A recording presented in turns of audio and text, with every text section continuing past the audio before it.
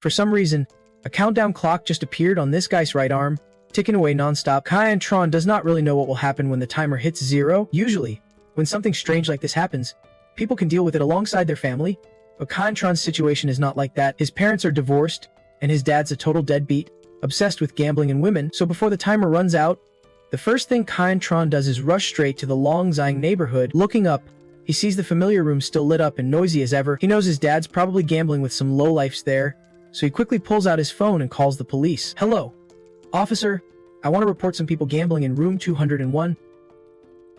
Building 17.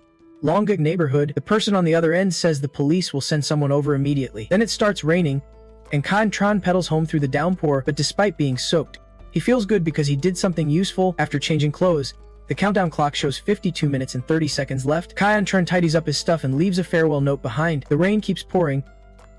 That night, his dad gets arrested, his mom's happily with a new family, and Tron grips his knife tight, quietly waiting for death to come. Finally, the countdown hits 0 and something unbelievably strange happens to Tron. He feels like he and countless shattered pieces are falling freely into an endless void. After who knows how long, he jolts awake in a completely unfamiliar room. All the stuff he had on him is gone, and there's a new countdown on his right arm. This time it is 48 hours, or 2 days. Tron checks himself over no injuries anywhere. This is definitely still his body, since fingerprints and birthmarks can be faked, but his clothes are totally strange, and his first guess is that maybe he's been transported to another time. If that is true, then the countdown on his arm is not counting down to death, but to when he will arrive in a different era, and after time traveling, the countdown will mark how long until he can return to Earth. Thinking that, Tron lets out an unconscious sigh. Even though no one in the real world may remember him, he still wants to come back. Then Tron starts studying everything in the room. It is just a small room, but it is made from insanely expensive materials. While wondering where he is that uses such luxury for construction, suddenly the big door slams open, followed by a loudspeaker announcement. Exactly 7. Breakfast time. All prisoners line up and head to the mess hall. Tron is speechless. Turns out the number 010101 on the back of his shirt is his prisoner Ed. His first time traveling, and he ends up in prison. No clue if that is lucky or just bad luck. He steps out of his small room and finds the outside scene super weird, like something straight out of a sci-fi future world. Then Tron bumps into another prisoner. When the guy looks up, Tron sees his eyes are terrifying, like they're mechanical. This makes Tron stare after him without thinking until a voice calls out nearby, "Hey, newbie, do not eat too much this morning, or you will be puking soon," and that is just ugly. Threatening him, the guy with the iron arm shoves Tron hard into the wall. It is no surprise the old-timers pick on the newbies in prison. But what really catches Tron's attention is that metal arm. Could this be an age of machines, where people have parts of their bodies replaced by robotics? Heard there are 12 new prisoners today. It is going to be a fun day. That newbie does not have any mechanical parts on him though, so he probably has no connections outside. The prisoners say this to each other as they leave, looking pretty pleased. Tron does not understand what is going on and just stays quiet. At first, when he heard newcomer, he thought they might know he is a time traveler, but on second thought, that is probably not it. They likely just know you are fresh in prison and have no clue you are actually a time traveler. Still, the good news they mentioned is probably just a big headache for you. Just then, Tron heard shouting coming from the hallway downstairs. "Hey, what the heck is this place? I want to go home. I do not want to stay here another second. I am Hondi Tian. My dad's the chairman of Vin Loy Group in Lacthan. You guys better back off." The guy yelling was running wild in the hallway, freaking out so much he tripped and fell.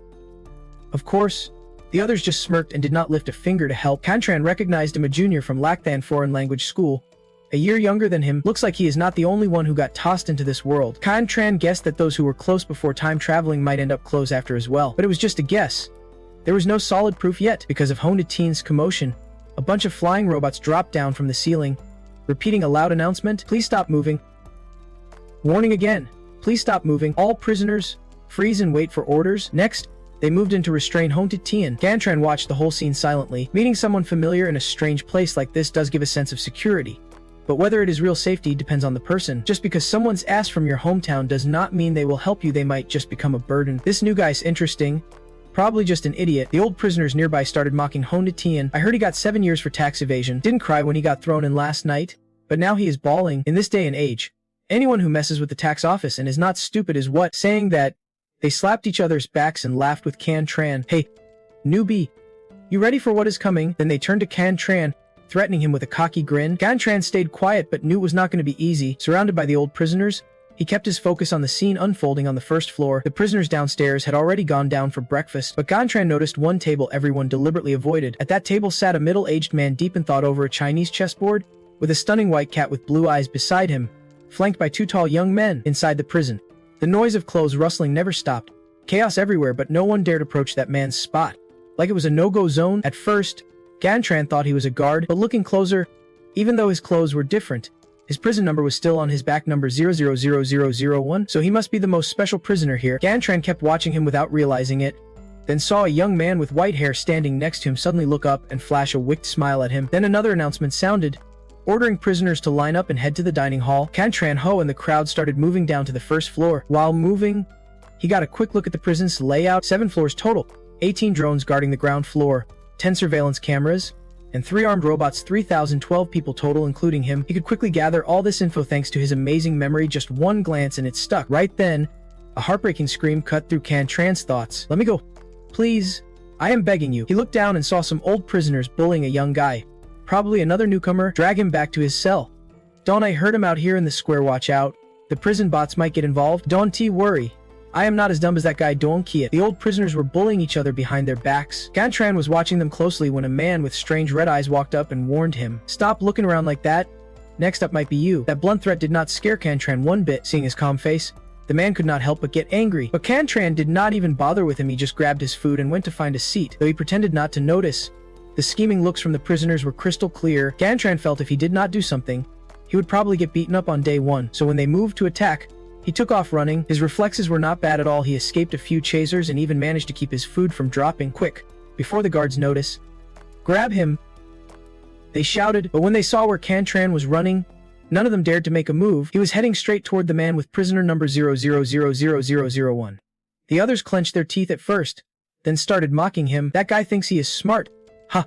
Trying to use that dude for protection. I think he is already overthinking it. Whatever. Let us see if he can keep the heat.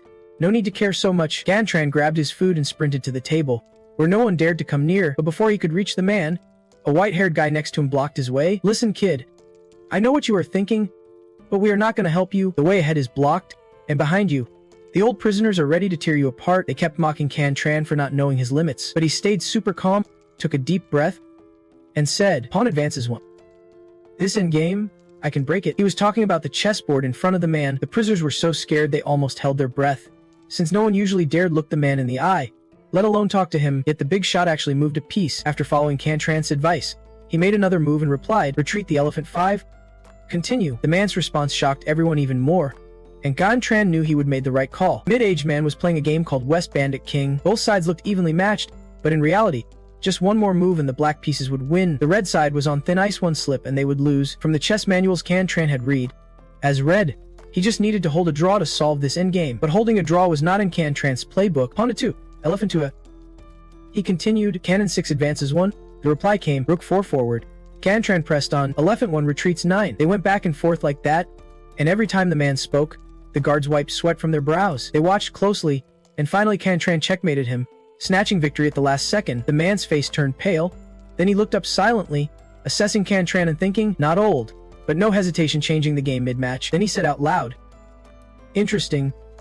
These days, not many know how to play chess. We will continue tomorrow." When he said that, the whole place went silent in shock. The guards did not expect the man to lose, nor that Gantran even knew how to play, and they definitely did not expect him to say continue tomorrow. That was the strongest protection Gantran could get in this prison. Nowadays, people either use chips for pleasure or log into virtual worlds with their minds. Who even remembers toys like Chinese chess anymore? The white-haired guy who just blocked Gantran's path is now patting him on the shoulder like they are best buds.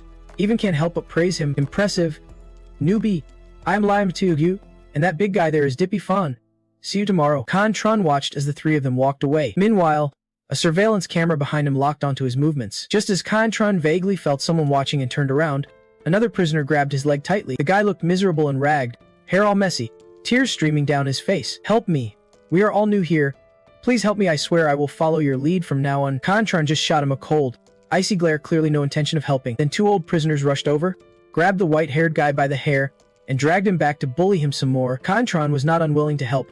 It is just that right now, not getting involved was the best way to protect himself. Out of the 12 new inmates, 9 had already been dragged off by the old prisoners. Among those 12, only Gantran and the broken teen Hong Titian were from Earth. There were not many time travelers here. Even if there were thousands or tens of thousands, compared to the whole, it was just a tiny fraction. Gantran did not know why he ended up as a cultivator here, but he did not feel down at all. In fact, he felt a bit hopeful. Back on Earth, he felt like dead weight. His dad always criticized him, His mom had a new family, and his relatives barely visited. Confronting had spent 2 New Year's Eves alone already, without the countdown on his wrist. He would probably have to rely on his unique memory to get into great university far away, leaving the home he would live in forever. But Confronting did not know what that kind of life was really worth. However, this world was different. It was a fresh start for Confronting. Even if he was a prisoner, for him, it was freedom, a complete break from the past. It made him start hoping for a totally different life in this world. Just as Confronting was lost in these thoughts, a young man suddenly approached him from behind. Finally made it in here. Ha! Woo! It is just as impressive as they said. He leaned close to Confronting's face, studying him carefully, then exclaimed, Confronting, freaked out by the close contact with another guy, immediately stepped back 8 paces. The guy smiled harmlessly, then reached out to grab his hand. He introduced himself as Lu Kuang-yin. He had been brought in here by Confronting 3 months ago. You can just call me Little Luz. Confronting looked at Lu Kuang-yin's hand playing in midair, but did not move to shake it, just asked politely. He did not even know who Confronting was, but judging by Lu Kuang-yin's tone, he definitely knew Confronting's identity in this world. Plus, he used formal language, meaning Confronting's status was higher. Within the last hour, Lu Kuang-yin had glanced at him 21 times at least. That is how many Confronting noticed. The people around Lu Kuang-yin were probably his subordinates since he arrived here. According to him, Confronting's imprisonment here seemed planned all along. Though Confronting thought his guesses made sense, they were still just guesses. Worried about giving too much away, Confronting decided to keep his distance from Lu Kuang-yin for now. I do not need your help right now. If anything happens, I can handle it myself, he replied coldly. But those words just confused Lu Kuang-yin even more. I absolutely must take good care of you. Everyone here is treated the same. No one's better than anyone else. You do not have to use such heavy words like take care of. Just tell me what to do. Treat me like your dog, I will do anything. Even the gross stuff like licking your feet. What if my feet stink? Confronting asked again. Then I will keep licking until your feet smell fresh. Lu Kuang-yin's answer completely crushed Confronting. He had no idea where this loyal to a fault simpler guy came from. But the way he carried himself made Can feel he could not really count on some random stranger. Confronting was too lazy to keep talking, so Lu Guanji just kept rambling nonstop. This morning I was wondering why you did not come find me right away. But turns out you used a newbie identity to get close to Li Shudong. Pretty sly move. If we can get Li Shudong's backing inside lockup 18, our plan will be way smoother. Confronting silently broke out in a sweat. Li Shudong must be that older guy who was playing chess earlier. But what exactly is this plan he keeps going on about? Can was super curious but did not dare ask.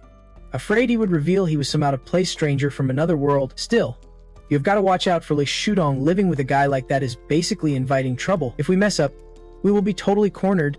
Lu Guanji kept babbling. Confronting's face got paler and paler. Why is he always bringing up these huge problems? All I want is to just keep my little life intact. Then Lu Guanji went on talking again. Sorry, I went overboard. So what orders did you bring this time? Confronting was a bit surprised by the question. His mind raced at full speed, trying to come up with an answer that would not raise suspicions. After a few seconds, Confronting finally spoke up. Master Lat, demons coming from the south. Hearing this, question marks practically popped up over Lu Guanji's head. He had no clue what Confronting just said. Meanwhile, somewhere else in the prison, Li Shudong was sitting calmly beside Lin Xiaoxiu and Dip Fan. The three were quiet for a while. Then Lin Xiaoxiu brought up a topic to start a conversation. Boss, that teenager is not helping the other 10 demons. Li Shudong glanced at him, clearly not surprised by this info. When that guy plays chess, he is bold and willing to sacrifice everything just to survive.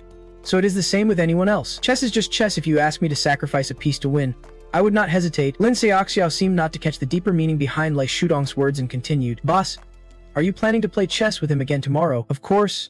If I am not playing him, then who else? 2 rusty old geezers like you guys? After that, he turned to Diet Fan next to him and brought up something unrelated. Oh right, the Tran Corp caught that guy Go Hyushin, and the background check is done. Soon they will hand him over to lockup 18. When that happens, you will go interrogate him a bit. Deep Fen looked at Go Hyushin's photo on the tablet and nodded. He said he would cross paths with him before, though not easy to get along with. At least he is someone you can negotiate with. Deep Fen has always been careful, so Li Shudong had no worries handing this job to him. Then he turned back to Lin Xiaoxiu and asked if he had any thoughts about the teenager who freaked out and yelled in the cafeteria this morning. I've been watching him for a while, but something feels off. They were talking about Honti Tian over the past month. Everyone probably noticed he has been breaking down, which explains the outbursts. But Lin Xiaoxiu noticed that whenever Liu Qing and the Vin Loi Corp were mentioned, Honti Tian's tone got super certain, like those things really exist. Meanwhile, he would also looked into Honti Tian's background. Officially just a chill employee, dropped out of high school ages ago, got caught smuggling fake prosthetics with the Kakho gang in City 18. He was also involved in illegal prosthetic theft but without solid proof, so he ended up jailed for tax evasion instead. Lin Xiaoxiu could trace his whole past except for 2 things: Li Qing and the Vin Loi Corp. Those were totally off the radar. Besides Emperor Tian, Lam Tutu also knew that Lei Thukdong had his eye on Confronting, but since their game just ended, he had not had time to dig into Confronting's background yet. Speaking of which, Confronting walked right past them and headed straight for the bookshelf. Though in this era, Those shelves did not hold ordinary books, they were all tablets. Gantran grabbed a tablet, and seeing that, Lam Tutu stepped over to strike up a conversation. First time in prison. To use the reader, you first have to register an account with your prisoner ed. Once you log in, it shows your recent reading history, bookmarks, reading preferences, and your usual font size. It even has a language software you just call its name, and it will help you find whatever you want to read. Seeing the guy so helpful, Gantran quickly asked more questions. Where can I find the latest news? No internet, Lam Tutu said right away. Your starter account does not have access. Not even I do, but our boss does. Gantran quietly shot a glance toward Lai Thuk Dong. Seems like his status in this prison is way above everyone else. Thanks, man, Gantran replied coolly, then logged into his account and picked a book before sitting down. Take your time reading, Lam Tutu said lazily. But as he passed by and saw Gantran reading, he immediately froze because Gantran's scrolling speed was even faster than a guy sprinting across a field. After watching a few seconds, Lam Tutu turned back to Lai Thuk Dong. Then he whispered to him that Gantran was not seriously reading at all, just mindlessly scrolling, like he was looking for an excuse to hang around Lai Thuk Dong. But Lai Thuk Dong did not react at all. He told Lam Tutu not to meddle or underestimate others. Will to survive. If it were you, I bet you would be even more desperate than him. Learn to put yourself in other people's shoes. 3 hours later, Lai Thuk Dong's group finally stood up. Passing by, they still saw Gantran scrolling through the tablet at lightning speed. Lai Thuk Dong had planned to keep walking, but seeing Gantran's fingers fly across the screen, he stopped and asked casually, "What is the third item on the previous page?" Unexpectedly, Gantran answered immediately, "When order breaks down, chaos must be used to maintain order and uphold the law." Even as he spoke, his fingers kept scrolling and his eyes kept reading. Lam Tutu was stunned. He had been so sure Gantran was not seriously reading, just faking it to stay close to Lai Thuk Dong. Then he figured maybe Gantran was just bluffing. No one could be that insanely sharp. Diet Van, who was used to following Lai Thuk Dong, and knew what to do next and went to borrow Gantran's tablet to check. After a thorough check, he had to report back to his boss that everything Gantran said was spot on. When Gantran looked away from the tablet, he unconsciously noticed Lai Thuk Dong's white cat, and Lai Thuk Dong could not help but break into a big smile. This kid's getting more interesting by the minute.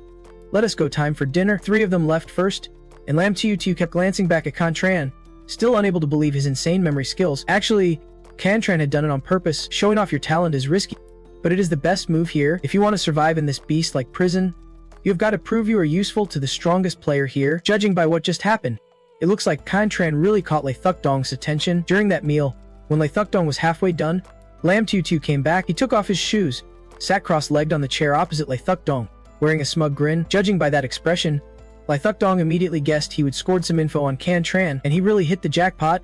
This chess-savvy guy is spotless on the outside, with zero suspicious clues anywhere, but that just makes it even more intriguing for me. Lam Tutu laughed loudly, then started rattling off everything he would just uncovered. According to his research, Gantran is a high schooler from City 18, orphaned after his parents died in a traffic accident. He inherited a pretty hefty fortune, has no criminal record, and no remaining relatives. His file says he got nailed for smuggling a liquid crystal phone, enough to land a heavy sentence and get locked up here. But here's the thing, Lai Thuk Dong and everyone else know Prison 18 only holds serious convicts. Usually, these inmates have stacked records or got caught by tax authorities. A phone smuggler like Gantran should not even be here. Plus, he has only been inside for 6 months. That might be the shortest sentence in this prison's history. Sensing something was off, Lam Tutu got someone outside to dig deeper. Gantran's case is still sparking heated debates out there. Word is, he claims he bought the liquid crystal phone normally, already paid, but the money never hit the seller's account. The security camera suddenly broke down, so there is no proof of his innocence. So if the phone seller recons or a video shows he paid, Gantran could walk free immediately. You see,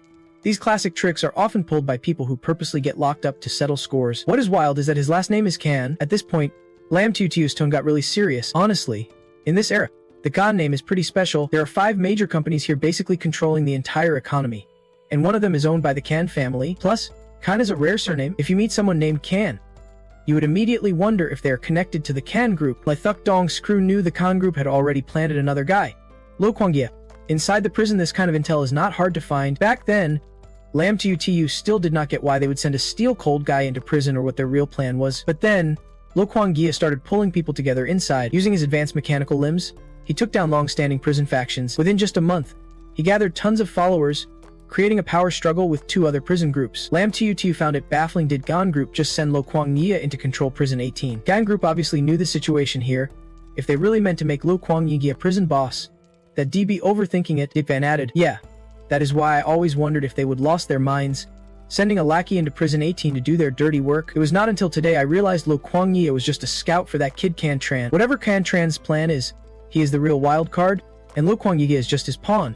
Lam Tutu concluded. Still, He could not figure out Can Tran's true goal in Prison 18, or if he is even from the main Can group line. Lai Thuk Dong had been quietly listening all this time. At this point, he finally put down his bowl of soup and calmly said Khan Group might have to settle for being a shadow in the next generation. His words were calm, but they made both Diep Van and Lam Tu go pale. The next generation's shadow. Yeah, a giant financial corporation needs both an outer face and an inner layer.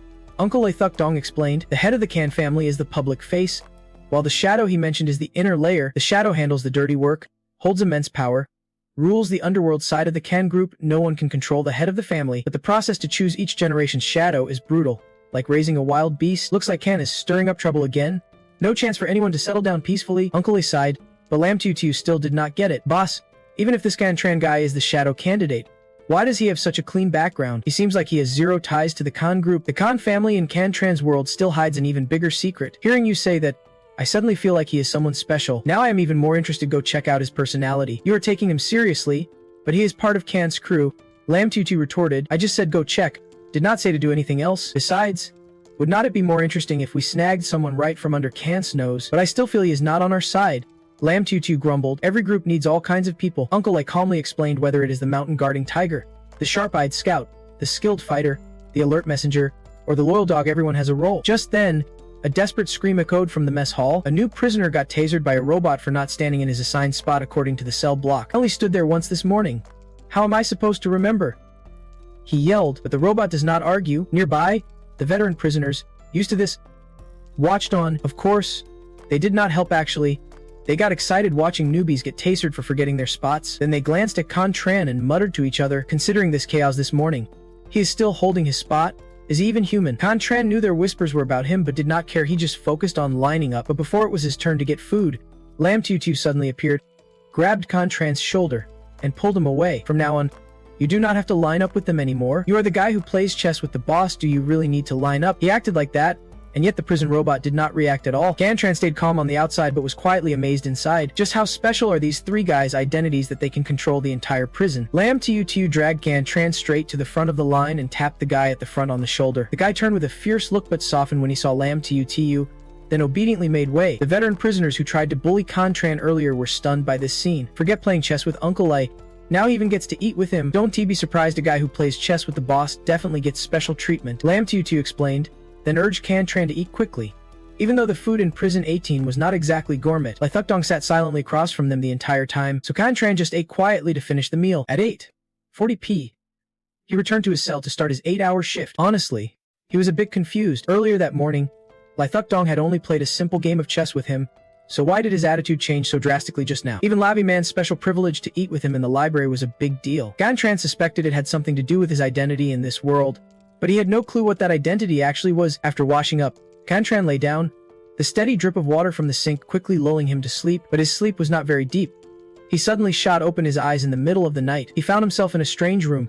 Everything around him felt eerie, with flickering flames barely lighting part of the space. The floor was a complete mess, scattered notebooks, torn clothes, shattered picture frames, all tossed chaotically across the dusty floor. Not far away, a stuffed bear was pinned down on the floor by a blood-stained knife. Just looking at it sent chills down Khan Tran's spine. On the wall, there was a message written in blood. He knew his body was supposed to be locked up in the prison cell right now. So what was this room? A nightmare. Khan Tran stood up and carefully scanned the whole room, then suddenly heard a knock at the door. Who is there? Called out.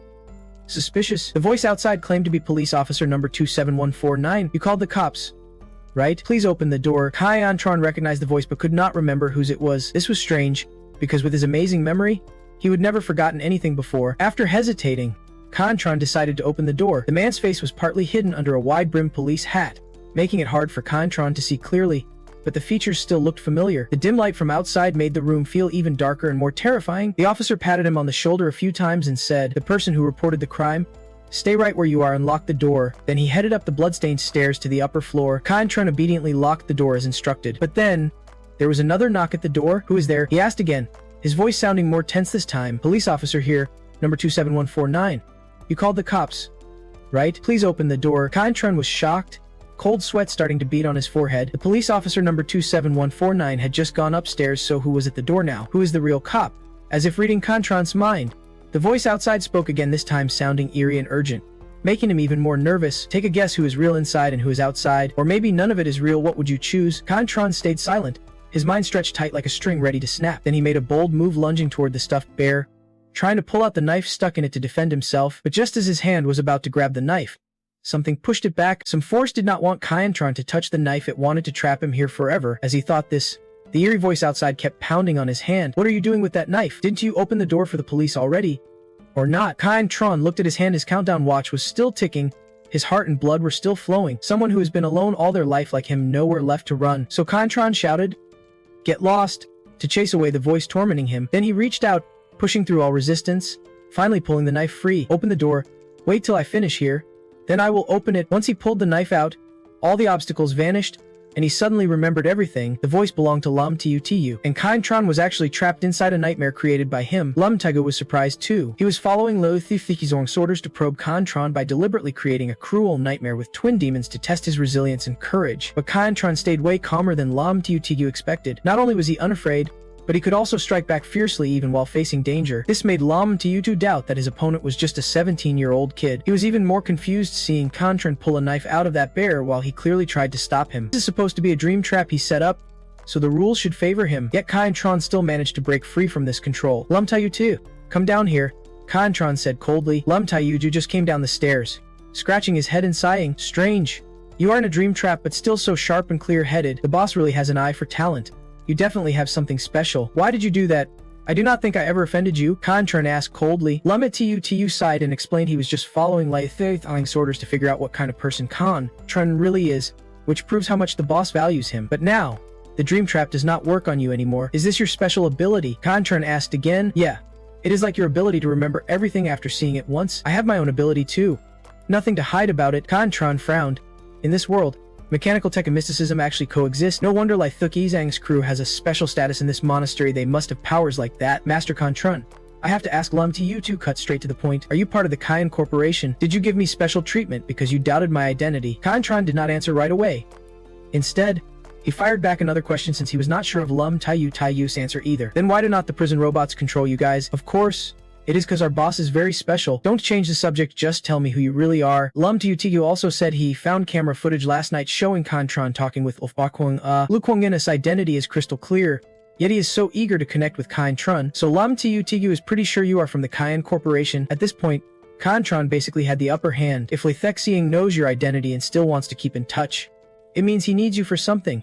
So no need to stress out. Sure enough, after Kyan-tron's question, Lam Tu revealed part of the truth. "Our organization does not care about your background as long as we share the same goals. Anyone can join. Of course, you have to qualify first." He added, "You guys can cause a stir, then turn around and question others. Like I said, you have to qualify first." He repeated, "So you are trying to recruit me?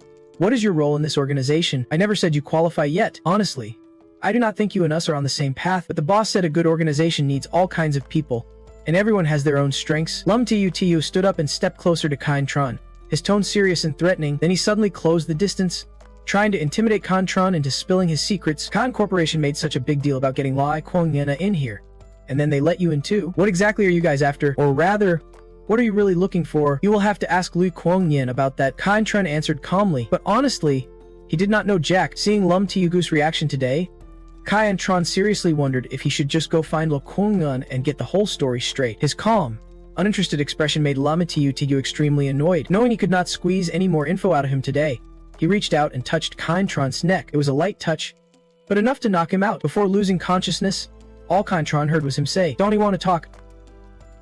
Doesn't tea matter? Sooner or later, I will find out. Now get some rest. You have got a chess match with the boss tomorrow morning." Kyan-tron woke up once again, the sound of dripping water gently reminding him that he was back in his cell. The countdown clock on his wrist showed 20 hours, 59 minutes, and 20 seconds, less than a day left before the countdown ends. Early the next morning, before breakfast, Lam Tu eagerly reported yesterday's events to Uncle Lai with a very lively expression. "Boss, last night I tried using the desperate twin demons to probe him. Guess what? He grabbed a vegetable and went straight for someone. His killing intent is way too intense. I told you not to go overboard. Normal people can easily collapse under desperate twin demons. Die. Judgment Ball. Don't worry. I was not exaggerating. Besides, you do not know this kid can actually break free from the Dream Seal's control." As Lam Tu said this, Uncle Lai's face grew even more thoughtful, because he knows well that ordinary people can escape the Dream Seal's grip. Those who do are truly special, probably due to a strong will. Meanwhile, Lam Tu, who lost to Kyan-tron last night, was feeling really troubled. He kept urging his boss to think carefully because Cantran's aura is way too heavy. He is not someone to travel with them. After hearing that, Uncle Lee put down his chess piece. Looking grim, for this cause, we have lost so many comrades. Even the three of us are locked up here now. Tu. You need to understand that we can be gentle with darkness. We have to use fire. A little later, Cantran finally woke up from a restless sleep, but surprisingly, this morning he heard a very familiar song echoing in the prison called Farewell Song. Cantran was shocked. Why would this song be here? Could this place be the future of Earth? After changing clothes, Cantran went down to the first floor for breakfast. This morning was different from yesterday. All the old prisoners actively avoided him out of fear. Of course, no crazy guy dared to pick on Cantran anymore. When he got near Lam Tu, he saw Cantran's deep dark circles but still tried to act lively. Morning. Didn't he sleep well last night? Cantran was steaming mad. Does not he know better than anyone if he slept or not? That dream seal locked him up for 2 hours. And he did not sleep well even after waking up. Seeing Cantran so pissed, Lam Tu just laughed and kept giggling nonstop. Normal people suffer a loss of vital energy and feel mentally drained after escaping the dream seal. But you are special. You not only broke free from my dream seal, you are standing here today. Well done. As Uncle Lee spoke, Lam Tu automatically gave up his seat to Cantran. Cantran sat down opposite him and straight up asked how to become someone with abilities like Lam Tu. Uncle Lee laughed. That was the first time Cantran had ever seen him laugh like that. You are straightforward, but you can walk his path. You are much better suited to walk mine. As soon as he said that, Lam Tu and Dipfin's faces turned pale, and even Cantran looked surprised. Cantran knew Uncle Lee was not ordinary, but he had no idea how huge his influence on this world really was, and if he asked directly, his identity as a time traveler would be exposed. So Cantran decided to ask a safer question. How can I walk your path? Don't get me wrong. Uncle Lee quickly replied, Dipfan and Lam Tu met me too late, so they could not follow my path. As for you, I admire you now, but it is still not enough. Cantran nodded, signaling he understood, then looked down at the chessboard and asked if Uncle Lee wanted to play today, but he shook his head. For Uncle Lee, the most important match is always against a worthy rival. If he wins when his opponent is not in top form, it is no fun at all. Meanwhile, Cantran's dark circles proved his spirit was not exactly in great shape either. I think you should take a day to rest, Uncle Lee said. The old prisoners saw that and immediately assumed Cantran was out of favor, so they eagerly watched for some juicy drama. But Cantran had no intention of wasting his days in a useless room. He wanted to break this deadlock, so he quickly made some bold moves. His final check move left Lai Thuk Dong deep in thought for quite a while. He realized that Cantran using the red rook to lure his black general into battle, combined with the advanced pawn move, created a deadly trap. This was a clever strategy that most people would not have come up with. I thought you were not in good shape, that even if I won it would be a lucky break, but I was definitely overthinking it. Lai Thuk Dong laughed heartily, then accepted defeat again for this round. The prisoners watching them were thrilled once more to see Cantran beat Lai Thuk Dong 2 days in a row. Lo Kuang Ye got even more excited, making a big show of it. It did not matter what he won, it was enough to beat Lai Thuk Dong just once in a lifetime, so he suddenly got the idea that he wanted to learn Sianki too. Of course, Lo Kuang Ye's followers just thought he was rambling nonsense. Cantran was about to leave but then remembered something from the morning and stopped. Can I ask you something? Consider it a follow-up reward for my last win. Sure. Did you just play the flute? Cantran asked immediately. His question made Dietfan and Lam Tu burst out laughing. They expected Cantran to ask some deep question, but he was just curious about that tune. Yes, I played it. Why? First time hearing a flute. That song was written by our organization's founder, who also wrote the lyrics. Cantran just smiled. He guessed the founder was probably from Earth and probably shameless too, since he stole someone else's song and claimed it as his own. Lai Thuk Dong's organization must have been around for a long time, but no one knew when that senior crossed over. Cool. Can you give me the full score? Cantran asked again. Maybe, but the lyrics are not complete. It has been a long time, so some parts might have been lost. Then Lai Thuk Dong played a farewell song score for Cantran. Only the last line was different from the original on Earth. Lai Thuk Dong said that line was added by later generations. It was not in the original, so overall, it is still missing something. Cantran pointed out. Then how about changing that line to Chi Jiao Ban Lin Lak? That is the original Earth lyric. Cantran just read it out. Maybe when the senior brought it here, after many years some parts got lost. As soon as Lai Thuk Dong heard it, his expression brightened like he would just been enlightened. Then he laughed broadly. Thanks. That line is perfect. It feels like that is how the original was meant to be. I heard the organization's founder was a master poet, and every song was a classic passed down through generations, but most were lost after the era of chaos. Only 2 songs remain now. What is the other song called? Cantran asked again. Kanong, Lai Thuk Dong replied. But only the name remains. The elders have searched the relics over and over but could not find the lyrics. Cantran was left speechless again. It is no longer coincidence. That founder really must have time traveled, so the Kanong Lai Thuk Dong mentioned is probably Johan Pachibos Indi Kanong. If you gave him the lyrics, with his reverence for that senior, could it open a transcendent path for you? Cantran hesitated, then decided to think it over more carefully. After dinner, he went to the reading area. Lo Kuang Ye came too but sat far away, acting like he did not know him. Cantran could not take it and spoke up. No need to be so careful. Lai Thuk Dong already knows about our relationship, and he does not mind anymore. But right now, I need a rest. You go to your thing. Do not bother me. As soon as Contran finished speaking, Lo Kuang-ye was about to arrive, and Neum kicked into full gear. Woo! I only said a few words. I am not going to bother you all day. Boss, I have been resting for a while and still do not know what to call you.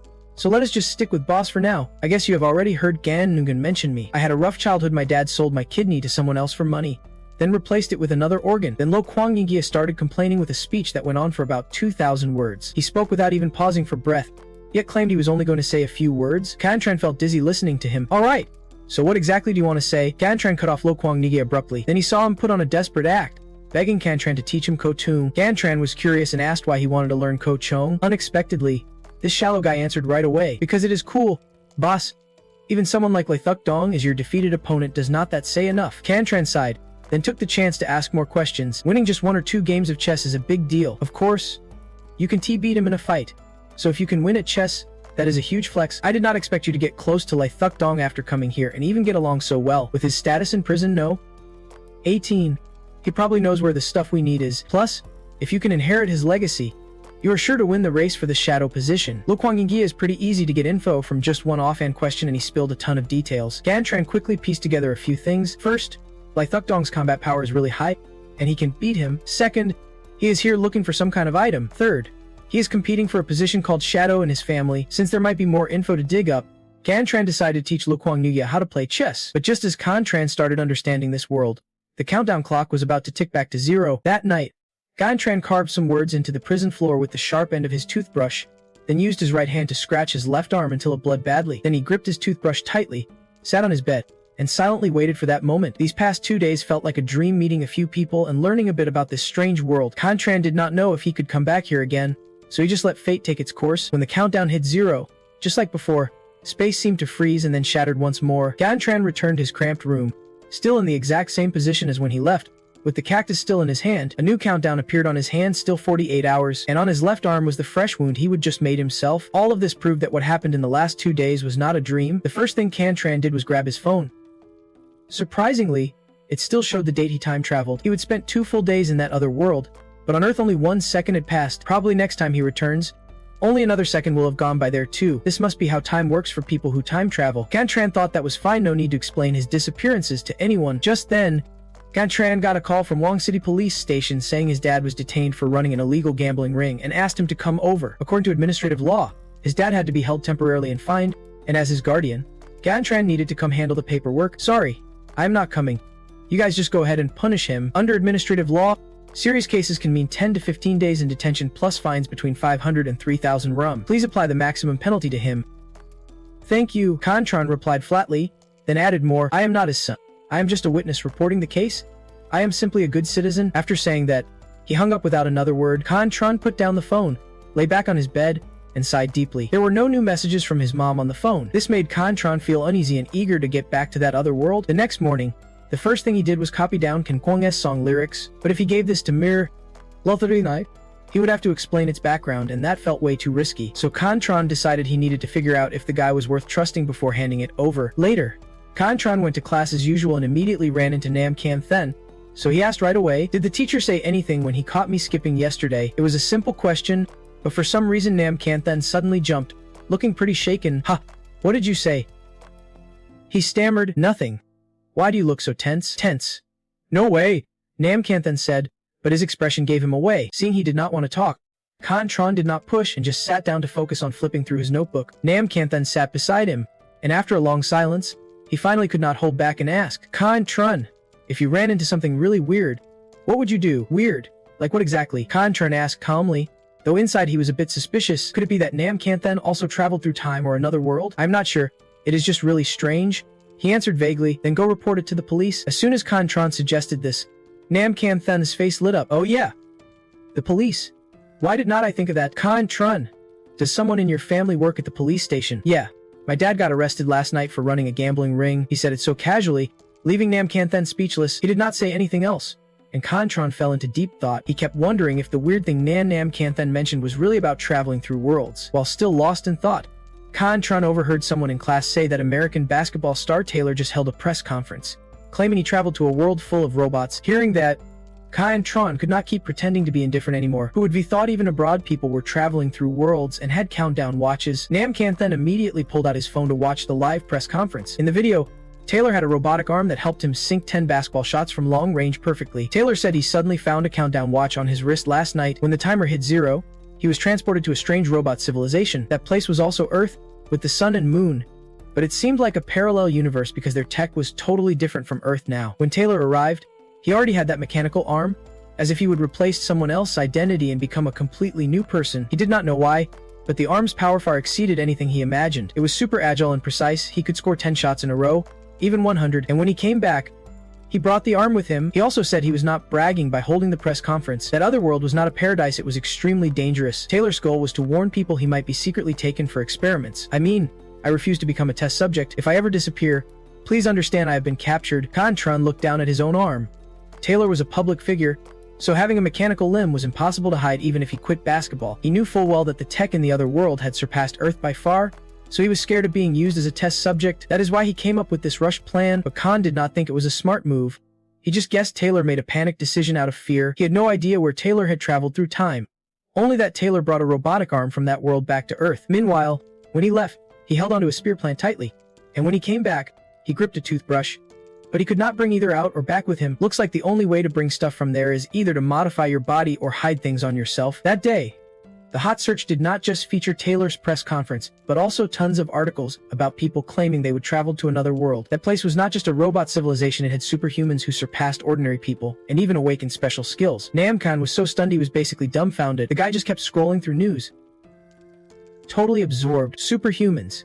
Robot civilization, so if you travel there, you might get a shot at becoming superhuman. Meanwhile, classmates were buzzing with rumors and chatter. They saw that quite a few people claimed to have time traveled, and they were wondering if anyone in their school had done it. Gantran took this chance to ask Namcan, so the weird thing you mentioned earlier, is that what you meant? Namcan shook his head, then replied, I can say for sure right now, but do not worry if I get a chance. I won't forget you. My brother. Yeah, once it is a secret, let us not forget each other. Cantran almost had his answer. This idiot was terrified just moments ago, and now he is acting like he is the king of the world. But hey, as long as he is happy, that is what counts. Sometimes, thinking less leads to more happiness. After saying that, Namcan dove right back into reading the trending article. After a bit, he turned to Cantran. Curious, let me ask if I could time travel there. Could I bring back some high-tech stuff and sell it here? No idea. Maybe not, but I saw some folks brought back armored arms. So maybe, don't worry, when I am rich, I will definitely take you out to eat. Seeing Namcan so carefree, Cantran, feeling responsible as his friend's buddy, spoke up with a warning. There are already quite a few time travelers online, and all of them ran into danger. So I am telling you, be careful, do not just focus on making money. He paused for a few seconds, and Cantran thought Namcan was reconsidering, but no.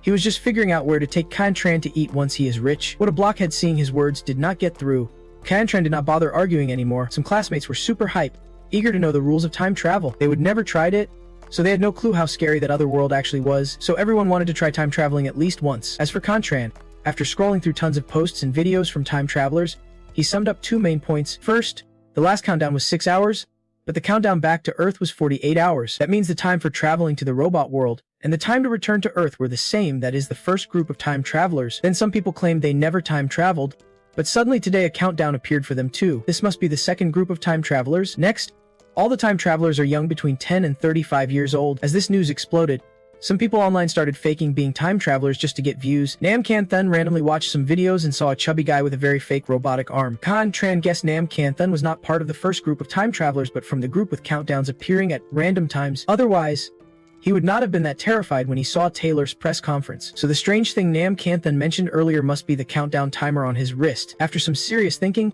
Cantran came up with 2 possibilities. One is that the number of people traveling through worlds stays the same. If someone dies in the other world, someone new crosses over to replace them. The other possibility is that the number of travelers keeps increasing and will continue to grow. It would be great if our school had people crossing over. That way, we could ask questions about that other world. After watching a bunch of videos, Namcan then started to marvel at it. That reminded Cantran of something. The chairman of Vinoli Group's son, who reveres, a 10th grader at this school, has also crossed over. Thinking of that, Cantran immediately got up to find Hong Tu Tin in the hallway. All the students were buzzing about the same topic. He felt life was really unfair. Not long ago, Cantran was just like them, an ordinary student, working hard to get into a top university. But after all that happened, his path was no longer normal. Cantran went to class 7, grade 10, and asked a classmate if Home Teen was around today. He even made up an excuse about returning something, but the classmate shook his head. This info was all in Confronting's own data. After all, right on the first day crossing over, Home Teen got seriously beaten and mentally damaged. He might even have gone crazy. And then Confronting asked for his home address, but the classmate only knew he lived in Central Flower Garden, not the exact address. Confronting thanked him and went back to his class. Throughout that lesson, he could not focus, and neither could the other students. Math teacher Zien Hailong knew they were all distracted, so he gave up and ended the class early. As Zien Hailong left, Namcanthan showed Confronting his phone and said, "Check out HTUTU's new skills." "Who is HTUTU?" Confronting asked back. Namcanthan pretended Confronting was clueless, then explained HTUTU is a top player in the gaming community. A few hours ago, he uploaded a video showing new game skills, but no one had heard of that game before. Still, HTUTU took it really seriously. Then, after news about Crossing Worlds broke, Jiang Sijimen realized HTUTU's game power might actually be related to that other world. Hearing that, Confronting grabbed the phone to watch too. At the start of the tutorial video, HTUTU added a note saying this game is pretty unique, so he could not record footage inside the game. He called their real world the outside world and the game world the inside world. He had just entered the inside world himself, so his info was still limited, but Confronting guessed HTU was also a traveler crossing worlds, and the game powers were just metaphors for the robot world after crossing over. Still, he watched the video seriously. In the video, HTUTU laid out 3 career paths. First, using advanced tech to upgrade yourself by going to armored hospitals to buy pricey mechanical parts. He had not tried this yet, because he had not found a doctor who could help him make money. In that world, the fastest way to earn money is by selling organs, but he does not recommend it. The second path is joining the Forbidden Referee Guild, where you can gain legendary mutations and become a new kind of human. But HTUTU has not found the NPC for that guild yet because it is super secretive. The last path is a career in prison. No. 18.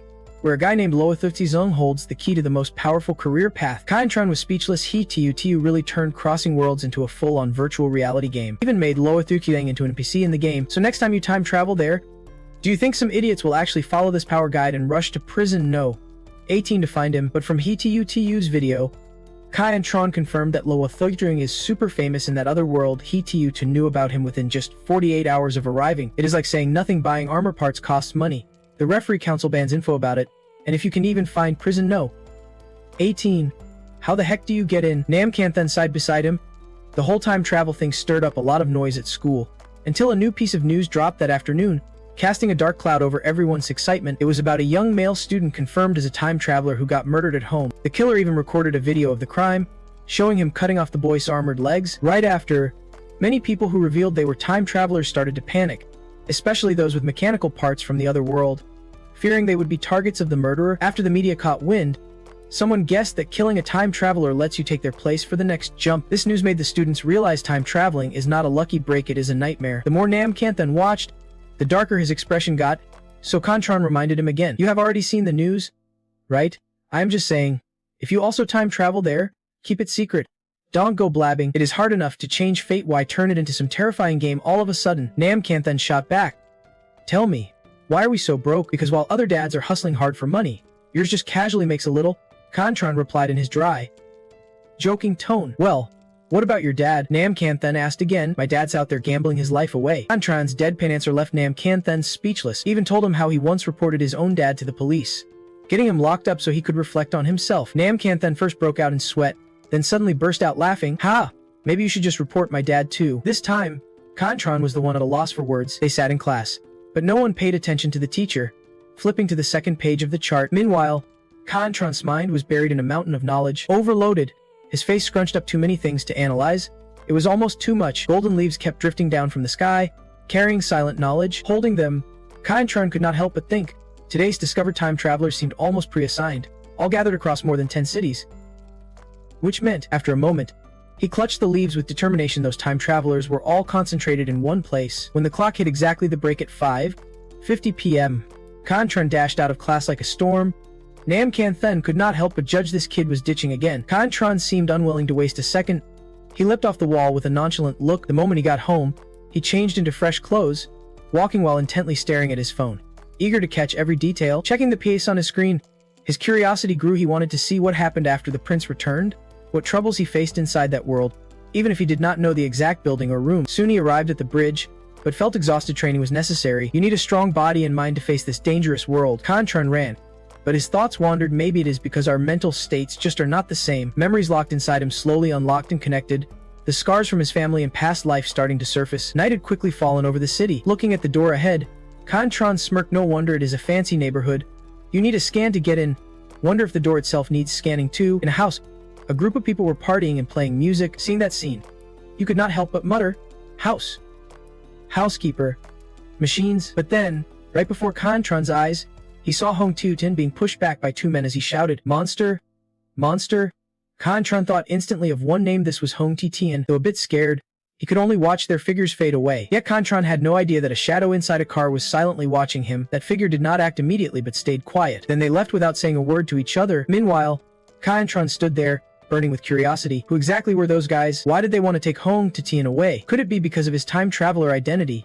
This definitely was not a coincidence. Not getting what he wanted, he quickly left the place. But after just a few steps, Confronting felt sharp eyes watching him. No, someone was following him. He remembered the earlier scene and slowly realized that ever since he turned around, that guy had been tailing him through 5 alleys, so that person had been on alert all along. Still, Confronting stayed calm and kept walking, calling his family as he went. "Hey, I will be home late tonight." At that moment, Confronting paused to confirm something as the man behind him passed by. Only when the guy disappeared into the crowd did Confronting's racing heart finally settle. With 20 seconds left on the red light, Confronting stood dazed, then sensed a threatening vibe from the person beside him. He glanced sideways while calculating in his head. "I met this guy at the dorm gate. This is not coincidence, it is surveillance." Unable to do anything, he just stared blankly ahead. What kind of secret organization trains people like this and cares so much about a time traveler? Crossing the street, Confronting was lost in thought. Maybe I am not the first time traveler they have tracked, maybe the second or even the third. Otherwise, if someone knew about time travelers today, they would not react this fast. These people were definitely prepared beforehand, but the guy still shadowed him step for step, whispering into his radio, "I can screw this up." Crackle. "Hello. Is this Xiao?" Finally, the light turned green. Confronting seized the moment and stopped. This was the time. After everything, he chose to head back the way he came. The man quickly reported into his earpiece, "Target has not crossed yet. He is turning around. How long until he reaches the spot?" But unlucky for them, the response crackled back, "I will only get to the surveillance spot in 2 minutes." At that moment, the man suddenly sensed something was off. Wait a second. He scanned the quiet night and shouted, "We lost him!" But with professional skill, he sprinted after him, muttering, "How embarrassing, 2 people following 1 guy and we lost him. Guess what? Do you think he knows we are tailing him?" A voice crackled again through the earpiece. "I am sure he knows. He is skilled." Luan was running hard on the other end, saying, "That kid's only 17 or 18, probably still in high school. If he really catches on that we are following him, he has got to be pretty sharp." While their voices echoed in the earpiece, Confronting calmly walked away. "Besides, did you notice something?" He handled the situation so naturally even when he stopped to make a call. "I had no clue he knew we were watching him," he said into his earpiece. "Otherwise, I would be taking him down then." But the other guy sounded puzzled. "I am curious, why did you suddenly decide to tail him? We have got plenty of missions today. No point wasting time on some random passerby." Lu Yuan kept chasing but did not forget to report, "It is not that I changed my mind. When the captain was escorting target 009, I noticed that kid was avoiding the captain's gaze." Meanwhile, Confronting had already arrived somewhere else after a long, exhausting escape. He had no choice but to sit here for a while, just half an hour, to see if he would completely lost his tail before heading home. When Confronting checked his phone to assess the situation, he could not help but worry the streamer was on the way. Could it be that this streamer was also kidnapped by that mysterious organization? How many secret organizations like that are there in the whole country? Just then, police car sped right past him. Meanwhile, somewhere else, a man shouted, "What is going on? What happened?" The woman beside him quickly replied, "Isn't he that the building where the man who always beats his wife lives? Before this, the wife was beaten so badly she had to be hospitalized. And what happened next? The husband still would not change his ways. Later, when the wife wanted a divorce, he beat her again. He even threatened to kill her whole family if she dared to leave him." The man listened and asked, "So what about today? Did that guy beat his wife again? But something seems off about him this time, right?" The woman nodded. "You are right." Before Confronting, an ambulance was rushing someone away while people nearby kept whispering, "I was going to stop him," but it turns out the wife hit the husband this time. Tonight, he came home drunk and tried to beat her, and as you can see, well, you probably heard about people from other worlds showing up, right? Apparently, his wife is one of them, but when people saw the one on the stretcher, the whispers only grew louder. At first, she just took the beatings. She did not dare fight back. "It is killing me," she said, but this time, she snapped and broke his arm. Looking inside the house, Confronting saw a little girl curled up in a corner amid the chatter. Poor kid, so young but already suffering like this. When he stepped closer, the girl quietly looked up. Tears welled up into Vu Van's eyes as she softly called, "Kaka." Confronting thought, "It has been 2 years. He's lost count of how many times he has seen these two crying and holding each other downstairs. He remembered that whenever her parents fought, little Loa Van would run over to his place. Kantran continued his story. Recalling the first time he even cooked rice porridge for her, he realized that husband would beat his wife anytime he saw her talking to another man. Now that his arm's broken, well, serves him right. Loa Ven cried as she explained, "Kaka, my mom told me to wait for you, but I knocked so many times and you were not home." Kantran bent down, ruffling her hair gently. "It is Sweetie, have you eaten yet? If not, I will make you some rice."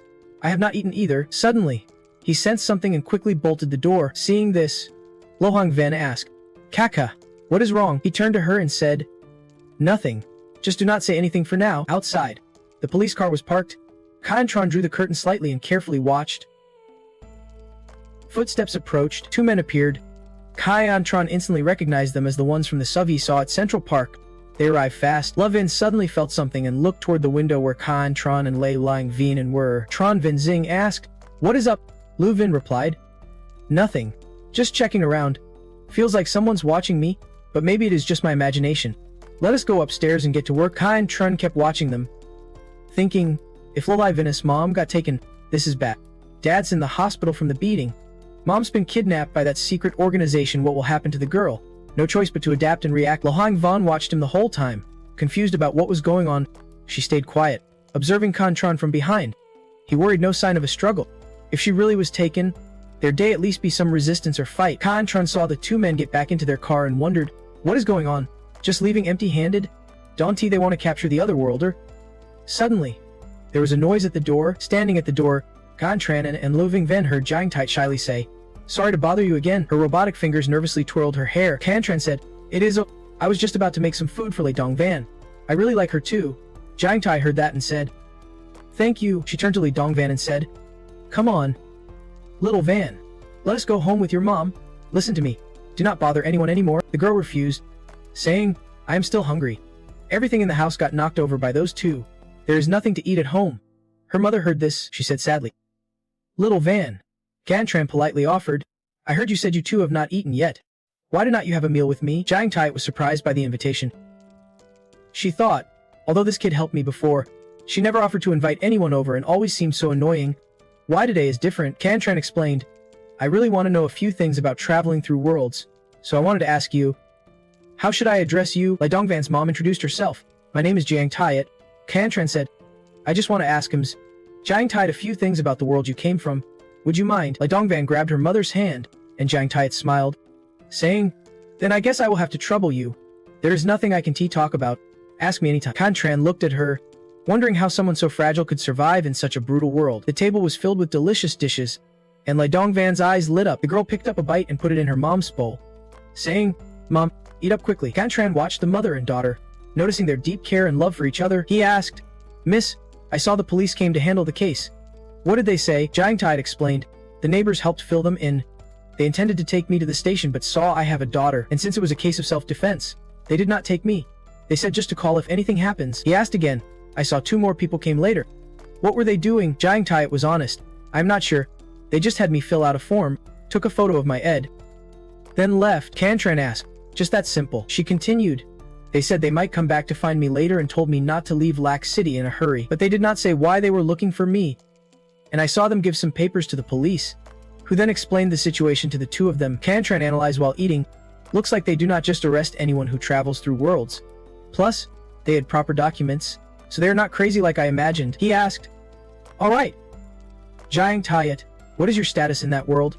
What about these arms of yours?" Jiang Tai explained, "I run a machine repair shop on 18th Street in the city, but actually I help people install armored limbs, but after I traveled through worlds, I do not get it anymore. When someone came to get armored limbs, I just said we did not have them. These armored arms. I already had them when I arrived, and they came back with me." Kantran dug deeper. "I once saw prison number 18 mentioned by another traveler. Where is that place?" "It is on 18th Street in the city. That prison is pretty famous, known for holding serious criminals. It is a maximum security federal prison." Kantran was surprised. "A federal system? How do you know about that?"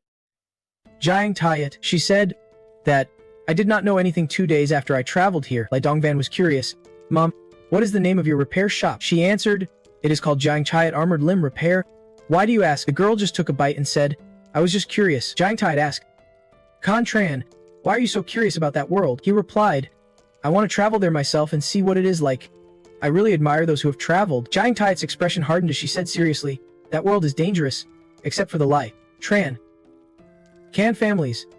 Then Nay, and the locked out corporation, everyone else lives in constant hellfire.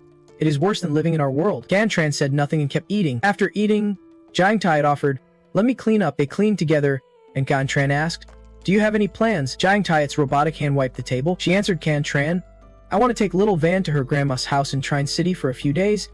We will leave tomorrow. Jiang Tai continued. After that, I will go back to Lehan with the girl's dad. Can Tran heard that and said, then better buy the tickets early.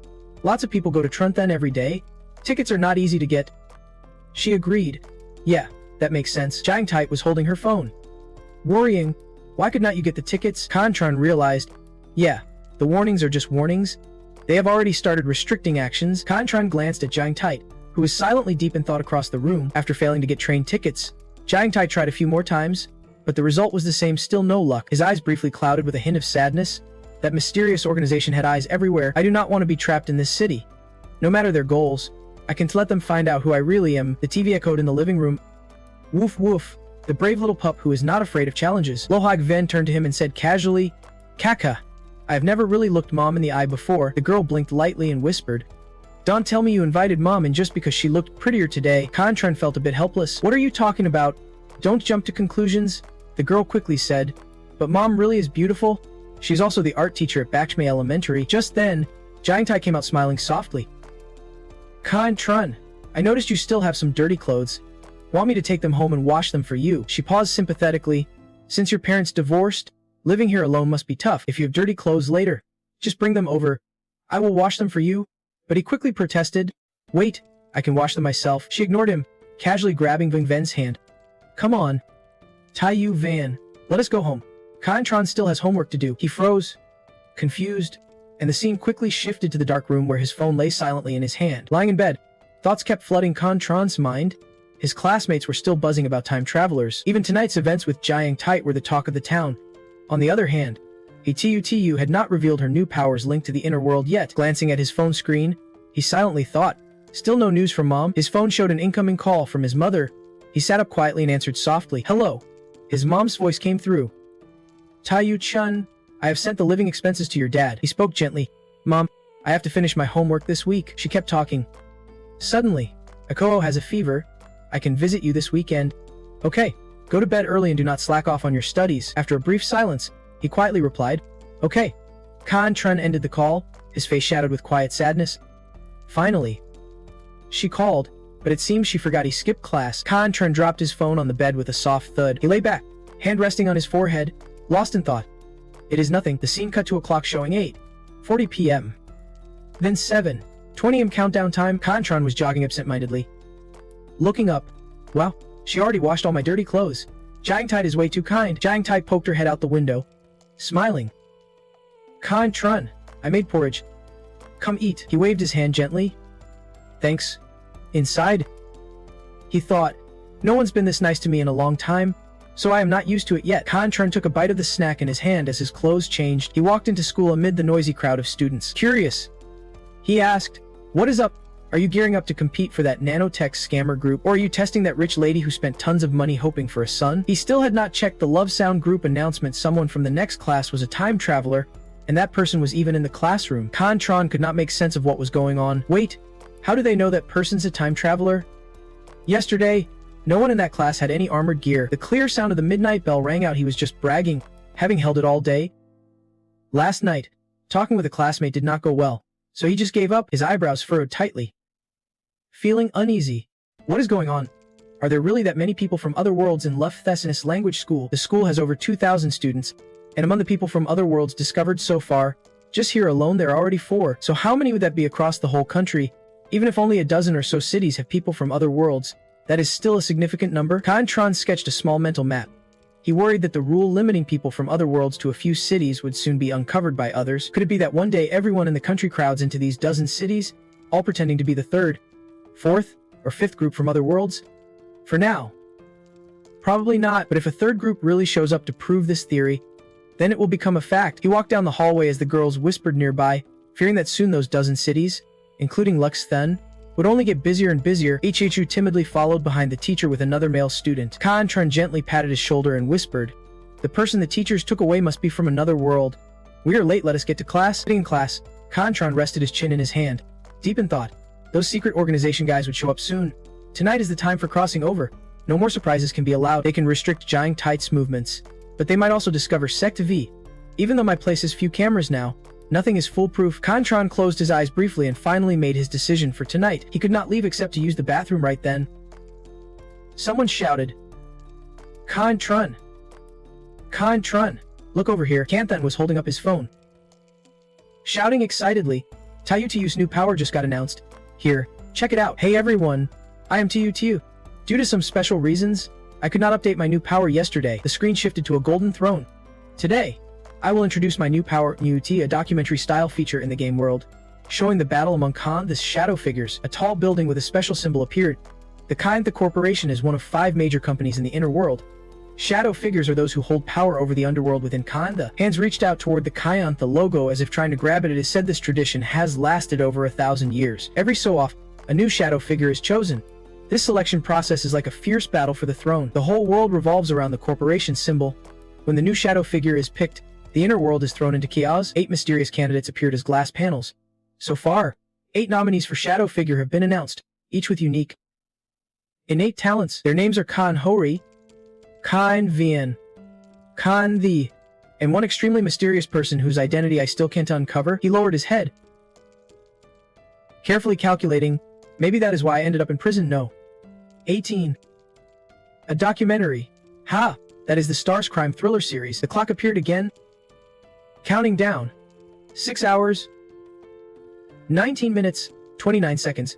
Confronting stood, glanced at Confronting, and the word tense was written all over his face. His silent expression was unreadable. If this guy really came from prison, no. 18-2. Then maybe I will risk exposing myself to help him. Then he calmly said, "And I mean, if you cross over tonight, you have to be careful. You have probably heard the rumors online already." The other guy blinked in surprise and stammered, "I am not someone from another world." Confronting calmly pushed the classroom door open, turned back, and left one sentence behind. Deep down, he felt it was settled that he has managed to keep his secret this long. Shows the kid knows a thing or two. Night fell quickly, and a hand gently reached out to open the door. Jiang Tai stepped in, her familiar smile lighting up her face. Confronting stood by the door and softly asked Han, "Jiang Tai, is something wrong?" She spoke soft. "So that is how it is. I know you are a time traveler too. The countdown will be over soon." A bead of sweat slid down her forehead as her tone grew anxious. The world inside is really dangerous. She was not even sure if she could make it back. Jiang Tai's next words made Confronting's eyes widen slightly. "If I can return tomorrow, could you watch over Tu Ven for a day?" He boldly and firmly disagreed. "Why say that? I am sure you will make it back. I do not know how dangerous that world is, so I am worried. But you know it well." Jiang Tai's youthful face turned pale. "In that world, if you do not have backing from the 5 major corporations, a life is not worth much." Her voice remained steady as she said, "I am not asking you to take care of Tu Ven long term. Tomorrow, her great-grandma will come here from Tron City." A slight smile curved Confronting's lips as he agreed cheerfully. "All right, I will do it. Just hoping nothing happens to you." Jiang Tai let out a soft breath, a little relieved. "Thank you." She pulled out a key and placed it in front of him. "I left a house key at your place. It will be easier for you to get in if anything happens." Confronting took the key silently, watching it for a while as thoughts gradually filled his mind. "So this counts as trusting me." Confronting opened his mouth and popped something like a used inside. The countdown began. 9 minutes, 59 seconds. The timer echoed while he pinched his arm. 5. Finally, Confronting sat still on the bed, not even bothering to move. The surroundings quickly shifted into a coded space. This shattered water space transformed into a white fluffy pillow. Lying quietly on the bed, Confronting lifted his hand out of boredom, but the smile on his face showed no hint of hiding. Thankfully, he ended up time traveling here. Otherwise, all his earlier efforts would have been wasted. The hard part was winning favor with Uncle L, and now it might all be for nothing. Then Confronting sat up slowly and carefully considered everything. No matter what Uncle O's status was, his own intuition told him one thing: this guy holds major influence in this world. Now he could confirm that every time he time travels, he stops at the exact moment he last returned. Images of Uncle O flooded Confronting's memory. The canon music he would memorized still worked. Most time travelers probably get confused, not knowing how to get what they want. But since he ended up at Uncle O's place, maybe the others have seen the flashy, strange world outside, but that does not matter. Looking at the water-damp usb in his hand, Confronting thought, as long as I have this in me, I can get through every step. He rubbed his chin and glanced at the fresh wound he would just made entering from the outside world. The wound would come with him, proving that this time-traveling body is still the same one from the outside world. The scene shifted to a spacious prison filled with machinery. He relied on his own methods to gradually gather knowledge about this world and the mechanics of time travel here. He approached a large door and silently observed. For some reason, compared to the outside world, it felt lifeless here. Still, he felt strangely familiar with the sounds of clinking chains he had not heard in 2 days. On Kaintrana's arm, the remaining time in this world showed 2 short days left. The countdown would reset later, maybe longer, maybe shorter. As he stepped outside, he bumped into 2 prisoners. Uncle Lal seemed to notice someone else's presence too. Taiyu Taigo raised his hand in a cool salute. Even though Kantron stayed calm, the other prisoners kept reacting with surprise. He immediately turned to face them, and the group fell silent. Kantron strode off, leaving them to their own chatter. Hey, he's greeting us. Did you see that? He is smiling at us again. Kantron's brown eyes glanced down. Around midnight yesterday, a new group must have been brought in. Seeing the crowded group below made Kantron even more concerned. The second group of time travelers from the outside world must have arrived here by now. What should I do to find the other time travelers here? If someone really time traveled here, what should I do to hide my identity? Chat saw something unexpected. Wait, that is Lu Diju from the next class. I can go down now. He will definitely recognize me. Suddenly, a loud shout from above made Dizu's face turn pale. Someone new's here. Gotta have some fun with this later. Kwangia smirked proudly and said, "Welcome to prison no. 18. This quickly caught Kantran's full attention. I was annoyed by this brat Kwangnigia before, but now I kind of feel more connected to him." Dizu's eyes could not hide his fear. Prison no. 18. Finally, he leaned forward and asked, "Excuse me, who is Le Shudong?" The prisoner being asked turned to Kan Yen. "Ha, is he trying to use connections?" He pointed to somewhere below. There. Down there, his golden yellow pupils revealed his true intent, so Taiyu Taiyo was not lying after all. Seeing that serious look on the middle-aged man made Diju secretly happy, just by his vibe. You can tell he is the undercover boss. The group of Shudong leisurely enjoyed their time, while Taiyu Taju's eyebrows lazily lifted in amusement. Dizu cried out in pain as he ran away from the people behind him. "This is bad. I have to find Le Shudong." Suddenly, a hand sharply grabbed his forehead. Taiyu Taju looked down at him with curiosity. "It has been weird these past 2 days. A newbie who dares to look for our boss." Panicking, Diju stammered, "Well, I am here to accept a mission. It is for me." His expression gradually turned skeptical and doubtful. "What is this about? I have never seen these guys in the organization before, and damn it, why would someone playing dog and snake get caught?" That made him even more nervous. "I am really here to accept the transfer mission," but the guy just waved Diju away, telling him to scram. "What are you doing here? Drag him off for me." The others nervously replied, "Yes, boss, we will do it right away." Still stubborn, Diju knelt down, crying, "Le Shudong, I am here to accept the transfer mission." Le Shudong remained silent for a long while, which only made the prisoners more curious. Soon, their expressions turned into cruel laughter. "What is that kid babbling? Must be scared out of his mind. This is hilarious." Taiyu Tiga waved his hand, feeling annoyed. "Another crazy one." Dizu struggled against the prisoner's pull. "What is wrong with the transfer mission? I have time traveled to prison no. 18 after all. Didn't they say this was the starting point for the selection?" According to TUTU's info, there are 3 career paths. The first 2 were just brief mentions. Only the prison no. 18 route seemed viable. He reached toward TUTU's fading silhouette. "But this does not feel like the right place for a transfer mission. Did I get this wrong?" His painful scream made TUTU turn around. "Hey, let me go." One of them suddenly shouted. "Damn, this bastard bit me. Chase him down." Dizu's small fist clenched tightly in front of gate 4. He pounded the door wildly, shouting, "Let me out. They want to torture me. Let me out." Suddenly, a strange sensation ran through his body. A robot appeared out of nowhere, making him shiver all over. Its huge, intimidating form was enough to threaten Dizu. His screams echoed throughout the prison. Contran, walking down the corridor, could not help but think to himself, "This kid's crazy. Just arrived in a new world and does not even know to size things up first." And Tiyudu sat down beside a low table and started talking. "Uncle, have you noticed anything weird lately? The other day, a kid came and immediately lost it, rambling about a lost city, like he is some heir to a mega corporation or something. And today, another idiot just arrived and you are already assigning him tasks." "What kind of tasks?" Le Shudong calmly closed his eyes and replied, "Yeah, something is definitely off." A cat on the table opened its emerald eyes wide. He nervously scratched his head, trying to keep calm. "Hey, where's that kid Contron? He was so eager to eat yesterday. But today, he is nowhere to be seen." Meanwhile, the loyal group over here is happily watching the scene. "Ha! What an idiot. Look at him being dragged away by the guards." Contron walked past him with a low voice. "After we finish eating, let your people control everyone. Then question them to see if they have any outside world identities. I know questioning is their usual routine, but do not be too rough. Life's not easy for anyone," he quickly replied. "Got it." Contron's eyebrows furrowed tightly. He wondered if there were still any time travelers hiding their identities. If there really were, then they definitely could not fake their outside identities. Anyone who can clearly state their background must be a local. If they can it, they are time travelers. The prisoners following the loyal group glanced at Contron and whispered, "Hey, check over there. Is not that..." He is already on the 6th floor, but Contron calmly gave orders. "Stop looking. Let us..." A thought crossed his mind. Maybe that guard guy is not a time traveler to prison 18 after all. Contron slowly carried his own meal tray. Seeing the loyal group glance at Contron, he immediately said, "You just go ahead. I got it." He silently thought, "Probably no new time travelers have arrived." Uncle Tha sat calmly in his chair.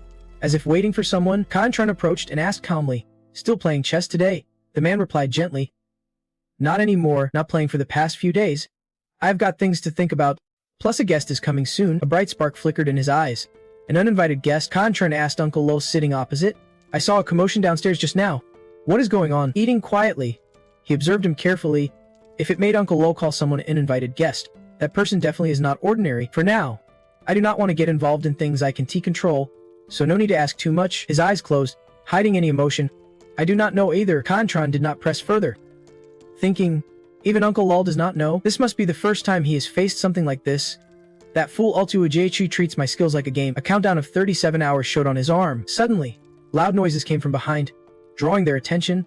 A tall figure stood at the main gate. Seems like a new prisoner. Everyone in the dining hall was stunned when they saw him. Gohu Thean strode in, escorted by several prison guards. Devices circled him, monitoring every single move. Eventually, they formed a full circle above Gohu Thean's head. Contron glanced at him silently analyzing. It is the first time he has seen someone escorted alone in broad daylight, and the prison 18 guards have never been this many. From the look of it, Huthian is a big shot. I used to think Yipfen was tough, but compared to this prisoner, he is nothing. He stepped inside, and the guards gradually left. Gohothian aggressively grabbed the mouth of a nearby prisoner. One hand squeezed another prisoner's head tightly. He hissed through clenched teeth, "Where's Slow Thiukiyang?" The bruised, pale prisoner weakly pointed behind him. Panting, the location exactly matched Qian Trun's group. Gohothian threw the prisoner away like a sack of sand and strode forward. Lothuyong stood up and told Qian Trun, "Didn't expect this guest to be so straightforward. His name is Gohothian. You have probably heard of him." He left his seat and stood in front of them. "In a moment, you and Yipfen should fall back.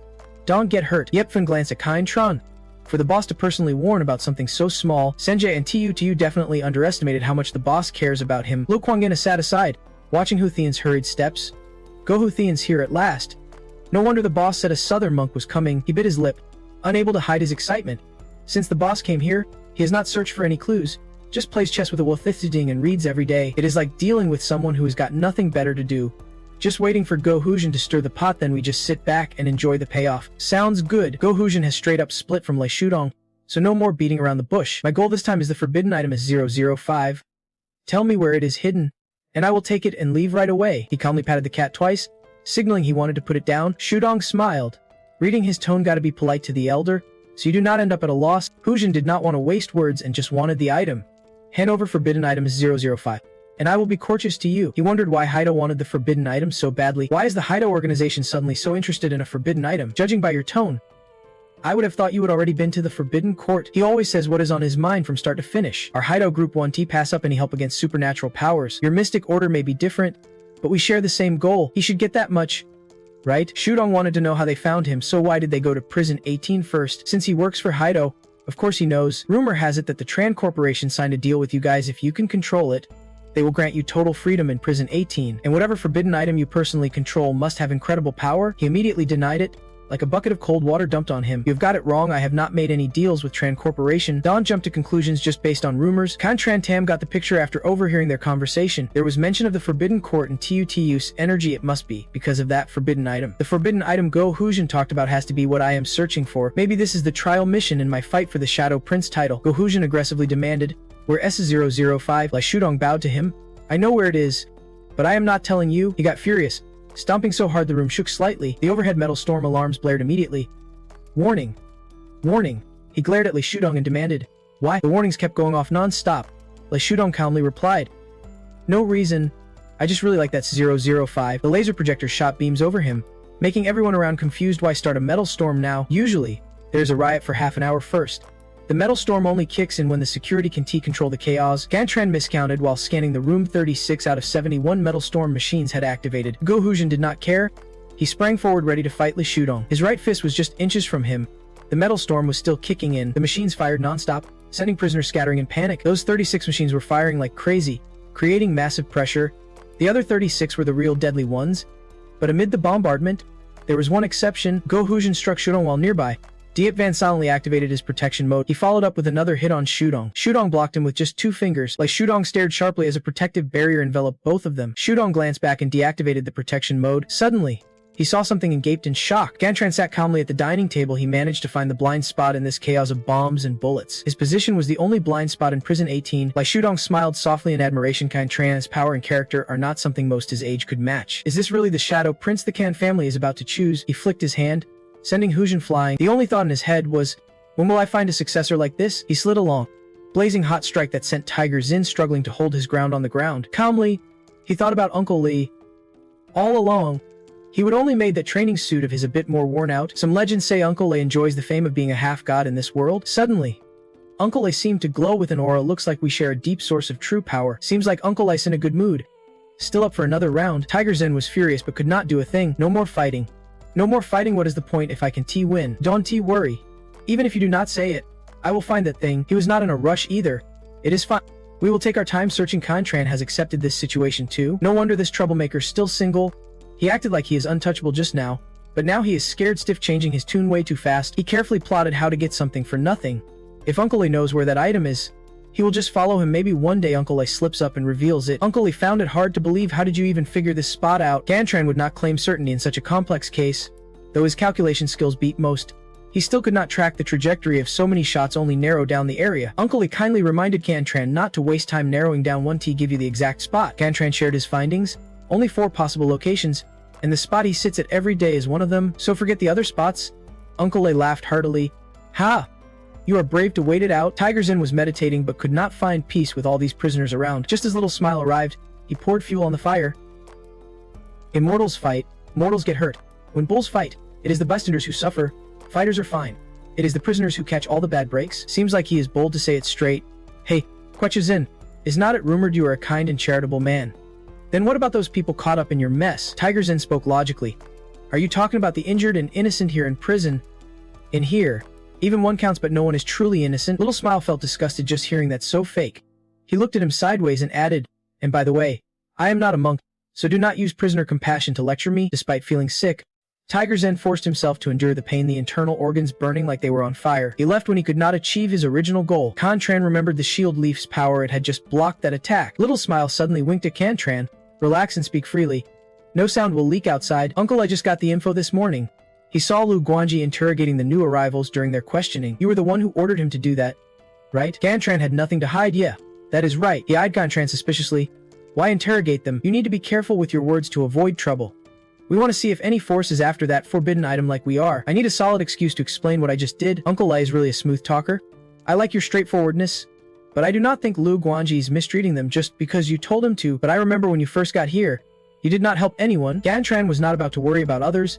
He just did what he could. His thoughts matched reality. If he could not even keep himself safe, all he could do was watch others die without helping. That is his rule. Gantran's life never went smoothly, so from a young age, he learned to be selfish. The chess pieces on the board, lit by light, symbolized Gantran's future, a gift life gave him. Not a choice he made. Something outside caught Little Smile's attention. He panicked seeing Tiger Zin balancing his whole body on the ground with just a few fingers. Little Smile immediately guessed the suspicious plan behind Tiger Zin's move. That guy sitting over there could not hear us talking, so he wants to come closer to eavesdrop. He must not realize how big he is. His weird behavior is already drawing way too much attention. Thin feels cold eyes staring right at him. He has been caught. For a moment, the space fell into complete silence. Thichi Yang, worried info might leak, told everyone to disperse. All right. School's out. No chess today, kinda disappointing. I am off to read. The other prisoners sighed in frustration. It is cramped here. When will we move out? Cut me some slack, I am still cleaning. He basically slapped a Thin in the face. If you lost, just sit tight. We do not want beef with the Black Peach gang either. I get that living wild ain't easy, but do not mess with us. You think I have no way to deal with your sister? He challenged as soon as he spoke. Try moving a single hair on me and see what happens. Titigu eyed his wild hair and wanted to ask something but stopped. Every prisoner's meal comes with a token. Kantron was not picky and ate heartily. Even though prison food here is mostly processed meat, it still tasted fresher than the dry rations he is used to outside. He noticed something was off. Wait a minute. Kantron could not swallow his bite, puzzled with no answers yet. Why are a quarter of the cameras pointed at me? Did someone notice me finding a blind spot earlier? He could not stop thinking who is really running this prison. Titigu announced something. The boss just let me talk to the food delivery guy. From now on, your meals will have real meat. Take as much as you want. Tron was confused why Tatagu's words were loaded with dark hints. You will find out soon enough.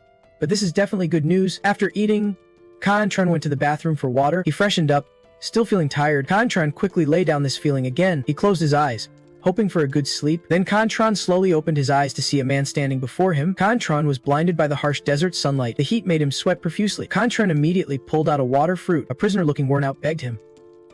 Tron, please give me a sip. Without water, we will both die. We want to take your water for free. Name your price. Tron was stunned hearing that familiar voice. Facing his dying companion, what price are you thinking of? Joking around in this situation made him uncomfortable. I will have your companion watch you die of thirst first. Then he can name the price. Tatayu had to admit defeat. Are you even human? Turns out Tron had his reasons. I know this is your dream trick, so no sympathy here. Tatayu was not surprised. That was harsh. If you can stay conscious after entering the dreamscape, maybe you can fight off the dream trick summoning you. Tron confidently nodded. Yeah, I think so. Tatayu gave him a puzzled look. If you can resist the dreamscape, then why go in at all? If you stay awake for 5 minutes, you can escape the dream trick summoning you. Tron went and worried about him. I thought you had something to say. That is why I came. Tatayu smirked at Tron's question.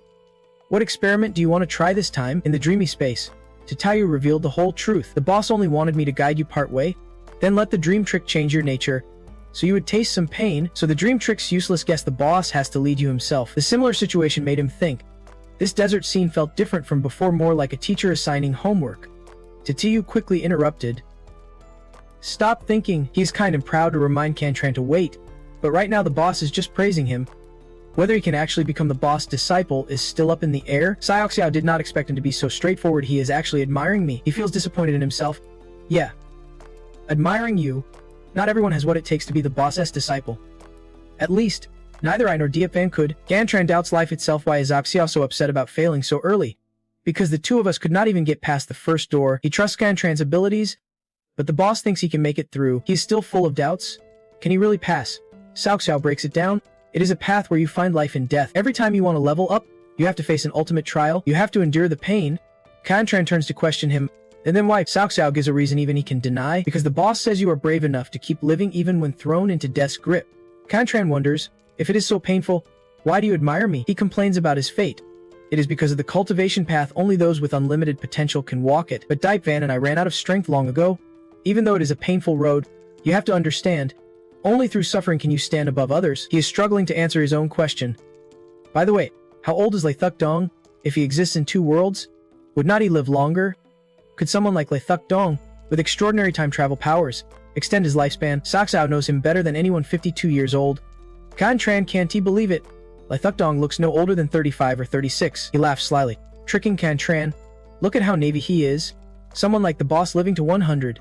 Not surprising at all. We have been following the boss since we were kids. Years have passed, but he has not changed a bit. He is curious about Xiao's choice. Why follow him? Xiao admits a harsh truth. There is no special reason. Diepvan and many others are just second-in-command types. The stars in the vast sky symbolize the parents he mentioned. He was born in Can City and can understand how tough life is outside. He can grasp the harsh realities out there. Maybe his parents got into trouble on the streets, arguments after venting stress, or maybe they were exposed to radiation working in a chemical plant, or hacked while connecting to the virtual network through their nervous system. So many past hardships, vividly painted by Xiao in just a few short lines. Then he stopped paying rent. The insurance company refused to pay up. Then the bank repossessed his home and kicked him out onto the street. No one cared if he lived or died. His life turned dark. Organized crime tried to drag him into drug smuggling. Worse, they turned his life into a fake online video to sell for cash. That day changed his life forever. But just then, someone appeared and told him that Thuk Dong was like a savior sent by heaven. Follow me, and I will give you a new life. And Xiao decided to trust him. No matter who he was, he would follow him anyway. Tron reflects on himself compared to them. How bad is his own suffering? He wants to know why Thuk Dong took them in, but Xiao only gives a vague answer, because we are useful, and what he wants to do can be done alone. Tron still is not fully convinced. He still does not know what the Knights organization and the Black Peach group really want. Are they after the big 5 companies? Or something else? The more he deals with Xiao, the more suspicious he becomes. But Lei Thuk Dong adopted Lam Xiao and Diet Fan, clearly to use them, but Lam Xiao's group does not know this. Xiao warns. Alright, get some rest early. Tron tosses and turns, unable to sleep even after escaping the nightmare. He has seen Lei Thuk Dong's mysterious basement before. Could that basement be the key to opening a door to a new world? He is not even sure if that basement is enough. Besides, we can clearly explain his background. So let us just wait. The knocking's getting louder, let me out. Suddenly seeing the time appear on his arm made Tixian lose it. Someone. Please. Let me out. Why am I locked in here? He shouted so loud his throat must have hurt. Let me out. Let me out. Tixian wailed and sobbed miserably. Even comparing himself to you, everyone else here is thriving like fish in water, armored bodies. Gang members, so why am I the only one stuck as a dumb farmer? Just 24 hours and I can get back to the outside world. What do I even tell my classmates? That I successfully changed roles or that I am imprisoned? He curled up in the corner, regretting everything. Wish I had not bragged to everyone earlier. The time travel system updated the status. Countdown at 16. 20. 00. Time to make my next move. He carefully observed everything. Since you caught Lu Guanji's attention and showed some restraint, the prison's gotten a bit quieter, less crying. But have you noticed? The other factions here are pretty pissed at Lu Guanji. Gantran has also caught on to their shady intentions. I know. Usually these three gangs take turns greeting newcomers. It is kind of like entertainment for everyone. But now Lu Guanji's hogging the spotlight, which naturally annoys a lot of people. Still, I trust Lu Guanji can handle this mess. Thugdong glanced at the other prisoners. Have you ever thought these newcomers might not actually appreciate you? Here's a classic example. You see a beggar on the street, toss them some spare change. It is barely anything compared to their struggles, but it brings a little joy and peace to their hearts. But I am sure they were signaling him. The other three exchanged glances at the same time. Suddenly, Huthian pushed his chair back.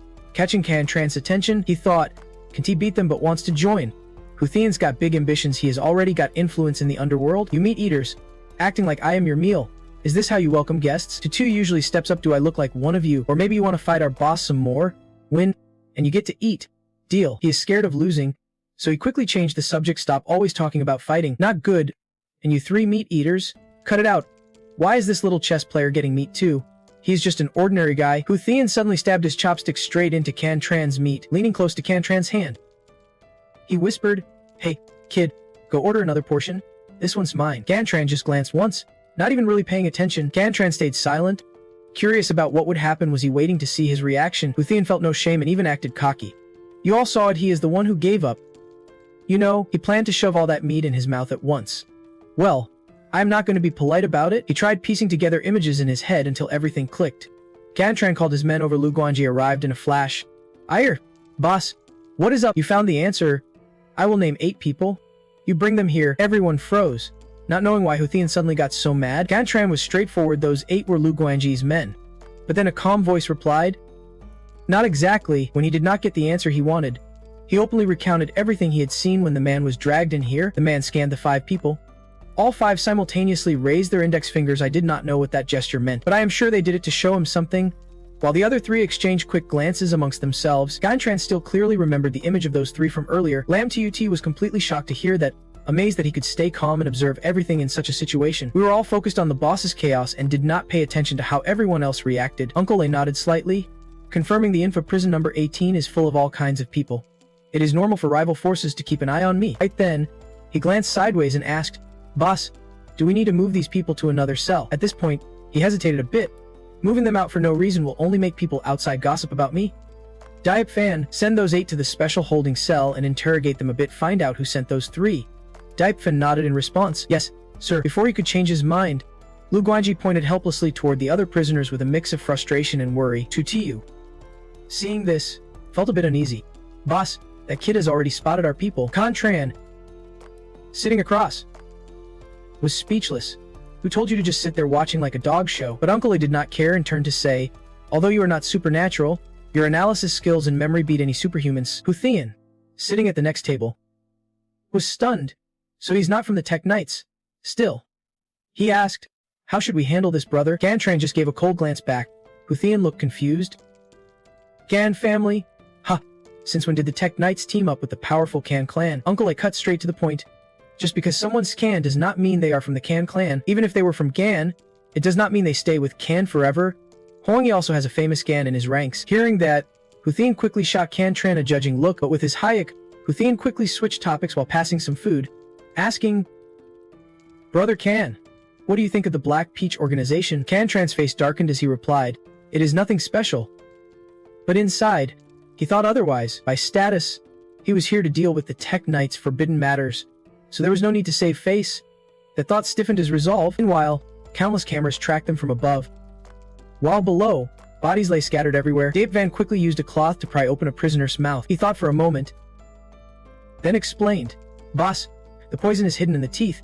Opening the mouth releases a bitter scent like an alarm. Huthian quietly wondered, "These three are not from the Black Peach." Uncle Lay replied to the doubt, "Dead men really do surprise people." Meanwhile, Cantran sat in a corner, intently watching the chaos. His whole body trembled as if he forgot to remove a machine no matter the world inside or out.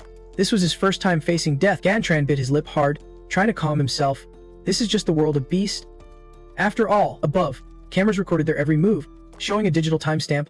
15:21:05. Opposite, Cantran and Uncle Lai exchanged tired looks. Suddenly, he asked, "First time seeing someone die." For some reason, after a moment's thought, he admitted, "Yeah." Uncle Lai's eyes lit up sharply. Scared, though forced into this path, Cantran kept his cool, just a little scared. Memories of his mentor's lessons flashed: math functions, subject-predicate structures. His parents taught him how to hold chopsticks, wash clothes, and care for himself. But no one ever taught him. After it all, only one question remained in Cantran's mind. What is true death? Though a bit scared, he forced himself to believe only those who truly see death understand how terrifying it is to watch life vanish right before their eyes. Just then, Uncle Lai placed a wooden chess piece in front of Cantran and said, "You know, everyone here has two lives. The second life starts." As he placed the piece, commands rang out, and that is when you realize you only get one true life. Cantran's eyes widened in surprise as Uncle Lai's words echoed in his ear. From that moment on, you start telling yourself time is precious and realize just how much of it you have wasted. But then, as if he would just unlocked some mental technique, his eyes softened a bit. No matter how scared he was, he had to stay calm. Cantran made his next move while lost in thought, realizing he needed to reevaluate his past and seriously consider his future. The other guy quickly responded with a move of his own, muttering under his breath, "Most likely, those three assassins were after me. So you helped me find them. I guess that means I owe you one." Saying that, the uncle suddenly pulled out a big piece of cake, offering it to him. "You can trade this for something here. What do you want?" Cantran did not waste time and got straight to the point. "I want a membership list of the corporation in Vitlauthe." Hearing that, the uncle looked curious. "Strange. Why did not you trade for the method to become a superhuman instead? Not many people make me owe them, but you are the only one who does not appreciate the chance. But since you are a bit stubborn, you've got everything in the palm of your hand. Becoming a superhuman can compared to the secrets I hold. I think this deal's pointless. Besides, the opportunity's coming. I will hand it over myself. No need to trade." The uncle sat silently, quietly picking up a new chess piece. After a moment, he finally spoke with some praise. "You are smarter than I expected. You are patient. You endure. But you are right. Some things can be bargained for. When the time's right, you just get them. Though I am disappointed you have never seen bloodshed, on second thought." Then the sly uncle dropped a shocking remark. "If you are indifferent about life, I find that even more boring." Saying that, he turned to order to you, "Tigu, go get that list." The kid promptly replied, "Yes, sir." But he was not going to hand it over easily, so he wanted to know thoroughly why Cantran wanted it. Cantran shrugged it off coolly. "I guess I do not need to explain much more." The uncle seemed amused by his attitude. "All right then, I won't ask anymore. Consider this me paying you back. Do whatever you want with it." Cut to another room, just an empty, cold space. Cantran stepped in, thoughts swirling. He would expected Ludrum to come check on the dream seal today, but that did not happen. Maybe the uncle felt it was not necessary anymore. He could feel his mind racing about the future. He was getting closer to becoming a superhuman. Cantran's eyes closed in satisfaction. This time, coming back would not be as rough as before. He lay down on the soft bed to rest, unaware his mind was slowly drifting away. He raised an arm slightly and saw the numbers. 40 hours. 20 minutes. 27 seconds. So focused, his mind wandered endlessly. Every time he crossed dimensions, he never made a sound, never waking the sleeper. After thinking for a bit, Cantran put on his coat and left after 2 intense days. Returning to the outside world felt like a huge relief. Still, he was already looking forward to his next dimensional jump in 2 days. His hand reached for the doorknob, pausing in thought because many opportunities still awaited him out there. At that moment, familiar shadows caught Cantran's eye. Out of courtesy, he turned and greeted. "Good morning. Jiang tight. No issues on this trip, right?" "All good." She was getting Tu Ven ready for school. "Right when you finish tonight, come home. I bought fish and some ribs. We will celebrate with dinner." But it seemed he did not quite get what was going on. "Celebrate what?" he asked, only to get later tonight. No matter how much Cantran pressed, she only said, "You will understand when the time comes." Her words haunted him all the way to school, until he suddenly froze at the gate. The news on his phone crushed him. Just a few words meant a life was about to end. Someone on the dark web reported that killing a dimensional traveler means they can't jump dimensions anymore. Images of countless corpses flashed through Cantran's mind. Again, reality was always far crueler than any story. Yet, the school grounds remained peaceful, like nothing had happened at all. As soon as Cantran sat down, his classmates swarmed him, leaving him a bit exhausted. Did Eldu Ichidaru from the next class already come to school? Vi thought he would end up like Hong Tizen, mentally freaked out and dropping out, but surprisingly, he acted like nothing happened. He glanced over to the next class, giving him a judgmental look, not only bragging about time traveling but claiming he ended up in prison. No. 18. Even meeting and talking to Luthiki Thing, while everyone was hyped about Eldu Ikachi, Contron just sighed quietly, ignoring everyone searching for him. He headed the opposite way to leave. This situation was a mess. Revealing himself as a time traveler was insanely stupid, especially bragging about knowing one of the biggest figures in that world. As he walked, Contron drifted into thought, worried that mysterious organizations would show up soon. Just then, his eyes caught a familiar figure as silhouette. He rushed over and called out, Namkanthan. Contron got close and asked, Namkanthan, what happened? Did someone hurt you? They quickly reached the classroom. Passing by some laughing schoolgirls, I heard Eldu Ajachajir from the next class time traveled back. Go check it out. Seeing that, Contron asked, did someone mess with you when you time traveled there? Kanthan was startled by those words, time travel. What time travel? They both glanced at the girls but were lost in thought. Contron was sure Nam Kanthan had time traveled, but what exactly did he go through in that other world to become so scared? After thinking a bit, Contron whispered, what did you do when you time traveled there? Those words scared him so much his face went pale as a ghost. I did not time travel. Anyone who says I did, I will mess with them. Not wanting to pressure his friend, Contron said, alright then. Thinking, guess I can get anything out of him without knowing the when, where, or who. There is no way to help. While they settled into their seats, the girls outside kept chatting. Really? He said he met with Ify Zing. That kid's got some serious luck. And while Kanthan sat in the corner, nervously fidgeting, after a moment, he finally spoke up. Didn't I tell you before about a group of time travelers? Yeah, you said that. Contron chuckled, unable to hold back. Finding someone to vent to, he kept going. Did I tell you there is someone selling socks in that other world? Contron just replied, yeah. Okay. Kanthan continued, but do not ask how I know after all. You are not a time traveler. Suddenly a cold voice cut in. You can bring socks back here? Kanthan went on. Someone time traveled and said they could contact a rich lady there for us. But Kai and Tron just said, yeah. Only then did Kanthan feel a bit relieved this part was real. He panicked and shouted into Kai and Tron's hand. I am just repeating what I heard. I am not a time traveler. Contron was too tired to argue and just said, okay. Got it. But thought, so this time the time traveler got conned by the rich lady. Outside, the girls kept gossiping excitedly. 2. Don't push. Do not push. Let me listen. Suddenly Contron looked over and teased. Did they give you a lot of money? That really startled Kanthan, who snapped. I told you, I am not a time traveler. While they were eavesdropping, the school's loudspeaker crackled to life, catching everyone's attention. The crowd outside perked up when they saw some big shot arriving. Hey, who are they? The education director's here too. Looks like they are heading to the next class. Sitting inside, Contron thought to himself, so they really did show up. He kept glancing outside, watching the people in black. That figure kept him deep in thought. The arrival of the person in black quickly grabbed a lot of student attention. Despite that, they confidently pushed forward. Their unique style and presence stood out big time at this school. I still clearly remember the first time I ran into them, and the pressure they put on me. Just like Contron predicted, Lu Jeju was taken away afterward. This was serious enough to get the director of education himself to come greet them. Looks like this group has government backing. They showed no fear in front of everyone, which actually made me feel a bit more at ease. But life is not always so simple, because what caught me off guard was he still managed to skip class and hang out outside. By the end of the first period, Ildu Chidu was back, and he said he was taken to the office. Then the guy in black told him to leave his address and contact info, and warned him not to leave less than. Those words made Contron even more stunned. The guy in black told him that there are lots of people who've crossed over to this world in Luffy's Thun. They are gathering all these crossovers to train them. Then they showed him some photos, asking him to identify the people in them, suspecting those people are also crossovers because one of those people appeared at another crossover's house. And from the tracking data, this person's activity zone is within a 3 kilometers radius, but since it is an old residential area with many spots lacking or having broken surveillance cameras, their data was incomplete, so they questioned Lu Richichi. He glanced over and suddenly realized they were actually looking for me. Contron let out a quiet sigh, thinking that day he deliberately wore an outfit he had not touched in 2 years and avoided every camera angle. Looks like all that prep was not wasted after all. But at that moment, he heard Kanthan calling out softly, saying the crossover had already reached that big cluster and was even talking to them. Maybe one day he will turn into a superhero. Why are some people so different from others? Those words made him choke up. Admire them. Hearing that, he cried and asked, you do not admire them? I even said when I made money I would treat you to a meal. Now I can even invite you to watch? But Contron just gently said, then just focus on school. There are still plenty of normal people living their lives. You do not have to become a crossover. Kanthan fell silent after hearing that, not saying a word. After a while, he suddenly spoke up. By the way, we still have not paid for our textbooks. I have to wait 2 more days. What about you? My mom got mad at my dad and went back to grandma's.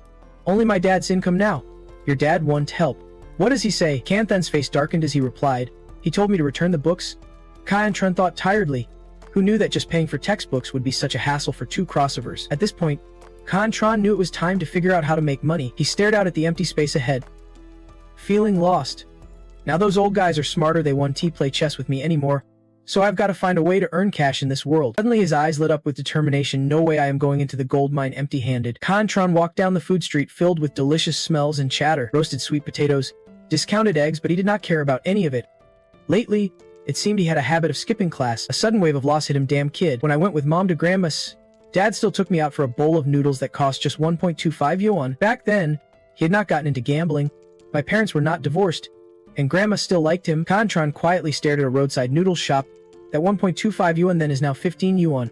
Feels like there is no turning back anymore. In the end, he turned and headed toward the school gate. Kyan-tran glanced cautiously at the gang hanging out by the corner wall. Suddenly, a call snapped him back to reality. Big brother, his little sister ran up happily. Let us go home. Mom's almost done cooking. You might have evening classes, so I am getting ahead of you. You and your mom just go ahead and eat. You do not have to wait for me, but that did not work because the little girl knew Kyan-tran had not been studying in the evenings these past few days. Without another word, the little sister tugged his hand and pulled him home. The first thing he saw was the freshly renovated room and a table of hot food.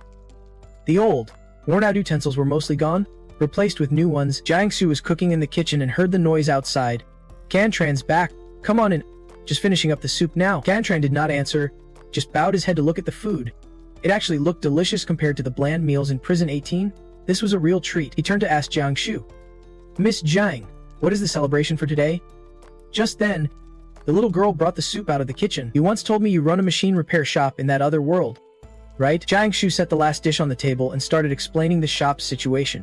But this place stresses me out because when I crossed over, I did not keep my memories, so when customers came to the door for repairs, I did not know what to do. And those customers were all pretty rough. Plus, the nighttime security in City Road 18 is awful. After 8, the streets are unsafe, so I am always worried. Still, I think there is a silver lining to this business, but I do not know why this time I crossed over. People from the Lee family conglomerate suddenly showed up at my little shop and said they wanted to invest. That removed a lot of risks for my repair shop. In that world, the Lee conglomerate is basically untouchable. Any business backed by them is off limits to criminals. They not only gave me money, but also changed my shop sign to display the Lee family emblem. Since then, I have felt a lot safer there. Kyan-tran fell deep in thought after hearing all this Lee family. He seemed to have an idea about the Lee family but just congratulated her on the surface. Miss Jiang smiled brightly. Clearly happy. This time you do not have to trouble yourself anymore. Little Van's grandparents won't have to leave their hometown either. Now I can repay you.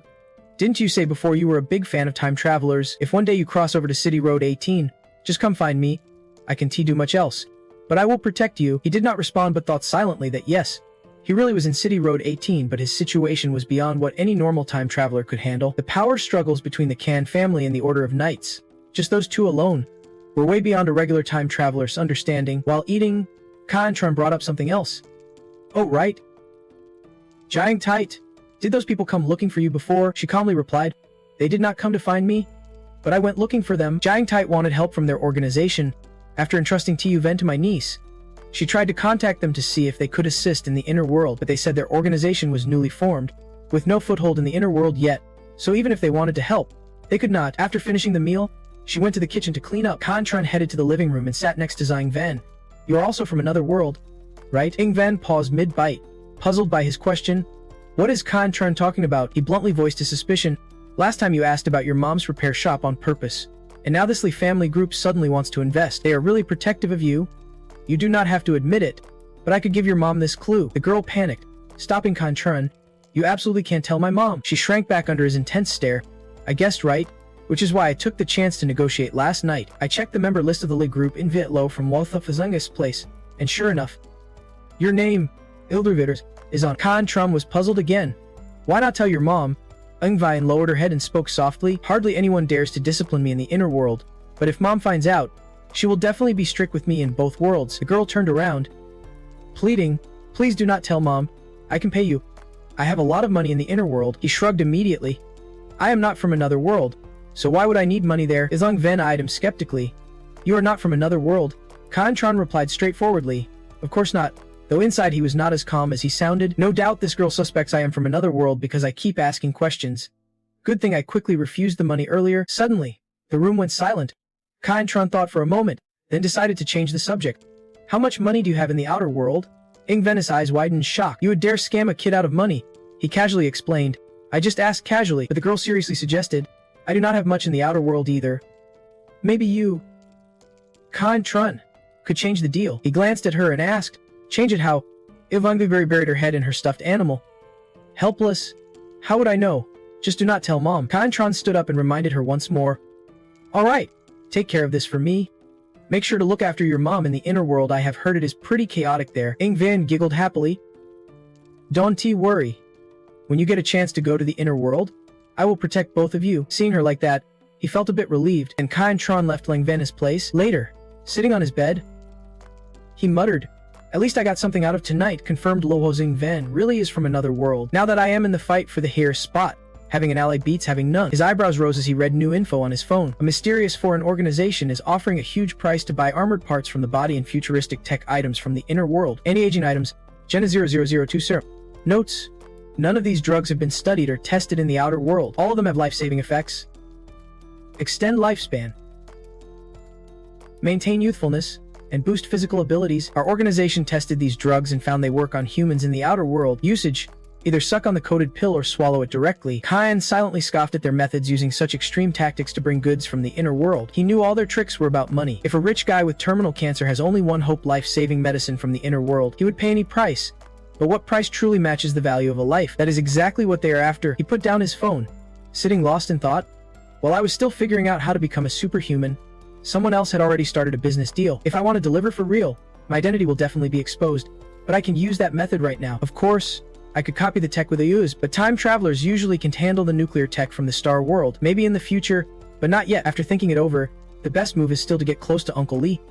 For now, he is locked up in prison 18. It is hard to get news from outside, so the priority is to build a good relationship with Uncle Lee first. Suddenly, Gantran notices something. Wait, the more he reads, the more his face tightens. This mysterious group is even buying up armored body parts. Just a few days ago, someone lost their legs, and now these guys are offering big money to buy parts. This will only encourage criminals to attack time travelers more. He thinks about those thugs by the school wall again. He can't help but lift the curtain to check outside, but they are gone already. Those two left. Feeling uneasy, Gantran calls the police. Hello. I live in Building 12, Area 4, Hanthu Street. Tonight, I saw two suspicious men near my place. They seemed dangerous. Suddenly, a sharp scream rings out from upstairs. His scalp tightens at his Uncle I's voice. He urgently urges the police on the line. Send officers here now. Please. His eyes lock onto the ceiling. They are targeting Jiang Tayat. Gantran jumps up to grab a weapon, a medium-sized shovel from the shelf. Fear grips him, turning his face pale. They are two grown men, maybe even more than that. His hands tremble as he opens the door. Can he handle this? Holding the shovel does not calm him much, but he can't just stand by. He is not a good guy, and he is selfish too. He can't ignore his friends being terrorized in prison 18. He rushes out to find Jiang Tayat, but can he bear to see a kid like Uncle Lee fall into the hands of bad guys? Quickly, Gantran arrives and lands a solid blow. The big attacker collapses on the stairs.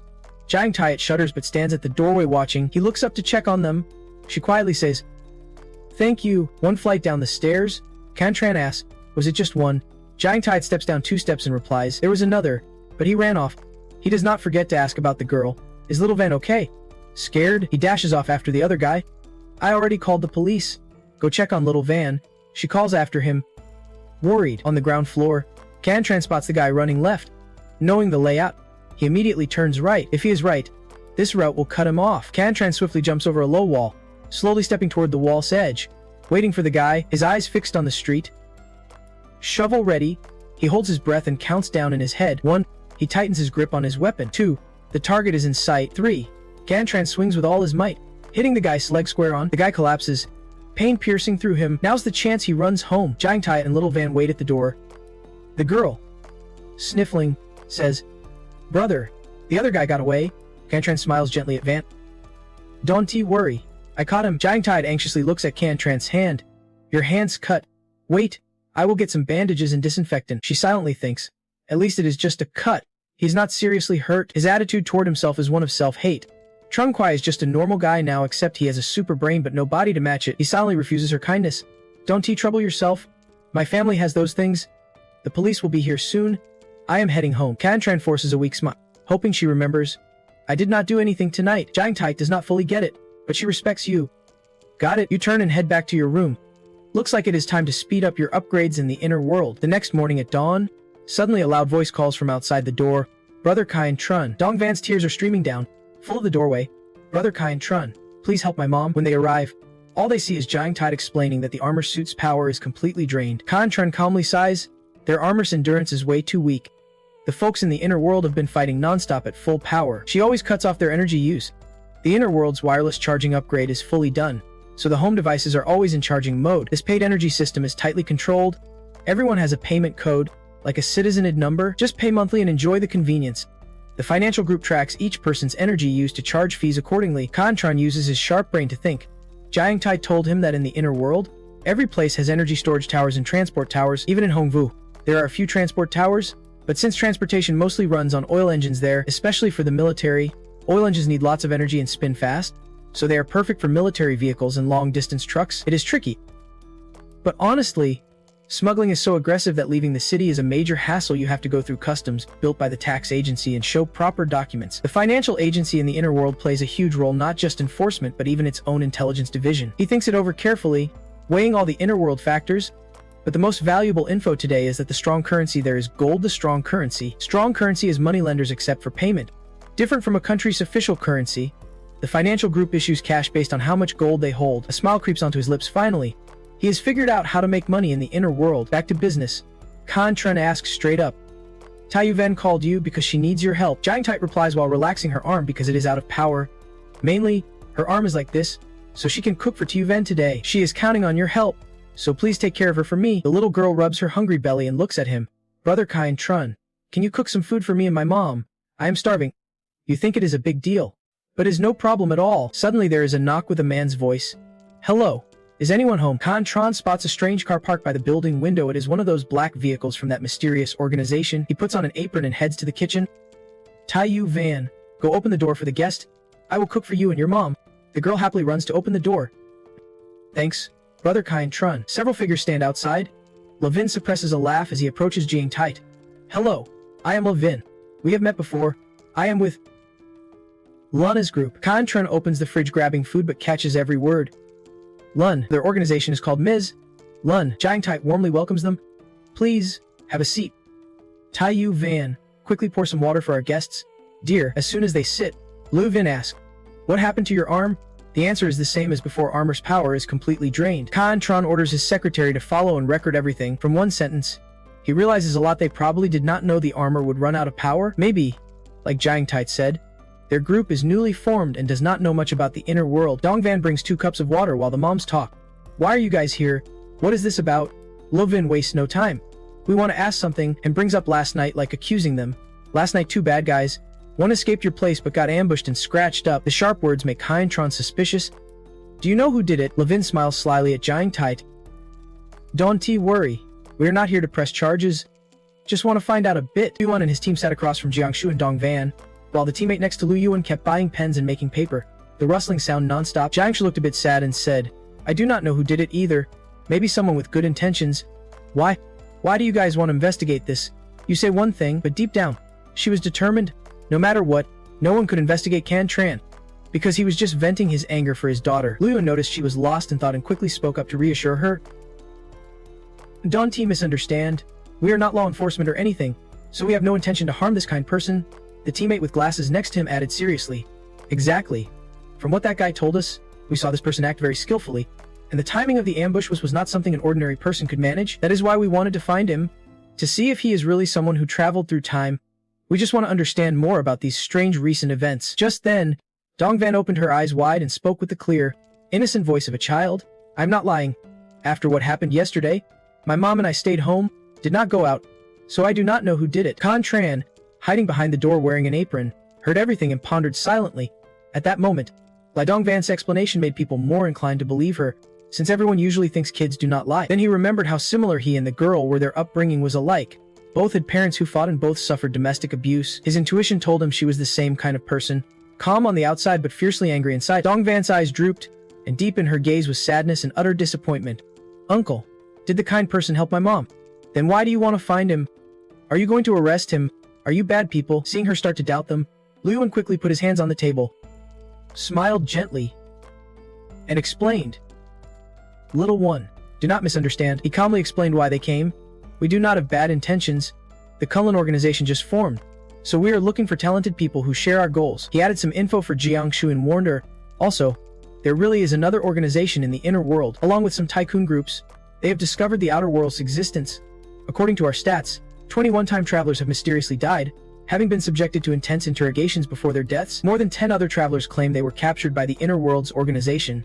We hope you, Jiangshu, will stay alert and not let them find you. She listened carefully to him, while Dongvan just stared blankly at her mom. Luyuan reached out to her. Though it was a subtle gesture, it made it clear that revealing one's identity here is dangerous. Jiangshu's eyebrows furrowed with worry. Alright, I get it, she thought quietly. So being exposed in the inner world is really that risky. Suddenly, his assistant raised a phone and informed him. Xiaoxiao's appeared again.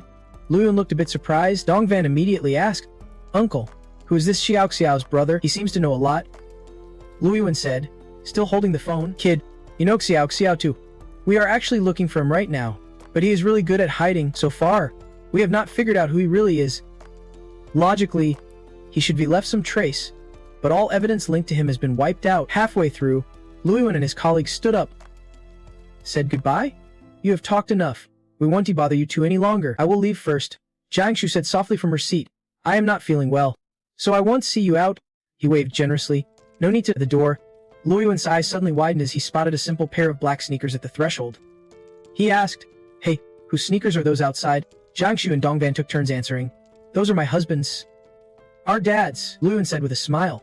Sorry about that, then quietly closed the door and left. Seeing them leave, mother and daughter collapsed onto the couch, breathing a sigh of relief like they would just dodged a disaster. Gantran too stepped out, apologizing, sorry for causing trouble.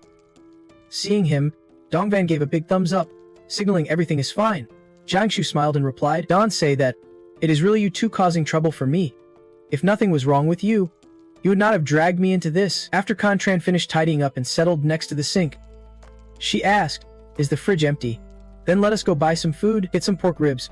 Dongvan and I are growing. We need to eat more meat. Wait a sec.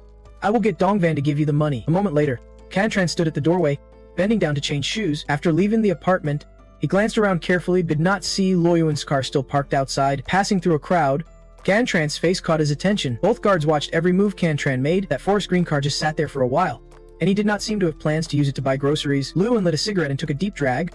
The white smoke curled lazily along the cigarette. It is not him, he muttered. His colleague, confused, asked, You knew someone was in the room, maybe even hiding from us, so why did not you check it out? This mission's wasting so much energy. He replied, eyes never leaving Cantran's figure. The boss told us, Kunlun is just formed. We need to build relationships with time travelers. They're not forcing anyone, but not every traveler is accepted. Kunlun is not some shady place that takes anyone. He was calm as ever. Anyone else might think he was making a mistake, but that is the smart move for the long run. Later, if we want to do anything, we can accept people who do not share our vision. We just have to wait here. If it does not work out, so be it. A new era has begun, and some people are destined for greatness. Maybe we do not have to find them, they will show up on their own. Gantran was already at the supermarket shopping, carrying bags in one hand and scrolling his phone with the other. He walked, thinking. During the talk with Jiangshu, Luyuan spilled quite a bit of info. Even Lu did not know Tu's true identity, and he was not fooled by her either. He kept scrolling through the website.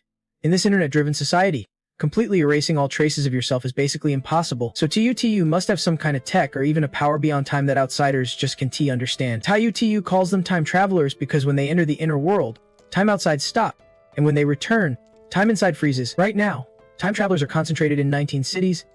Vui Thun, Kain Then, Nam Then, Lussi Then, Suan Then, Trung Then, Them M Then, Kanen Then, Hai Thun, Zia Then, Ainung Then, Hung Then, Fisisi Then, Quang Then, Lan Thun, Hum Thun, H2 Then, Tan Then, and the I Then. Other areas might have a few time travelers, but it is unlikely. According to Tu, if you want to become a time traveler, head quickly to these 19 cities because the third group of time travelers appears tonight. Since playing in the inner world is super tough, he thinks splitting up the time travelers increases their chances of survival. Finally, Taidu warns everyone not to reveal their identities. He suspects someone's identity was already exposed, and they met a terrible fate. So he is warning everyone. He stopped at the butcher's counter, pointed at the meat he wanted. his mind racing nonstop. But not all time travelers are that smart. In prison number 18, there is a threat. Like that ruthless guy who could not handle interrogation, the butcher chopped the meat into pieces, bagged it, and handed it over, not expecting TUTU to treat the inner world like a game. But it is clear he is the most famous time traveler, and his skills will definitely cause a big stir. He might even have the power to rally those ambitious time travelers fast enough to gather in the 19 cities mentioned. Still, one thing worries him. The inner world has definitely bred plenty of scammers. Kantran picked up his phone again. Namcanthan sent tons of messages. Someone in the time traveler group is selling that immortality drug from a Pfizer's research, and is not even expensive, plus they are reselling it. That guy, Kun Shihong, sent T-Fucks with 3,000 kids but failed. Now you can just buy it with some cash. Kantran replied, how do you even know if that is real? And T4C is from this side. What does he have to do with the inner world? Namcanthan answered super innocently. He said he is T-Fix, and he said that guy did not go to the island but took those 3,000 kids through time. Kantran was speechless and just said, fine, as long as you are happy. Kantran put his phone away, carried the meat bag, and thought to himself, sometimes I can tell if Namcanthan is really dumb or just pretending. Right now, the countdown shows 13 hours, 8 minutes, and 19 seconds left. Back at the building, he did not see Levin's car anymore. Finally, Luna's people were gone thanks to Kyan Truna's skill. The food looked super glossy and appetizing. Just looking at it made you hungry. Ingven fed Jiang Tai a bite, smiling softly as she opened her mouth to eat. Seeing this peaceful scene, he thought about how someone as delicate as Jiang Tai could become strong to protect her child. Ingven believed that during this time travel, the girl would arrange the best armor for her mom. Thinking this, he felt a bit uneasy. He could only rely on himself. Suddenly, Jiang Tai asked him a question. Little one, usually, do you rarely see your parents? Are they really busy? He answered briefly, yeah, probably very busy. Knowing his situation, she offered, I saw your washing machine's broken. Since we are so close, you can just bring your clothes over, and I will wash them. Don't be shy. And after school, do not cook, just come eat at my place. Jiang Tai smiled with that gentle mom look.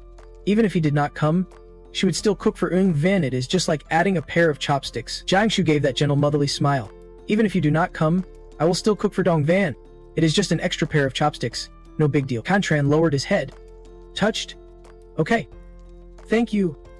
Jiang Shu. The clock struck 11:59. The full, bright moonlight flooded Kantran's room. He lay quietly on the bed, thinking how he was getting used to this whole time travel thing. Closed his eyes, the space around him slowly breaking apart. If he could choose only one world to survive in, maybe this would be it. A strange sequence of numbers appeared, 010101, followed by prisoners' desperate screams. Is anyone there? Let me out. Kantran lay still in his room, hands behind his head, hearing the endless cries. Where is this? Let me out. Who do you think you are to take me? Do you even know who my father is? Hearing this, he sneered. Kantran smiled slyly. Newcomers, welcome to prison 18.12 at noon in the inner world. Kantran sat silently, deep in thought. He stared at his arm, the numbers on it constantly shifting. This countdown now showed 7 days. He frowned, wondering what the deal was. Was there some kind of pattern? Looks like I need to dig deeper into how this time travel thing works. Kantran casually stepped outside. Everyone quietly avoided his gaze. He looked toward Lo Kuang Yugia, who smiled and nodded at him. Noise came from afar. Welcome, newbie. Kantran thought to himself. Even though Lo Kuang Yugia's actions would anger the other two factions, it might spark a violent conflict someday. He pondered, but that guy went into prison 18 to clear a path for me. A sacrificial pawn has to accept his fate. Once you step forward, there is no turning back. Win, and you survive. Lose, and you die. Glory comes at the cost of your life. Besides, Dong seems to tacitly accept Lo Kuang Yugia's actions, like he wants to see what I am up to. Kantran looked around. Today there were 7 new prisoners. While Lo Kuang Yugia was rounding them up, 6 seemed to be repeat offenders, choosing to accept their fate. Experienced prisoners knew to just endure. Resistance only made things worse. He watched Lo Kuang Yugia catch the prisoners, but as he grabbed the last one, that prisoner kept trying to escape. Yet this prisoner had no armored parts on him. How could a regular guy outrun a steel beast like that? The prisoner shouted, Donnie hit me. What are you arresting me for? Let me go. Another warned, don't mess with me. One move from me, and you will be locked up for good. The others murmured, what is this guy talking about? Some get it, but most do not. Kantran quietly looked down. It was the local dialect of Xuancha. This guy was from Xuankong. He was puzzled why would a Xuankong native end up in prison 18. According to the rules he and Xiaoxia had pieced together, there were only 19 cities in the whole country with Xuankong people. Plus, it seemed a Xuankong person could only travel to one location, so only people from Lacthan would teleport here. He thought it over. Could his conclusions be wrong? Can teleport locations change? There must be a special case, Dong ordered. Catch him. Interrogate thoroughly, including the names Lu Dukchu and Hong Ti. He muttered, I have a feeling they all came from the same place. Kantran worried if the others are not idiots, They will figure something out from these strange events. People from the inner world finding out about the outer world is only a matter of time. There are just too many Xuan Kong teleporters. He guessed that the local dialect guy had already made Thuk Dong suspicious of all the bizarre incidents lately. Ling Xiao was oddly tense. Gantran watched Diapfan become more alert. This time, he was not sitting back, he was letting Lin Xiaoxiao take action. Ling Xiao pushed Lo Kuangyi aside. Step back. I will handle this guy. He refused. Our boss has to approve first. Everyone nearby whispered, isn't Lo Kuangyi the boss? Why is there another boss? It turned out Kyan Tran was not just a lucky kid who happened to meet Thuk Dong, he himself was a true god. Gan, the boss of Lo Kuangyi, a corporation in Vietcan City. Lin Xiaoxiao praised, you know our boss identity and still dare to step up. You are stubborn, good for you. Kyan Tran silently watched as the prisoner was knocked out. Lin Xiao casually dragged him away. Kyan Tran was stunned. How could Uncle Lingus people just let someone roam freely inside prison? No. 18. He thought it over if he could walk around freely. Then why did not he just leave? The lazy cat stretched out in front of the Chinese chessboard. Kyan Tran wondered where Lama Tiu had gone. Uncle Zhang replied, something unexpected happened. Though honestly, I still do not know what, he added, but whatever it is definitely beyond anything I could have imagined. Before, if someone with a shady background showed up near me, I would feel like they were planning to take something from my territory, but this time, it is different. They do not have any plan at all, like they are brainless. Kyan Tran thought, there is not much time left. Not to mention that sneaky hometown guy. Just this Uncle Uldui Shishju could not handle Lum Tiu's interrogation. And Lum Tiu's got some mysterious mind-reading power too. This ability makes people spill the truth when they are not even aware, so it is no surprise the outside world finds out quickly. Quecha Thin crazily chewed on his food. Depiven hurriedly warned, don't he just eat? Wasn't he that guy just one of yours? I heard there are even some places in Hong Vi where they speak strange languages. Quecha Thin wiped his mouth. He is not one of mine. That kid is not like anyone from Hong Vi. Have you ever seen a Hong Dui with skin that pale? He answered, yeah, that is true. Quecha Thin laughed loudly. Our people have all been found by our brother Kyan Tran here, so do not worry right now. I am basically a lone wolf. Han spoke up. That is right, can we feed those 3 brothers of mine some meat? Devin replied. Is Hong Vi really short on meat? Athin complained. Every 2 or 3 days, the fight group's people attack us. Who's got time to raise livestock? Plus, there are 2 more forbidden zones there, people die all the time. The living space is not as big as you think. Hun quickly flattered. Of course, if Brother Kyan Tren goes, he will get top-notch food and drink. Kyan Tren glanced at Quech Thin. Forbidden zones. Ha, another new term. Sounds like it is connected to some kind of band stuff. Hun patted his shoulder warmly. Brother Kyan Tren, why do not you come with me to that home VG place? I can promise much else, but a talent like you gets whatever you want, eats whatever you want. Uncle Zhang smiled gently, stroking the kitten. You really want to lure him over, don't you see? He is from the Kyan family. Isn't it better to be their shadow than some place like Hong Va? Quech H Thin objected. How could they be the same? He might not even become a shadow. The selection is dangerous. Why risk it? What is wrong with coming with me to Hong Va? It is not that dangerous. Uncle Zing chuckled. What is so special about your Hong Va that you think people should follow you there? Khan Tron spoke up. Just some sweet talk he painted. He checked the time. Lum Tu would be back soon. Khan Tron thought to himself, I am about to face the most dangerous test of my life, and I have got no cards to play. He pondered, I know what I am up against, but there is no way out. Khan Tron felt gloomy. There is nowhere to hide. The clock struck 15:30 in interrogation room. The new prisoner still had not woken up. Lum Tu was frustrated. The kid cursed him white in the face. From dreams to reality, nonstop for half an hour without repeating himself once. In interrogation room B, he looked over the interrogation results. Tayu smirked. This haul is not bad. The guy Lodue Chieju called me a high school kid who time traveled from another world. Plus, the place he lives, Lucy Then, has a lot of random time travelers, but none know where they will end up before they jump. Tayu fell silent, but there is one more thing to watch out for. Uncle Lu Duck said he approached the boss because someone told him that finding Thuk Dong in prison 18 could open career doors. We need to find out who leaked that info. Lam Tut remembered, although time travel sounds unbelievable, what Uncle Lu Duck said was logically consistent and worth thinking about. Suddenly he slammed the table, snapping Uncle Lu Duck awake. One last thing, he grinned slyly. Have you ever heard a song called Farewell? Meanwhile, everyone quietly ate dinner. Gantran ate and rested. Lam Tut was sharp and smart but not scheming. He thought deeply. He returned to the table without mentioning the interrogation results, which meant the outcome was clear. There was a secret involving someone here. Gantran guessed it was probably himself. He looked at Thuk Dong to see how he would handle this. A powerful man like him would not let things spiral out of control, no matter how much goodwill existed before. Standing before someone that high up made it irrelevant. Thuk Dong put down his chopsticks and ordered, Tu, take Hak Dao Sky somewhere else? Lam Tu replied, yes, sir. He gestured invitingly to Quet Ho Thien, and stubbornly refused to stand. I am not going anywhere. Probably a noise caught Quet Ho Thien's attention. Han, badly hurt, rubbed his wound and heard Lam Tu say, If you want to keep looking for the S005 item here, do not take another step. Quite Hothian annoyed. Fine.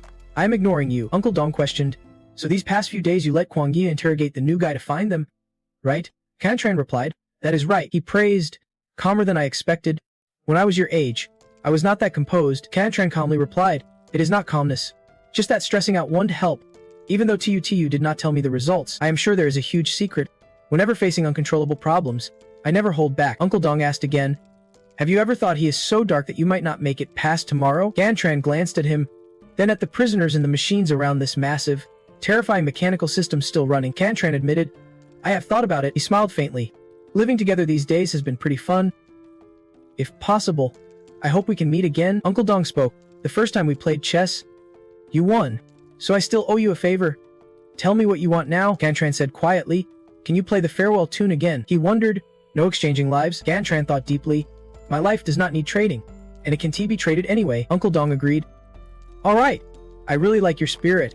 Consider this song a gift from me, and you can ask for that favor anytime. He gently picked up the instrument, and soothing music filled the prison. Cantran listened with pleasure. Thank you. It is midnight. Quiet inside the prison, he was dropped off somewhere no one knew. The door to that room slowly closed, and Cantran started to wake up. He spent long nights in darkness, not knowing where he was, unable to talk to anyone, losing track of time. Loneliness and fear felt like they were swallowing him whole. He thought to himself, but honestly, I am not afraid of loneliness. Ever since my parents divorced, I have grown used to it. Cantran licked his lips softly. Now, losing the country is my biggest enemy. He checked the time on his arm. Although the countdown was useless, at least it helped him keep track. Cantran sighed and decided to watch a movie. Looking at the big screen, since there is nothing else to do, might as well watch a movie. A Prison Break theme fits the mood. Let us watch the Sosang Redemption 2. He watched the countdown, lying back relaxed. He had already seen 8 movies in his head and even nodded off once. But the hunger was not gone and the time was not up yet. The countdown showed 98 hours. 9 minutes. 1 second. Cantran thought. Crap, his mind started to spin, body hot then cold, skin dry from severe dehydration. He tried to stay awake but could not. Too hungry. His spirit was slowly eroding. The countdown kept ticking. 74 hours. 9 minutes. 1 second. Deep into the silent night, Kwang Yi screamed wildly. Lai Thuk Dong, let me out now. Where's my boss? I want to forgive you. And can't the one T there? Lam Tut looked back at the screen showing 0000 and spoke up. Boss, it has been 4 days. He whispered. Boss, Cantran has been in there for 4 days. Has not said a word. No signs of breaking down. Lai Thuk Dong replied. He is extremely smart. From day one, he adjusted his breathing to avoid losing too much water. 4 days and nothing unusual, Lam Tut explained. But still, going silent for 4 whole days is rare. He does not seem like he is suffering, more like he is waiting. But he has not drunk water in 4 days. If he stops now, he will die. Boss, you value talent. Let him go. Diet Fen also urged. Boss, maybe the dark room can break him. Please release him, Lai Thuk Dong said. Switch to the water chamber then. Lam Tut was startled. Boss, he is dehydrated now. If you give him water, he will drink it right away. If that happens, Tut warned, Cantran will die, Lai Thuk Dong gloomily said. Life or death is his choice. If you have never seen real death, how can you follow my path? Cantran was strapped tightly to the chair, his face covered by a white cloth. Lam Tut stood nearby, deep in thought, watching Diet Fen pour water on Cantran's face. He clenched his fists tightly, refusing to say a single word. Water kept pouring over Cantran, but he endured it silently, staying strong without a word. Taiyu stood nearby, watching in awe. He could not believe Cantran was still holding it together at this point. Did he even realize what he was facing? Using his last bit of willpower just to grab a slim chance at survival, the water surged again unexpectedly, and Cantran felt like he was sinking into an endless sea. Suddenly, he heard a voice calling. Taiyu. He snapped awake, his eyes flying open as memories flooded his mind. He saw his mother's rough hands gently telling him, Taiyu, your father has changed. He does not need us anymore. Then he saw a street vendor selling tamarind candy, and he called out, Mom, I want some tamarind candy. Yunafejin gritted her teeth, tears welling up as she looked at the little boy and said, All right, I will go get you some tamarind candy now. Little Cantran happily took the candy from her hand, unaware that her hand was trembling. Then a Yunofeng disappeared into the crowd, leaving Cantran a note. Taiyu, stay here and eat. Mom's just going to the restroom for a moment. Cantran did not suspect a thing, still standing there eating his candy, waiting for his mom to come back. But time passed. From blazing noon to fading dusk, his mother never returned. Heavy raindrops started falling, and the candy had long since dropped to the ground. Cantran stood frozen, shivering from the cold. He covered his face and sobbed, tears blending with the rain. A guard saw him and tried to pull him under an umbrella, but Cantran shook his head, refusing to leave. Suddenly, a woman ran over. It was Yunuzjin. She embraced him, and mother and son cried together in the rain. Kai and Tron seemed to understand everything now. He had been abandoned. Back in reality, his heart ached like it was pierced by 1,000 thorns, and his whole body trembled uncontrollably. In Kai and Tron's subconscious, Yunafying turned away from him softly saying, "Come with me." But Kai and Tron, now resolute, said, "No more, Mom." Sadness flickered in Yunafying's eyes as she gently pleaded, "Please come with me." Kai and Tron stood firm. "No more. I already said no more." Return to reality. He opened his eyes to see Lum Tu looking at him worriedly. He tried to pat Kai and Tron's back hard to warm him up, but Suing stepped forward, coldly asking, "Why did not you beg?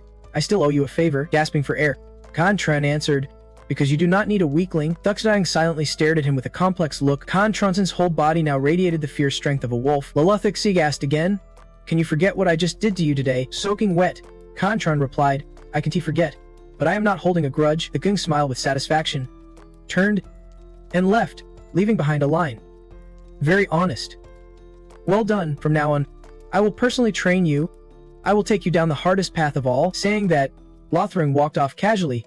Tayutoyu glanced at him and whispered, "The boss must be in a really good mood right now." As for the boss hair, the engineer already has one, even if the boss never mentions it.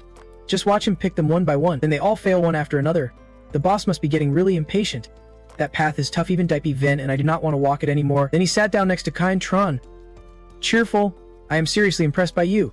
I do not know how you survived 4 days locked up in my room. At first, none of us lasted more than 36 hours. Dip was stronger and managed 47. Dipvin rolled his eyes and shot back. Stronger? Tayu got dark face from being teased, replying stronger by a whole generation. Got it. Kai and Tron, still catching his breath, asked, "You guys were locked in there too?" Tayu grinned. "For normal people, that is torture. For us, it is just a test, something we have to get through. When the boss told us to throw you into the dark room, I already knew he wanted to choose you. It is just that if you did not make it, he would not risk your life. The boss has seen too much life and death. His heart's grown cold. But that is just how it is. He be blamed for it." Depiven handed Tron a towel and said, "Wipe your face. Not many can endure the water trial and still stay strong like you. Most normal folks would not make it." Later, Tigu and Depitu Vinny even joked about what I would be eating tonight. Passing the water trial not only made Lothu Chiang happy, but the two of them too. Dipven held up a bowl of rice and said, "Look, even someone who has passed the dark room and water trial does not get to eat ribs first. No matter how hard life is out there, it is nothing compared to what I have gone through these past few days. Others my age are still in school, dating, playing games, while I am already stepping into an unknown life. Even I do not know where this path leads." The three of us were eating when Lamtiu Tidiu asked, "So after you came here, you did not even know you belonged to the Kayan family. That is why you played chess with the boss to earn your freedom, and in reality, you have no ties to the Kayan family and do not feel like going home." Kaintron answered briefly, "Pretty much." Tayu grinned and said, "That is actually good. The boss probably thought of this before deciding to take you in." Dai P. Van, sitting next to Ting Chern and Kaintron, said, "Do not worry, it is just me here. Tayu Tigu and the boss know you are from the outside world. Even Lolai Trech does not. We will keep your secret." Kaintron sighed and replied, "Thanks. So who is this Lugru Trech guy?" Lumtayu kept his playful smile and happily answered his question. Lalayung Trech is from Hungex. The guild our knights belong to. The knights' powers are way beyond what you think. Since you do not know much about the outside world, we have been leveling you up these past 2 days. Depiven jumped in. "Right? That Lobu Trech guy is loyal to you. He's been through a lot these days, almost fought the boss himself." Kaintron just gave a faint reply. "Thanks for the heads up. You know Elduriche Ho and Hong Sen, and that guy Jin Sin who likes to curse people. I know those two. Elduiek Ho and Hong Sin, but not really close. They were just my high school classmates." Lum Tayutai got excited and interrupted. "Wait, so in the outside world, you were just an ordinary high school student? I thought you were some badass out there. Your skills and willpower do not seem like what a regular student would have." Kaintron replied, "The outside world is pretty peaceful. No superhumans, no armored bodies, no big organizations or factions. It is pretty safe. In a world like that, even an average person can live well because there is no real threat to your life." Lumtigu whispered admiringly, "Sounds awesome." Kaintron suddenly remembered something, looked up and asked, "Where's that local language guy? Can I go ask him a few questions?" Lumtigu winked mischievously and said, "He is one of us." "Why not? Later. Here in prison, no." 18. You do not need to worry. He is being held just a few rooms down from the interrogation room. In the interrogation room, the man under guard kept mumbling, "Here I..." Kaintron covered his face and showed a few written lines. The man saw the writing and asked, "Are you from Earth?" Kaintron did not answer out loud but quickly wrote back, asking him a few questions. Are you a dimensional traveler? Why did you come here? Are you from Lucy Then? Why did you end up in this dump? Khan-Tran added a few more words about his profession. The man answered and then curiously asked, a bullfighter. Are you from Lucy Then? Khan-Tran heard that and did not reply. He turned and walked out, leaving the man scribbling in the room. Lum Tayu Taiga watched Khan-Tran leave. Surprised, thinking to himself, he just passed the dark room and water trial, and still keeps such careful habits. The three of them finished eating and went outside. Khan-Tran walked deep in thought, and his reasoning with Tayu Taiga was spot on because the commoner appeared in Lax City. He ended up time traveling here. Wherever he time travels to is where his future life will take place. Ivan Up spoke up again. No need to worry about your identity being exposed. Xiao Xiao already leaked that you were snooping on the boss S005. That is why the punishment was light. Khan-Tran nodded slightly. You guys are definitely more calculating than me. Just as he finished speaking, a loud, desperate scream echoed out. Khan-Tran recognized the voice and raised his brow, asking, you have locked him up for 4 days already? Xiao Xiao replied bluntly. Don't worry. Someone's been bringing him food and drinks every day. Khan-Tran asked suspiciously, have you investigated everything he did before this? Xiao Xiao answered straight up, yeah. We checked. Before this, he was running errands at the nursing home for the cooperative. Khan-Tran frowned. Running errands at a nursing home? Running errands at the nursing home means he was collecting protection fees from the elderly, pretending to be their relatives to threaten others so they would not get bullied by other seniors. Why did the Khan family only send one errand runner from the nursing home to help Khan-Tran? This is really strange. After thinking for a moment, he hesitated and asked, can I visit him? Xiao Xiao did not hesitate. Of course you can, inside the cell. Kwang Yige lay stretched out on the floor, too exhausted to even breathe properly, but he kept mumbling, Uncle A, please release my boss. At the same time, Xiao Xiao came over and opened the door. Hearing the sound, Kwang Yi immediately sat up and looked toward Khan-Tran as he came in from outside. He was so moved he nearly cried. After that, Kwang Yi ran around checking Khan-Tran to see if he was hurt. Crying nonstop, people probably thought he was crying on purpose. This annoyed Khan-Tran a bit, so he cut in coldly. I heard you went looking for trouble with Uncle Lee. Kwang Yi nodded. I was just testing the waters with S005. Do you have to treat me like this? Khan-Tran sighed reluctantly. Let us not talk about this anymore. You gotta bow your head in their territory, but Kwang Yi stubbornly shouted. No way, tomorrow I will risk everything against Uncle Lee. Seeing his attitude, Khan-Tran could not hold back and teased. Alright, enough with the act. Kwang Yi blushed and defensively asked. Acting? I am not pretending. Khan-Tran glanced at him as if he would seen right through everything. Seeing Khan-Tran's expression, Kwang Yi slumped to the floor and sighed. Boss already saw through my true colors. Honestly, this is just how lowly people like us survive. Hearing that, Khan-Tran realized Kwang Yi knew he was going to be fine, so he was just showing loyalty on purpose. Khan-Tran quietly said, you do not have to cling to me.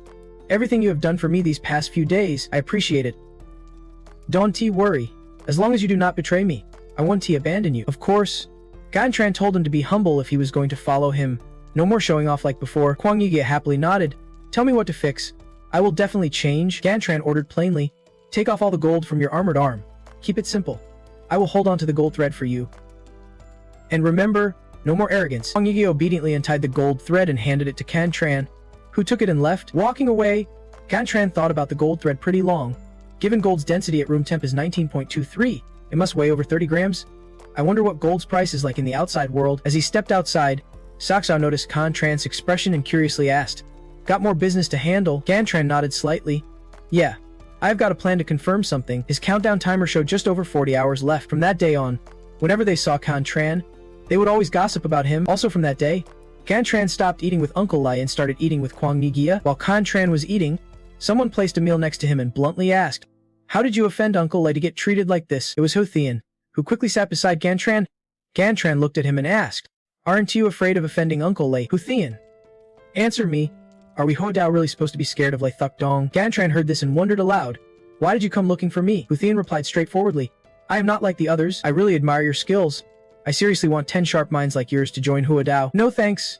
Khan-Tran hesitated a bit, then declined and stood up to leave. But just a few steps away, Khan-Tran noticed something. Behind him, 2 prisoners were sneaking after him. They followed him for quite a distance. Soon, Khan-Tran suddenly turned his head sharply, making them break into a cold sweat. The 2 locked eyes, clearly sharing a plan. Then, knives suddenly appeared in their iron grips. Without hesitation, they lunged at Khan-Tran. He calmly stared back, completely unfazed. When they got close, he casually struck and both fell hard to the ground. Xiao Tu, watching from afar, could not hide his satisfied grin. Meanwhile, after Khan-Tran took down the 2, Kwang Yi quickly jumped out and did not hesitate to grab their throats. He even broke their teeth. Kwang Yi quickly said, Boss, it is poison. Khan-Tran was not surprised. These 2 suicide soldiers came in with Ji and Sin 5 days ago, along with 3 others who died earlier. The plan worked. Their target was not Thukdong, it was me. Who exactly wants me dead? Who is behind this? Looks like the fight for power is way more dangerous than I thought. In the Khan family conglomerate, these power players won't hesitate to use any dirty tricks. This race is not about who is stronger, but who is crueler and more ruthless. Kwang Yige then hesitated. Boss, what should we do now? Gantran thought a moment before replying. Wait until they start talking. Then he went back to his room to rest. Suddenly the door opened, and when Kantran stepped out, he saw Xiao Ti wave in and below. Gantran slowly walked down. Thukdong frowned. You want to ask something? We can handle other stuff later. Gantran glanced at Xiao Tiu and said, Who wants to kill me? Thukdong was shocked. Who wants you dead? Xiao Tiu spoke. Not ready to say yet. Those 2 are tough nuts, even in dreams. They grit their teeth and stay silent. But do not worry, give me 7 days, and I will get you an answer. Thukdong nodded. Trung Kwai and those juniors from Kan family if you want that position. Danger is unavoidable. You need to steel yourself. Kantran frowned, thinking long and hard before asking, Why fight so hard for that position, even if it means risking your life? Are not you scared? Thukdong chuckled softly at his words, then explained, Because since forever, Kan family set a rule, only those who become Mantu can inherit the family headship. Gantran was stunned but asked, Only Antu can become family head? Thukdong explained, Since the dawn of human civilization, Gan family has had Dantu. They are just pawns used and discarded, so a powerful Antu wanting to inherit created the rule to hold Antu battles. Every 10 years, they pick the next generation. One family head can last through over 10 terms. Candidates must fight for power, trading their loyalty card for immunity. It is said the chosen family head was useless, so only their subordinates fought for the spot. At first, it felt like just a mission strongest wins. Now, whoever survives becomes Antu, and that is how it has been till today. Maybe the Khan family knows that without tolerance, they would not have this status. Kantran fell silent, then said, So now I have to watch my own back? Because even candidates want to eliminate each other. Thukdong nodded slightly in response. This time it caught me off guard. I did not expect someone to want to take others out right from the start. It was not this fast before, unless someone sensed your aura. Is it because I am close to you? Kantran blurted out a reason, but you quickly dismissed it. Even before I knew you, the undead had already entered here. Thukdong refused to agree. You will understand soon enough. Kantran looked at his back, puzzled, and asked, Can I quit the equipment mission? Is joining the Knights at odds with staying in Kan City? Thukdong shook his head softly, trying not to let others know you joined the Knights. Just come at midnight from now on. I will come teach you. 3 days will be the same, and I do not recommend quitting the equipment mission. Then, the 2 of them went into the training yard. Thukdong sat cross-legged on the ground. Ong remained silent and asked, Anything else you want to ask? Kantran hesitated a moment before speaking. I have seen weapon crafting in this world. Even guns. Are there any more powerful weapons? Thukdong replied calmly. Yes, but not many. There are small EMP grenades made to counter armored units, and some special weapons, but the corporate army mainly uses guns, and their ammo is mostly made of copper. Kantran, still doubtful, asked why their weapons are so similar to the outside world's. Thukdong answered straightforwardly, Because 1 bullet is enough to kill a person. Then he got serious. Alright, enough about items. Let us get to the main topic. Kantran knew what he meant. Ong asked if the longest path in life is after death. Ong nodded. Thukdong replied plainly, That is right. Extend your left hand. Kantran obeyed quickly, holding out his left hand in front. Thukdong grabbed his hand without hesitation. In a flash, a sharp pain spread through him. Kantran bit his lip, felt like an incredibly strong will was controlling his breathing, and even his blood flow speed. Thukdong on the other side did not know what he used because this, only feeling intense heat suddenly around his neck. Kantran clenched his teeth, enduring it, as Thukdong checked his pulse like being bound by an invisible lock. At that moment, a fierce flame surged into his body. It flowed from his throat deep into his organs. The heat was so intense Kantran's face twisted in pain. Daivan outside saw this and anxiously encouraged him. Keep going, Xiaoxia shouted loudly. Remember what I said. Only through pain can you stand above others. Kantran was in so much pain he bit his lip hard, breaking the skin. Sao grew even more urgent, shouting to keep him alert. Who says the pain? Kantran forgot 1T come back. If he breaks down now, no one can help him through this. Just as Xiao said, childhood memories flashed in Kantran's mind. He clearly remembered the feeling of his hand being cut, even the sharp pain when his finger was sliced off, and during the water torture, it felt like cold branches stabbing into his lungs every night. In the dark room, the dry thirst was a harsh contrast to the pain of the water torture before. Also the sunlight on the day his mother left and the sorrow when she pulled away. Those memories flooded over Kantran like a tidal wave, and he felt like he was back in that water torture. Inside the memories, Kantran heard his mother's voice. She smiled gently and said, Come with me, dear. Kantran stared wide-eyed at Ayan Fuong, frozen for a long moment, but soon, he reached out, ready to grasp his mother's arm. Before his hand could touch her, images of her happy family life flashed in his mind. Kantran immediately forced a bitter smile, then he let go.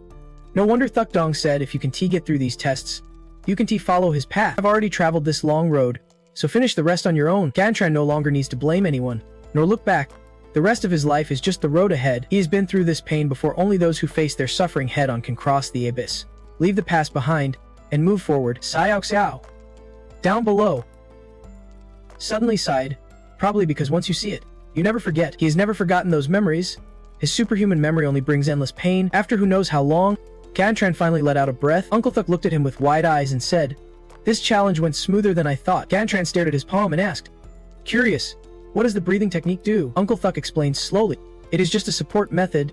Breathing technique means uneven breathing frequency. You can use it on your own yet, but after a few more lessons from me, you will catch the rhythm." Then he realized, wait, Gantran's memory is so sharp, he might remember the rhythm right away. At first, Uncle Thuck had to ask a master 40 times about the breathing frequency, not missing a beat. According to the summary, after passing all 8 life or death trials, the genetic lock will be unlocked. In the early days, only by completing all 8 trials could one officially become a knight. But over time, knights became rare because one of the life or death trials had to be done at sea and that whole area became off limits. In this world, ranks go from F to A.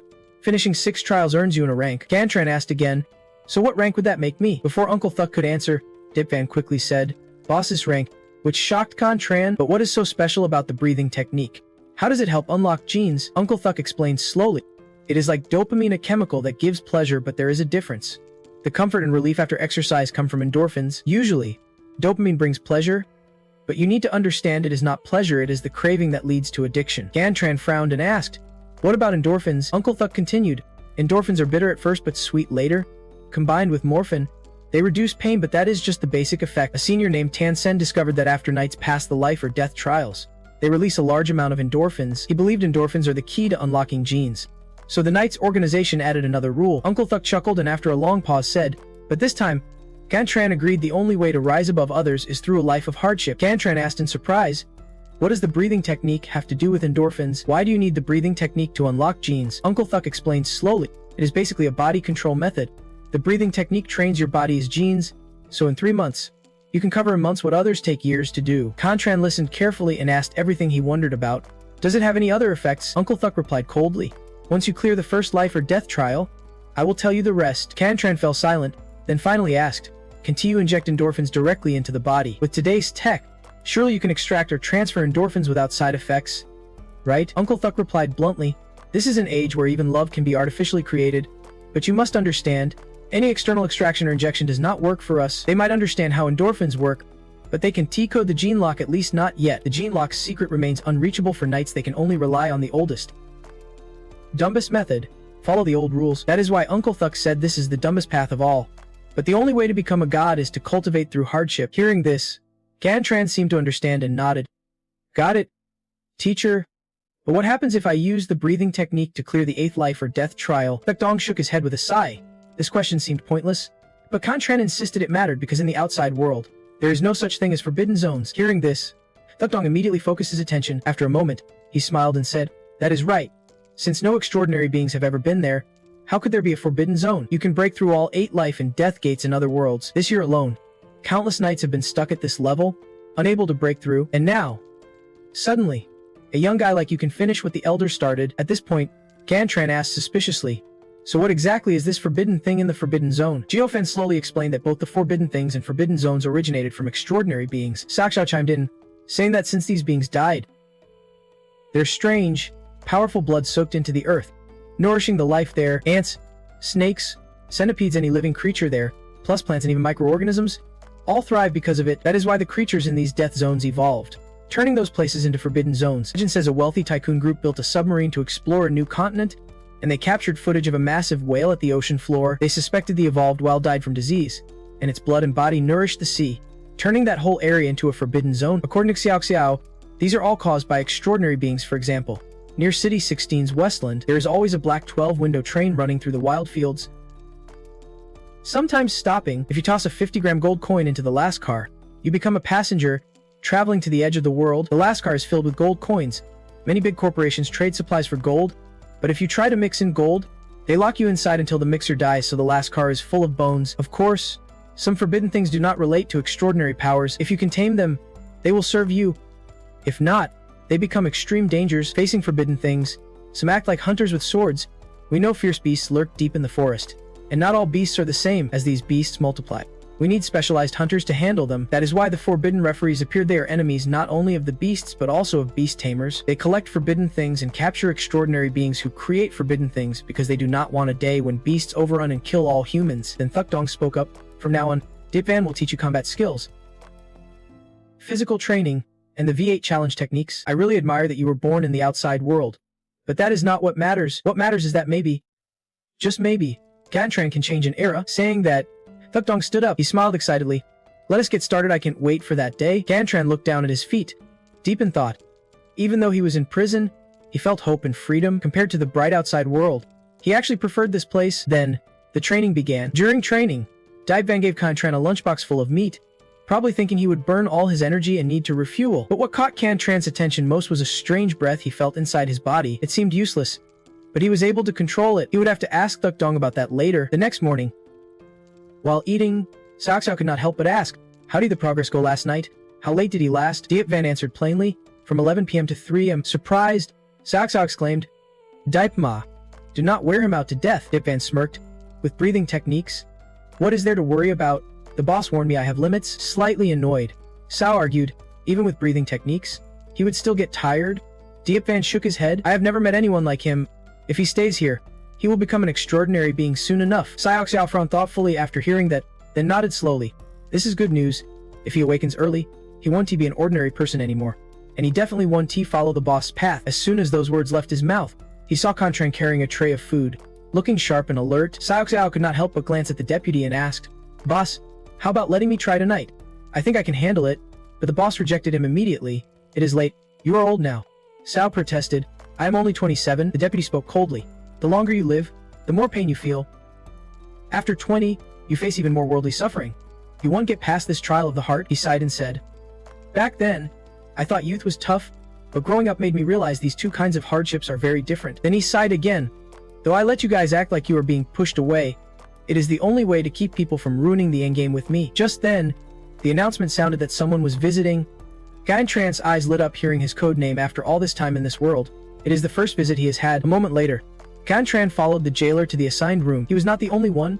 Many other prisoners were receiving visitors too. Gantran reached his room and frowned in surprise as he opened the door. The visitor was a girl. She had a delicate face and big, round eyes. You could tell she came from a prestigious, noble family. As Gantran stepped in, she studied him quietly, her cheeks growing redder by the second. Feeling embarrassed, she quickly lowered her head to hide it. After a moment, she finally dared to glance up and sat opposite Gantran. Gantran quietly observed her in return. This clearly was not canon. Could this be the time traveler's secret revealed? Thinking this, he slowly opened his mouth to speak. Before he could finish, the girl spoke first. I am your fiancé. My name is Brandon Soren Buyen. Saying that, her eyes sparkled as she looked at him. Gantran could not help but frown. Saying nothing, he had no idea why Buyen was here. This was probably their first meeting. After introducing herself, Buyen said nothing more and silently watched Gantran. Finally, she could not hold back and said, he's sitting quietly like this is great. He looks really handsome right now. Gantran did not catch what she said clearly and asked suspiciously, what? Buyen quickly waved her hand. Nothing. With that, Gantran stood and left. As he walked back, he thought, where did this engagement come from all of a sudden? What is going on now? Buyen watched his retreating figure. A hint of infatuation in her eyes, Gantran returned to his cell. Kwang Gia saw him and quickly asked, Boss, did Ganon say anything? He shook his head slightly and answered, the visitor was not Canon. Just follow my plan. Hearing this, Kwang Gia leaned close to Gantran's hand and whispered, are you really cutting ties with Deputy Lei? Damak nodded silently. Gantran replied calmly, it is done. But we are just carrying out our mission. We were not planning to rely on outside help. Right? Kwang Gia agreed, nodding. That is true. Boss, you still have me on your side? Gantran had just over 5 hours left in this world. Meanwhile, outside the city, for some unknown reason, fireworks exploded brilliantly in the sky, lighting up the entire cityscape. Along with the sounds of fireworks came the ringing of phones, giving you the best 3D communication experience. On the street, a girl carrying a large bag wandered aimlessly. She seemed lost, just drifting along the main road, but she did not notice someone watching her. The girl walked straight into an alley. Suddenly, two people blocked her path, and one spoke formally, hello. Jiang Tayat. Hearing her name, Jiang Tayat looked suspicious and asked, hello. What is this about? The man pointed to a box and said seriously, our company is pleased to announce a successful stock listing. To celebrate, we are here to give you the newest version of the armored arm. Jiang Tayat felt a bit emotional hearing that everyone outside says big corporation people are scary, but she found them really friendly.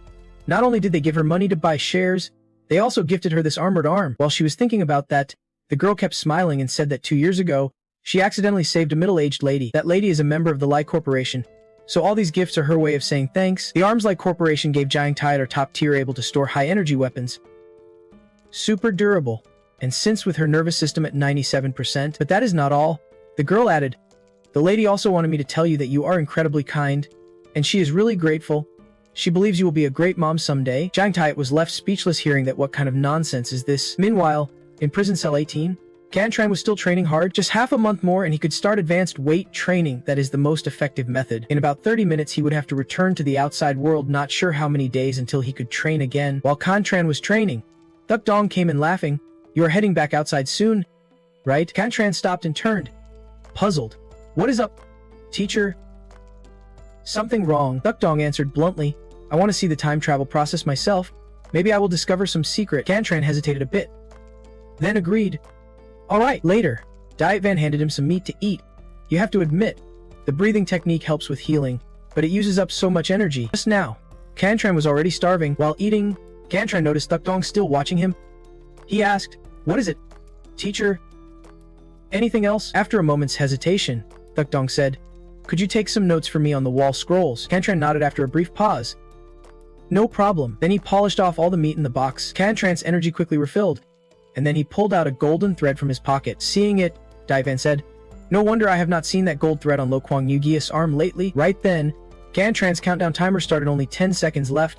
Duck Dong watched intently. When the timer hit 1 second, Cantran's body suddenly emitted a burst of energy, like a barrier between two parallel worlds shattered, and his body dissolved. In the blink of an eye, Cantran was back in the outside world, spitting out the object from his mouth but still holding the golden thread. Looking at the watch on his arm, Cantran frowned. 7 days again.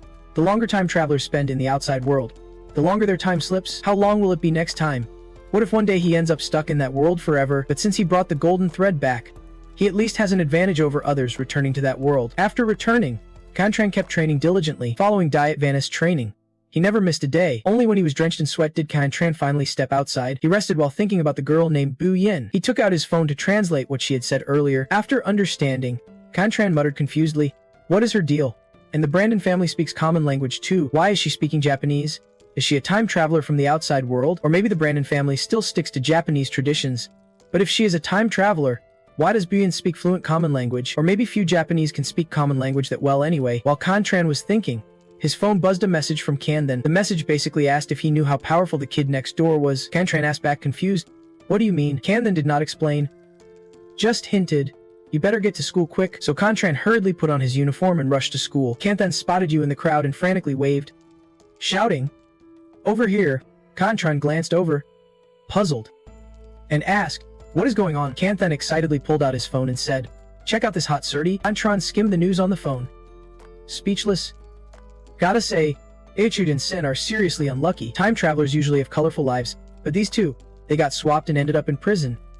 Honestly, it would be better if they just stayed put and did not time travel. Last time they went back, Ichud admitted he ended up in prison. No, 18 and told everyone he would talk to the Zhang. Now that Jin Sin's secret is out, anyone seeing Hot Surdy immediately thinks of him. Ichud stood at the classroom door, sweating nervously. Classmates kept crowding around, grilling him like an interrogation, totally ignoring how pale and greenish H's face had turned. See, both he and Jin Sen got sent there, but prison no. 18 also has other time travelers and one of them is the real boss.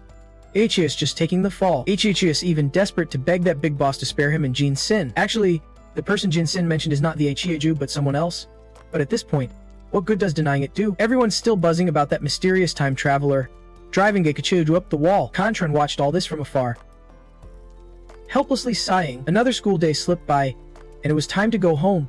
But at the school gate, not only parents were there, reporters had shown up too. Meanwhile, at the classroom hallway, Cantran left and quickly pulled Canthan along with him. At the back gate, a stranger suddenly climbed over the wall. The moment he landed, he boldly shouted, which one of you is old to be sure? Two nearby female students got scared and pointed nervously toward a distant building. Stranger dashed straight into the school building, shouting loudly, who is Lulgubichtur? A student overheard and asked doubtfully, you mean Lgh? The stranger nodded immediately.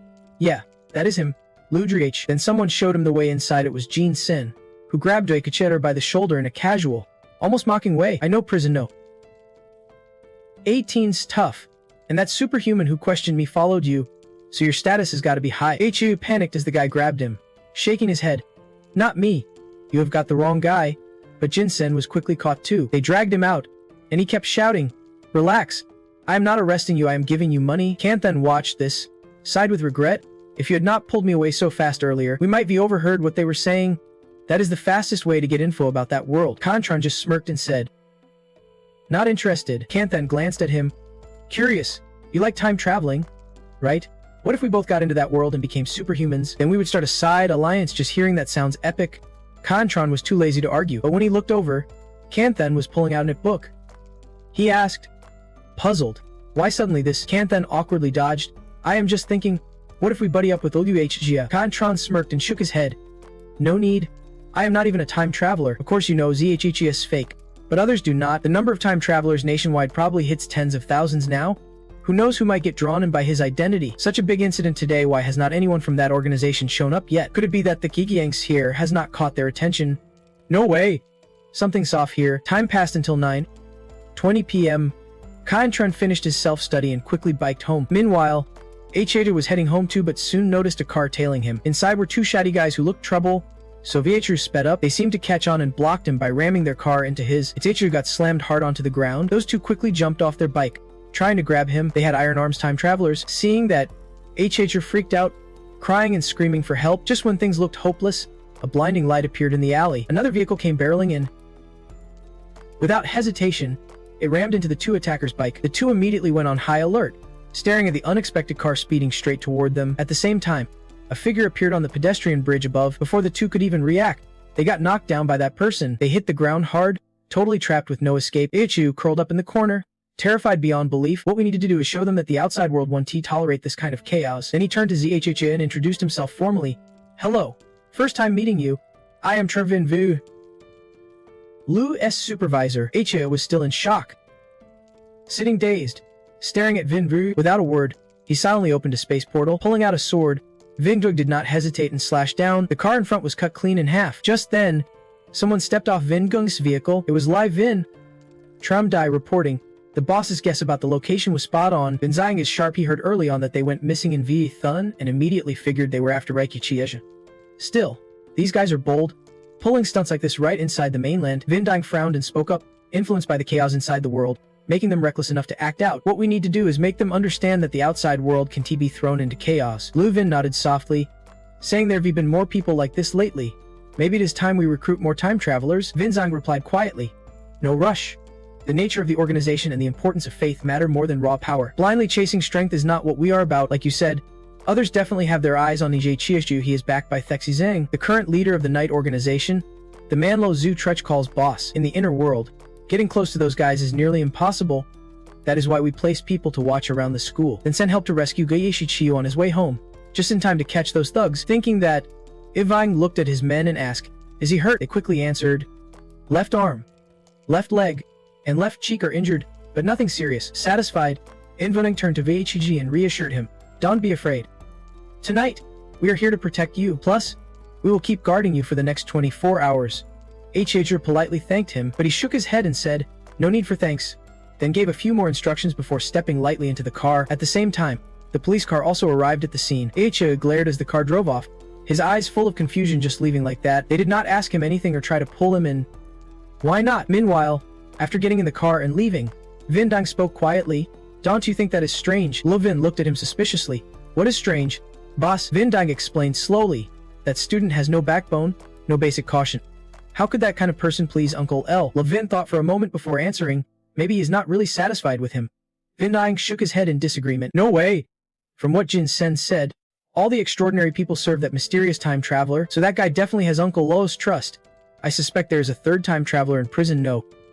18. But it does not match the info this world has. Kantron is way too smart hiding in the shadows, gathering intel from this world while secretly meddling in things inside the other world. That kind of player is seriously tough to beat." After hearing Vin Vuong, Lovin asked suspiciously, "Boss, you are not planning to recruit Loguye Chieji into the military rotation, right?"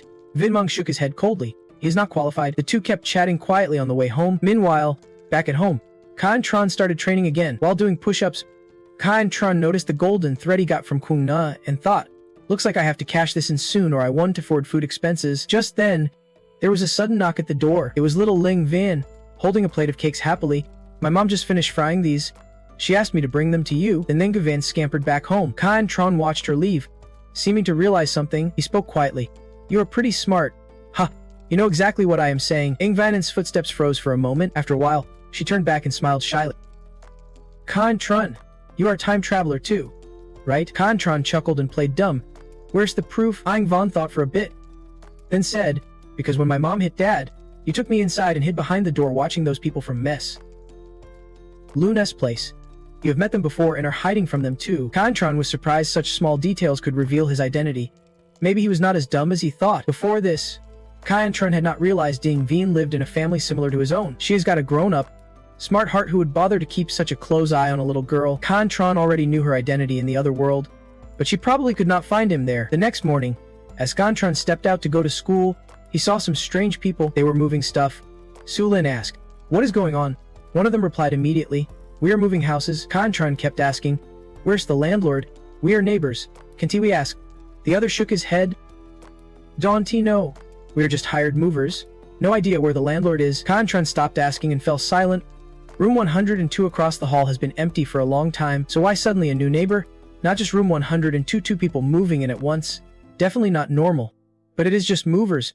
No landlord in sight. From the stuff being moved in, the tenant is not poor and has some status. But why would someone with money move into this old apartment? Unless they are here for something else. Like business in the other world, maybe they are after Jiang Tai. Thinking that, Kantron passed by Jiang Tai and her child.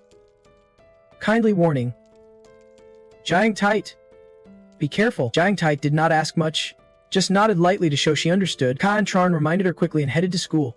Passing Guichidru's classroom, he noticed his face looked pretty bad. He pulled out his phone and saw that Zhach's injury was already trending in the top 13 hot searches. Looks like the photo was snapped by paparazzi right across the school, but Kai and Tron thought it was no big deal. What is hotter these days than a time traveler? Not even the celebrities or influencers compare. While checking the photo, he suddenly noticed something else. It was a video. He tapped to watch, and the sound of a cheerful voice played. Today, I am bringing you all a sneak peek into the Forbidden Zone. Kai and Tron focused on the video playing on his phone. According to HUTU, there are 139 Forbidden Zones in that world, super dangerous. Some even have bosses. So everyone's advised to team up before going in. Just as Kantron was absorbed, Kanthan called out, "Hey Kantron, check this out." Kantron glanced over and saw two female students standing outside the classroom door. Right then, the teacher entered and said, "I have something to announce. Two new students just transferred here. I hope everyone will be supportive and help them out. Now, please come up and introduce yourselves." The two girls quickly stepped up. The one wearing a varsity jacket smiled and said, "Hi everyone. I am Vigviren from Hythen." The other girl introduced herself too. "Hello. I am Betasuud, also from Hythen. Please take care of us." The class immediately burst into warm applause, especially Kanthan. After a moment, Hailong pointed toward Kantron and said, "You two will sit there later. Kantron is one of the best students here. If you have any questions, just ask him." Then the teacher asked a few guys to move some desks. As soon as he finished, some boys stood up ready to help. One boy cleared off his desk immediately. Then he placed it next to Kantron's desk and told Vien, "You can sit here first." Vigu Ven hesitated and asked, "What about you?" The boy smiled. "No worries. I will just grab another desk from the storage room." Vigven politely said thanks. Then the two quickly took their seats. Vidruven looked at Kanthan and asked, "Hey, do you know Aldu from the next class?" Those words pierced Kanthan's heart like a tiny arrow just as he was staring dreamily at the girls. He was silent for a moment, then said, "But I can go introduce myself." After some noise from the boys, the class began. During the lesson, Kantron kept a close eye on the two new girls. He was sure of one thing, Vidring Ven and Nui were time travelers too, and they transferred here targeting Dijiyechu. In 45 minutes, Viven glanced at her arm 6 times, Yunanai 5 times, all at the countdown spots. Kanthan looked 21 times in total. Soon after, it was break time. Vidring Van and Yuna quickly left the classroom, then they gathered in the schoolyard with 2 other boys. The 4 of them huddled seriously, discussing something. Kantron watched the 2 boys and muttered, "They all know each other." Kanthan spoke up, "These 4 transferred together. I just overheard it from the next class." Those 2 boys transferred to class 4, grade 11 with them. Kantron raised his brow. "Anything else?" Kanthan nodded slightly. "The one with gold-rimmed glasses is Etiun Gugu. Someone said this morning he drove the other 3 to school in a G63. The other boy's name is Trang Din Trun." Kantron gasped. "He drove all day." Vidrig Ven and Buyunhai did not say a word to the class. After every period, they would step outside to talk only with Tu and Jiu and then Tron, not letting anyone else get close. These 2 girls are better students than Kyan Tron expected. Yunanai even brought a 2021 top 4 exam prep book. He tried that book before, but Vidrin Ven was working on the biology Olympic test. which he would never even seen before. Plus, once when I was heading to the bathroom down the hall, I overheard them speaking English. The keywords in their conversation were time traveler, dimension hopping, and how to get from City 7 to City 18. After class, close to evening study time, Gantran quickly slung his backpack over his shoulder. He casually told Kan then, "I am heading out first. If anything happens at school, just text me." Vongvan saw him rush out and asked suspiciously, "Is he ditching class?" Kan then replied bluntly, "Nah, that is a perk of being a good student. Even the teachers do not call him out." Hearing that, Vongvan did not press further and just grabbed her bag. Then she said goodbye to Kan then and left the classroom with Ian. Kan then sat there alone, feeling like he was important in the crowd, but deep down, he was not. Meanwhile, at the small apartment where Gantran lived, after getting home, he quickly changed into a new outfit, grabbed a small bag, and got ready to sell the golden ore he got from Kwang Yugia. But just as he stepped outside, he saw some familiar faces coming up. It was the 4 new transfer students, 2 girls, Vongvan and Ian, and 2 boys, 2 new and another guy. Gantran did not expect to run into them so early. Vongvan spotted him too and said in surprise, "Didn't expect to see you here." 2 new knew her and I asked, "Who is this guy?" Vongvan quickly answered, "He is in our class. The teacher said he is one of the top students in the grade." Tiunu nodded slightly, stepped forward, and politely extended his hand. "I am Hodunu. Hope we can get along well." Gantran shook his hand politely and nodded. "Yeah. Same here." After that, well, there was not much more.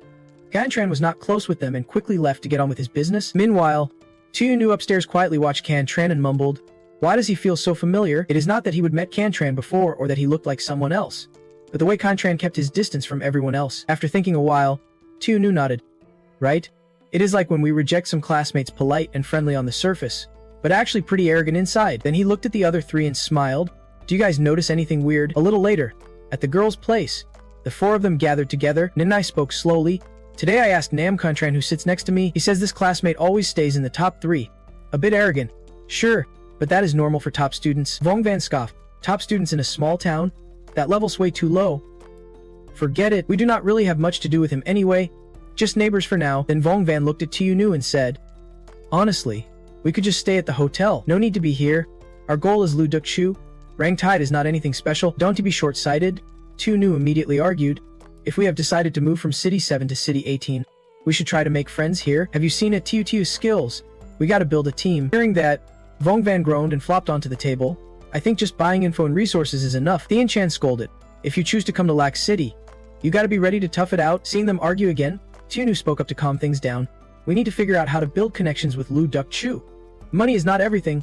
There are plenty of people richer than us. When someone wants to buy resources from Dukshu with money, having good connections will be our biggest advantage." Feeling that made sense, Vongvan sat up straight and asked seriously, "How's it going with you two?" Tiunu answered calmly, "Lu Dukshu is easy to reach, but if you ask him a lot, he climbs up." Suddenly remembering something, Vongvan quickly said, "By the way, have you heard?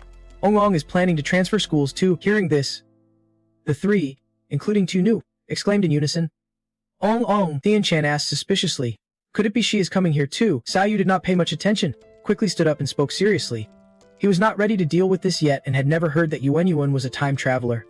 First, he decided to greet the new neighbors, then he took a box off the shelf. A little later, at Jiang Shu's house, Wang Yun came by and knocked on the door. Jiang Shu heard it inside and called out, "Sao Yun, go open the door. It might be Brother Kantran." Dong Yun happily ran off, saying, "Brother Kantran, please wait a moment. I am coming to open the door." But when she opened the door, the girl saw 4 strangers standing there, and her smile instantly vanished. Wang Yun smiled warmly and greeted, "Hello, little sister." But as soon as he finished speaking, the door slammed shut, freezing the 4 strangers in place. Inside, the voices of Jiang Shu and her child could be heard. The soundproofing was terrible. The 4 people heard a familiar name from Wang Yun. It was Gantran. Elsewhere, in a small alley in southern Lac City, rain kept falling on the tiled roofs. Outside a pawnshop tucked in the alley, Gantran, hood up, stepped inside and asked, "What is the price for gold today?" The shop owner looked up from his work and asked, "Do you have a receipt?" Gantran shook his head. The owner stood seriously and said, "No receipt makes it tough. If you want to sell, I will give you 220 yuan per gram." "I want to ask where you got it." Gantran did some quick math. 8,580 yuan. That was a big sum for him, enough to handle his immediate needs. Then Wang Yun looked at Xiaoyu and said, "Deal 39 grams, but I need cash." The old man nodded slightly, counted out cash for Gantran, and remarked, "You are careful for someone your age, but that is normal in my line of work." Quickly, the owner handed over the money and added, "Next time you have anything to sell, come straight to me. I can bump the price up by 5 yuan per gram. I will buy whatever you bring." Gantran examined the bills closely. There were water stains, faded marks, even some blurred print. He was not missing a single flaw. Then he handed back a few bills to the owner and asked, "Can you break this 50 yuan into 20s for me?" The owner scratched his head, bit confused. Opening the cash drawer, he said, "In this business, most people just take the cash and go. Not many are as careful as you." Gantran accepted the fresh bills but warned, "If you want to do business, do not try to scam people with fake money." Saying that, he quickly left the shop, deciding to make a few more rounds before heading home. When Gantran returned, he carried a big bag of meat and some supplements, lots of protein-rich stuff. Just as he got to the door, Dongyun popped her head out the window. She waved and called out, and Gantran smiled back at her. He thought for a moment, then waved back, signaling Dongyun to come downstairs if she wanted to talk. The first thing Dongyun said when she entered was, "Brother Gantran, who are the new neighbors? Have you talked to them yet?" Gantran was putting things away and replied, "They came from Haidan. I heard them speaking English. They must be from City 7 in the inner world." Dongyun was surprised. "You understand English, Brother Gantran?" Gantran nodded confidently. "Yeah, more or less. They are staying here. They are definitely after your mom. The time traveler in City 7 has no base here, so they are trying their luck in City 18. Dongyun asked, "City 18 is controlled by the Lai Corporation. Why would they want to come here?" Gantran answered, "They spoke English, so I listened carefully. I know exactly what they are planning." Dongyun looked up at him, surprised, and said, "They spoke right in front of you. That is so reckless." Gantran ruffled her hair and laughed, "Because they are not as smart as you." After getting the info, Dongyun turned and ran off. She was clutching a pile of Gantran's clothes, grinning as she said, "Mom told me to take the clothes you just changed out of to wash. Don't make it hard for me. Okay, I am just obeying her." Gantran just watched her run off without a word. Then he turned and stared at his shabby little house, standing there quietly. After a while, he started to train alone again. Gantran told himself, "No stopping, keep moving forward." I'd heard people say that those who live apart from the pack are either beasts or gods. If you can become a divine spirit, then becoming a beast is not too bad either. The next morning, Gantran arrived early at school to swap seats with Kan. When Kan got to class, he gave a vague smile and whispered, "I thought you were not interested at all. Didn't expect you to take the initiative. Why did not you say so earlier? We could be switched seats yesterday." Gantran glanced at him, thinking, "So you want to sit near Vong Van? Ha, that is annoying." But he was too lazy to explain. Nam then noticed Gantran staying silent and kept rambling nonsense, which annoyed Gantran a lot. At that moment, Vong Van and Hai walked into the classroom. After seeing them, Gantran switched seats again, and Nai spoke in English, asking why they switched seats. Vong Van replied, "Who cares?" Then Vong Van glanced at Gantran, who was busy taking notes. She went back to speaking English with Nai, acting like Gantran was not even there. The two quickly sat down and whispered quietly, not paying attention. Gantran actually understood their entire conversation. We're right, no way he could do the work and analyze their dialogue at the same time. But every word still got recorded in Gantran's brain. He could not restart life, but he could replay memories. Soon, the break came. Tu Niu took the initiative to find Vong Van and the others in class. They gathered outside and spoke in English. Tu Niu led, asking if anything strange happened on their side, and Nai smiled knowingly, saying nothing unusual, just a guy who deliberately switched to sit behind Vong Van. Hearing this, Tu Niu asked suspiciously if he was a time traveler, trying to confirm if they really were. That shocked Vong Van and the others. They exchanged glances. Vong Van stopped and asked, "You did not see anything, right?" The four quietly continued talking outside. To be safe, Tu Niu suggested, "Next class, pay close attention. See if he ever looks down at his arm." Vong Van understood and nodded. "I will keep an eye out." Shortly after, the next class started. Just like Tu Niu said, Vong Van silently watched Gantran the entire lesson. She even accidentally dropped her eraser, then used the chance to pick it up while checking out Gantran's arm. But Gantran kept a calm face, showing no sign of slipping up. Soon, the break came again. Vong Van hurriedly gathered with the others, saying he never looked at his arm once, not even when he had nothing else to do. Tu Niu frowned, thinking for a moment before saying, "Let us put aside the time traveler theory for now. A normal teenager would not be that secretive. If he was, that'd be creepy." Gantran chuckled playfully. "Maybe he just likes Vong Van." Vong Van angrily changed the subject. "Right? How's your side going? Any progress?" Tu Niu shook his head calmly. "Nope. Maybe Lu Dukchu is just playing dumb. We can't get any info from him yet. We have to build trust slowly." Gantran suggested, "Why do not we start with Jiang Taiet? At least we can learn about City No 18 through her." And nodded. "That is our only option. But Jiang Taiet is not easy to reach." Everyone agreed. Gantran suddenly looked at Gantran hesitantly and said, "Maybe start with him." Vong Van nodded in agreement. Start with Gantran, then connect him to Jiang Taiet. Meanwhile, Gantran was in class, checking the news on his phone. Soon, a voice interrupted his thoughts. "Gantran. Then, we just came back from the school cafeteria and bought drinks for you." Gantran looked up and saw Vong Van walking in with 2 drinks, smiling super sweetly. Then reached out to take one and asked, "This one's for me." Vong Van nodded softly. Of course, Kandan was as happy as if he would struck gold, excitedly saying, "Alright, thanks." Wang Yun ignored him and handed water to Kan Tran. "You are too polite, just take it." "Thanks, but no need to be so formal next time," Wang Yun said with a smile, warmly adding, "We are neighbors. After all, we should help each other." Hearing that, Kan Tran fell into deep thought. The classmates were not so calm. Dozens of male students' eyes focused on the two of them, making Kan Tran break out in a cold sweat. He carefully watched the two girls in front of him. Just moments ago they seemed indifferent to everyone, but now their attitudes were different. Attentive, warm. Something definitely felt off. While Kan Tran was lost in thought, Wang Yun leaned in and asked, "What are you staring at so intently? I called you, but you did not even respond." But as soon as she looked, her expression instantly darkened, making Yuan Nai suspicious. On the phone was news about a raid to bust an illegal hideout. The criminals had captured 12 time travelers and locked them up in a wild ox factory on the outskirts, using threats and intimidation to extract information about their identities from the inner world. At the crime scene, law enforcement seized a large amount of pharmaceuticals smuggled from the inner world, mostly gene drugs and cancer treatments. Kan Tran thought to himself how shocking this news was. Now, no one would dare reveal they are time travelers anymore. Everyone had to keep quiet, as if they were trapped in a dark forest, because one careless step could land you like those 12 people in the report, captured and locked away in some strange place. Used as tools for others, even Jiang Xu's attacker had the same sinister plan. Time passed bit by bit, and that crime report spread across the country, affecting every time traveler. Meanwhile, in a small alley of Luqing, a young man wearing sunglasses walked slowly down the alley, dressed in a long black coat. When he reached the door of a house, he raised his hand and knocked. Quickly, a gruff head peeked out, politely asking, "Who is there?" The young man took off his sunglasses, smiled, and said, "Door cow, Kimitha." No sooner had he finished speaking than the door slammed shut, followed by a terrified shout, "Boss, it is Kimitha." After a while, the wooden door opened again and Hathu slowly stepped inside. Everyone inside quickly stood in two lines, watching him warily. Hathu smiled and said, "No need to be afraid of me. Where's Boss Tran?" Luyuan appeared then, politely smiling. "Boss has not returned yet." "Bossa. Welcome. Please have some tea. Our boss will be back soon." Hathu nodded slightly, then stepped inside and took a seat. Hana spoke up, "This old-fashioned furniture is too stiff. Really uncomfortable. By the way, do you have any alcohol? I do not drink tea." Seeing this, someone could not help but scold, "How dare you sit in the boss's chair?" Luyuan hurried to stop them. Just then, the door was pushed open. A deep voice said, "Yusao, you are here. When guests come, there has to be meat, and if news comes, there must be guns." Hearing this, Hathu stopped and looked up, smiling. "Yesterday I invited Boss Trine to a meeting, but Boss Trine refused, so I had to fly the capital on my own." Yuandong sat down slowly and asked straight up, "What is the rush?" Hathu smiled at him. "Remember I asked if Boss Trine saw today's news?" Yuandong nodded slightly in response. "I know you just rescued 12 time travelers, but you did not come here to brag, right?" Hathu calmly smiled.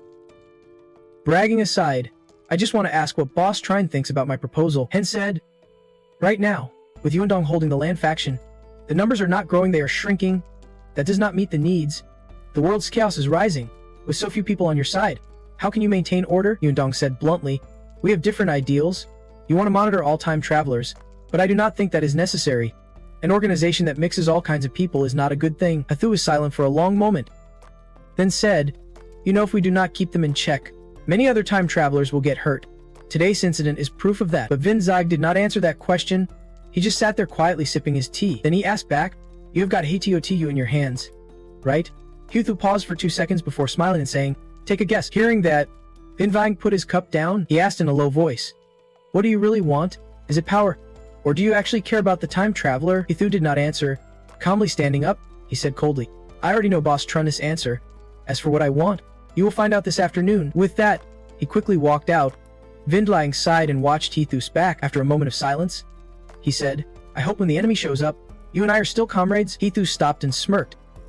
"Of course, old class rep." Right after that, London's door closed. Huthu walked alone down the narrow alley. That afternoon, Hugo started spreading news on social media again. All the students at school were glued to their phones, checking the updates. In no time, the news went viral. Kantron was also keeping an eye on this guy. He furrowed his brow thoughtfully. "Who is this Shitagu Tiyu? Daring enough to create a chat group like that? Seems like he already knows the tech from the inner world, but everyone's time travel is so short, how does Tiyu know the tech? Did he manage to bring devices from the inner world here? Or maybe Tigu is not just one person. If a bunch of people pooled their parts, each bringing a component, that might be possible." Kantron did not dare join the group unless he could also hide his identity. In the video, Hudu said outsiders could not log in, but the important part is he could easily get info on most people. This chat system is like a crab trap, and Tigu is the crab catcher. He just sits on the boat, drifting in northern waters, then throws the steel cage into the deep sea, waiting for the king crab to crawl in. Meanwhile, Contron skipped class and brought some food to Jiang Tite and her daughter's place. Ingvenin ran to the door and happily called out, "Brother Contron's here." Girl looked suspicious and asked, "Brother Contron, did you skip class again?" He did not answer, handing her a bag. "These sweets are for you. Give the fruits and veggies to your mom." Ingvenin hugged the bag and asked again. Still doubtful. "Where are your friends?" Contron shook his head softly. "Don't you know? Don't you worry about them." Hearing that, Ingvan stopped questioning and pulled him inside. "Come see mom's new armor. It is really cool." Jiang Tite was cooking with her mechanical arm. Contron took a quick look and asked, "Curious, did you just get this? How strong is it?" Jiang Tite replied slowly, 10 times stronger than the last one. "Back in the inner world, I saved a well-known figure from the low corporation." Contron glanced at Deng Venom behind her, making the girl nervous. She quickly grabbed his hand and ran off. "Mom, hurry up with dinner, I am starving." They sat down in the living room.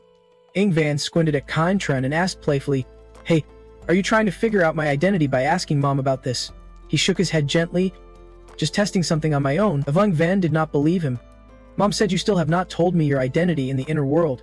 Contron smiled and said, "Guess." Ingvenom put on her cutest face and cheerfully suggested, "Let us exchange secrets. I tell you mine, you tell me yours." But Contron flat out refused. Ingven pouted, annoyed and stingy. "You must already know my identity, you even fooled a kid like me." Contron smiled calmly, "But I am not just any kid." Just then, someone knocked on the door outside. When Dang Van opened the door, she saw 4 people. Vigven waved and smiled. "Hey little sis, we are Contron's classmates and good friends." Ingvan looked back inside and asked, "Contron, do you know them?" Contron hesitated, about to answer. Before he could say anything, Ingven glared outside and said, "He says he does not know you." The 4 Vigven people got locked outside again. They never expected to get flat out rejected like that. Sionao frowned deeply. How could Contran get along with this family? But we could not. Just then, Jiangshu came out to open the door. She greeted warmly. "Hello. Sorry about that. Kids do not always get it. You are the new neighbors, right? Come on in." Sionao looked down at her armored arm. Amazed? That is some pretty high-tech stuff. Jiangshu ignored his gaze and looked at Dongvan. "Sio Van, go pour some tea for our guests outside." Night was falling as the 4 Wangvan siblings returned home. Sionao sat, frowning for a long moment before speaking. "Maybe we were wrong. Wrong from the very start." Everyone quickly turned their eyes to Xiao Neo. He continued, "From High City to Luo City, we have had to ship sofas by air freight. But look at the house across the street, their sofas are old, sturdy fabric ones." Then Xiao Niao asked, "Did you all notice Jiang Shu's arm? It is packed with intricate details. So out there, they might be wealthy, but in their world, Jiang Shu is the real rich one. Because of their arrogance, they could not befriend Cantran, Jiang Shu, Dong Van, or even Duck Shu. But I was not satisfied, saying, 'But we are stronger than them.'" Those words darkened Zhao Nea's face like a storm cloud. Aina had no choice but to ask reluctantly, "All right then, what do we do?" Sino immediately proposed, "The first thing tomorrow is to get school uniforms. Understand this. We came to Lu City to find hope, not to act all high and mighty." Wang Van pouted and said, "But the uniforms here are ugly. Why not just wear our own clothes? We still have plenty of clothes to buy tonight." Sino flatly refused, leaving the 2 girls speechless. Gantran's countdown time was now down to 4 days. He woke from his dream and headed to the bathroom. Looking in the mirror, he clearly saw the muscles on his abs growing stronger. Flames of energy even flickered on both sides of his face. Then he started getting dressed, quietly thinking to himself. He was not sure if Lai Thukdong was right that just 3 months of breathing exercises could get him to a level others took 5 years to reach, but that was seriously amazing. Cantran went to school as usual, but as soon as he got to class, he saw the 2 Wang Van siblings in uniform sitting inside, and Can them behind them, eyes full of admiration. Throughout the class, the 2 Wang Van kids chatted happily. Contran glanced over and realized these transfer students had changed tactics. Now they were trying to get close to others. They even asked him for help with the math test, which he passed to Can then, and pulled a few pranks, but Can then seemed to really enjoy it. He clapped Cantran on the shoulder, laughing. "Guess what? He asked me if I liked him. What do you think?" Cantran did not answer and noticed the book in his hand. He asked grumpily, "In your world, do you study hacking or something?" Can then smiled shyly. "Just playing around." Cantran scoffed and said no more. He thought maybe he should learn something too. Like Chinese chess, this was his opening move back in prison. No. 18. After thinking it over, Cantran suddenly thought about Japanese, that other world. He suddenly had a fiancée. But to understand what she said, he always had to translate. The more he thought about it, the more sense it made. So Cantran started searching online for info about this Brandon Soren guy. After some effort, he He finally found him, and the resemblance to his fiancée in that world was uncanny. Just then, Wang Van came over, saw the info on Can Tran's phone, and exclaimed, "So you like a Japanese girl? You have been staring at it like that." Can Tran shook his head gently. "I was just curious about Brandon Soren. Didn't expect to find her the Brandon family girl who stayed silent during my interrogation. Her dad is Chinese. Her mom's Japanese, no wonder she knows 2 languages and just landed the lead role in a demon film by director Yuki Iwa. According to the info we have gathered, the Brandon clan and the others show no signs of being cut off by the sea. Besides, Uncle Tong already said that huge sea area has become off limits. If the Brandon clan is on the island, they can't cross the sea to the mainland. The time travelers on the island would have to jump to the mainland along with the time travelers in the country. During break time, the four Xiao Nu friends gathered again. Xiao Nu asked, "Any new progress?" Wang Yun sighed and said, "That Nam Kandan and Can Tran are such idiots." Can Tran just stared at a Japanese female star for the whole period. I asked suspiciously, "Did not the teacher say Can Tran is a good student? How come he is nothing like one and even chasing an idol?" The two kept gossiping like crazy. This made Xiao Nu annoyed and scold. "What did we talk about yesterday? Please tone it down. If you still think those two are idiots, how can you call them friends?" Just then, Xiao Nu heard someone calling, "Can Tran, the foreign language teacher wants you." Can Tran immediately ran out from the classroom. "I am going to listen." Xiao Nu walked over to the boy and asked curiously, "Hey, do you know why the foreign language teacher wants Can Tran?" The boy shook his head slightly and said, "How should I know? They are friends and practice speaking together." After hearing this from the boy, Xiao Nu panicked. "Is that the only proof we have? Can Tran's English listening skills are excellent. Nothing like what people think." Then, Xiao Nu went back to his group and quietly said, "I am starting to suspect he is a time traveler too. Let me confirm with you all again, did he eavesdrop on your conversation?" Nai thought for a moment and said, "First, I am sure he was doing math homework, not eavesdropping." Hearing this, Xiao Nu clenched his fist tightly. After a moment, he said, "Still, that does not rule out suspicion. I need to find a way to confirm it." That evening, at Jiang Shu's house, she was cooking. 2 female students, Wang Yun and Dong Van, sat on a sofa chatting. Wang Yun softly asked, then immediately pulled out a bunch of chocolate candies, happily saying, "Of course I have some. How about this?" Dong Van smiled and nodded. "Thanks, sis. I love chocolates." Seeing this, Wang Yun asked, "Let me ask you, does Can Tran remind you of your mom? Also a time traveler, right? Like super cute?" Dong Van shook her head slightly. "I do not know." Wang Yun narrowed her eyes, thinking this reaction is normal. If the girl was sure either way, it would raise suspicion. Plus, how could a 10-year-old lie about this? I nearby asked again, "Have you ever asked him directly?" Dong Van answered frankly, "I did ask, but he just said instead of worrying about whether time travel is real, I should focus on studying hard and getting into college." Wang Yun looked doubtful and raised her eyebrows. "Did he say anything else?" Dong Van popped a candy into her mouth, acting innocent. She said, "He said those time travelers are not anything special." Hearing this, Wang Yun fell into thought. If Can Tran was a fake time traveler, how could he say that? It sounded like jealousy mixed with admiration and self-comfort all at once. I patted Dong Van's head and kept praising, "Little Van, you are really something." After getting what she wanted, Wang Yun quickly left with Wine. I whispered behind, "Do you think the girl's telling the truth?" Wang Yun answered confidently, "She is so well behaved. She must be honest. Besides, she can't lie about these things." What they did not know was, Dong Van hid behind the door and heard their entire conversation. She thought back to the past. How that bastard who gave her candy once dragged Dong Van into a room, then started beating Jiang Shu, leaving Dong Van traumatized. The moment Wang Yun pulled out the chocolate, Dong Van already decided she would not get what she wanted and without hesitation threw it into the trash, her eyes full of bitterness. A moment later, someone suddenly knocked on Can Tran's door. Can Tran opened the door and saw Dong Van. He asked suspiciously, "What is up this time?" As Dong Van walked in, she spotted the pressure cooker on the table and asked curiously, "Can I ask your mom to cook some meat for you?" Can Tran replied casually, "My mom cooks great meat, but no worries, I will manage on my own." At that moment, Dong Van popped her head back in, handing him a candy with a smile. "Here. Take this." She smiled brightly and said, "Those 2 older sisters asked me today if you are a time traveler. I covered for you, but something must have made them suspicious." Can Tran raised an eyebrow. "Must be because of the language teacher situation that you got found out." Not really caring much, he asked, "Where did you get the chocolate from?" Sitting on the chair, Dong Van winked and smiled. "I bought it for you. It is a gift." Can Tran nodded slightly, then added, "From what I have seen, these folks pissed off an enemy in City 7 Tran hack do." Dong Van quickly asked, "So they came here to escape Trantha Sao's control? But I do not need that info." Can Tran frowned a bit, asking, "Then what do you want?" Suppressing a laugh, Dong Van smiled and said, "I want to know who you really are." Can Tran hesitated and shook his head. "No way." Dong Van's eyes sparkled as she said, "Then can you help me with my homework?" Can Tran still refused. The girl pouted, sounding annoyed. "Such a bummer. These people are right next door. They keep staring at us like that. It is driving me crazy. Should we find a way to get rid of them? Cantran shook his head soft. Not that easy. Being suspected by them is really annoying. Trying too hard to hide it won't work either. The best move is to divert their attention, of course. That means using the German Shepherd to distract them. Not only to distract, but these rich hares have the money and influence Cantran needs. Looks like this time travel trip means he has to have a serious talk with the German Shepherd. While he was thinking, Dongvan spoke up. By the way, Cantran, the National Day is coming soon. Let us go hang out. Cantran was a bit surprised, asking, why the sudden invite? I need to think about it. Maybe we can decide in a few days. Dongvan did not push. Simply replied, okay, you should think it over. Then she left Cantran's place, leaving him alone. He opened an app to browse. Finally, the countdown hit 10 seconds. Cantran put the USB in his mouth and got ready. When time ran out, space seemed to tear apart. Cantran appeared, looking like a prisoner, in cell number 18. Seeing him, Uncle Dong smiled softly. Back again. Cantran nodded. Yeah.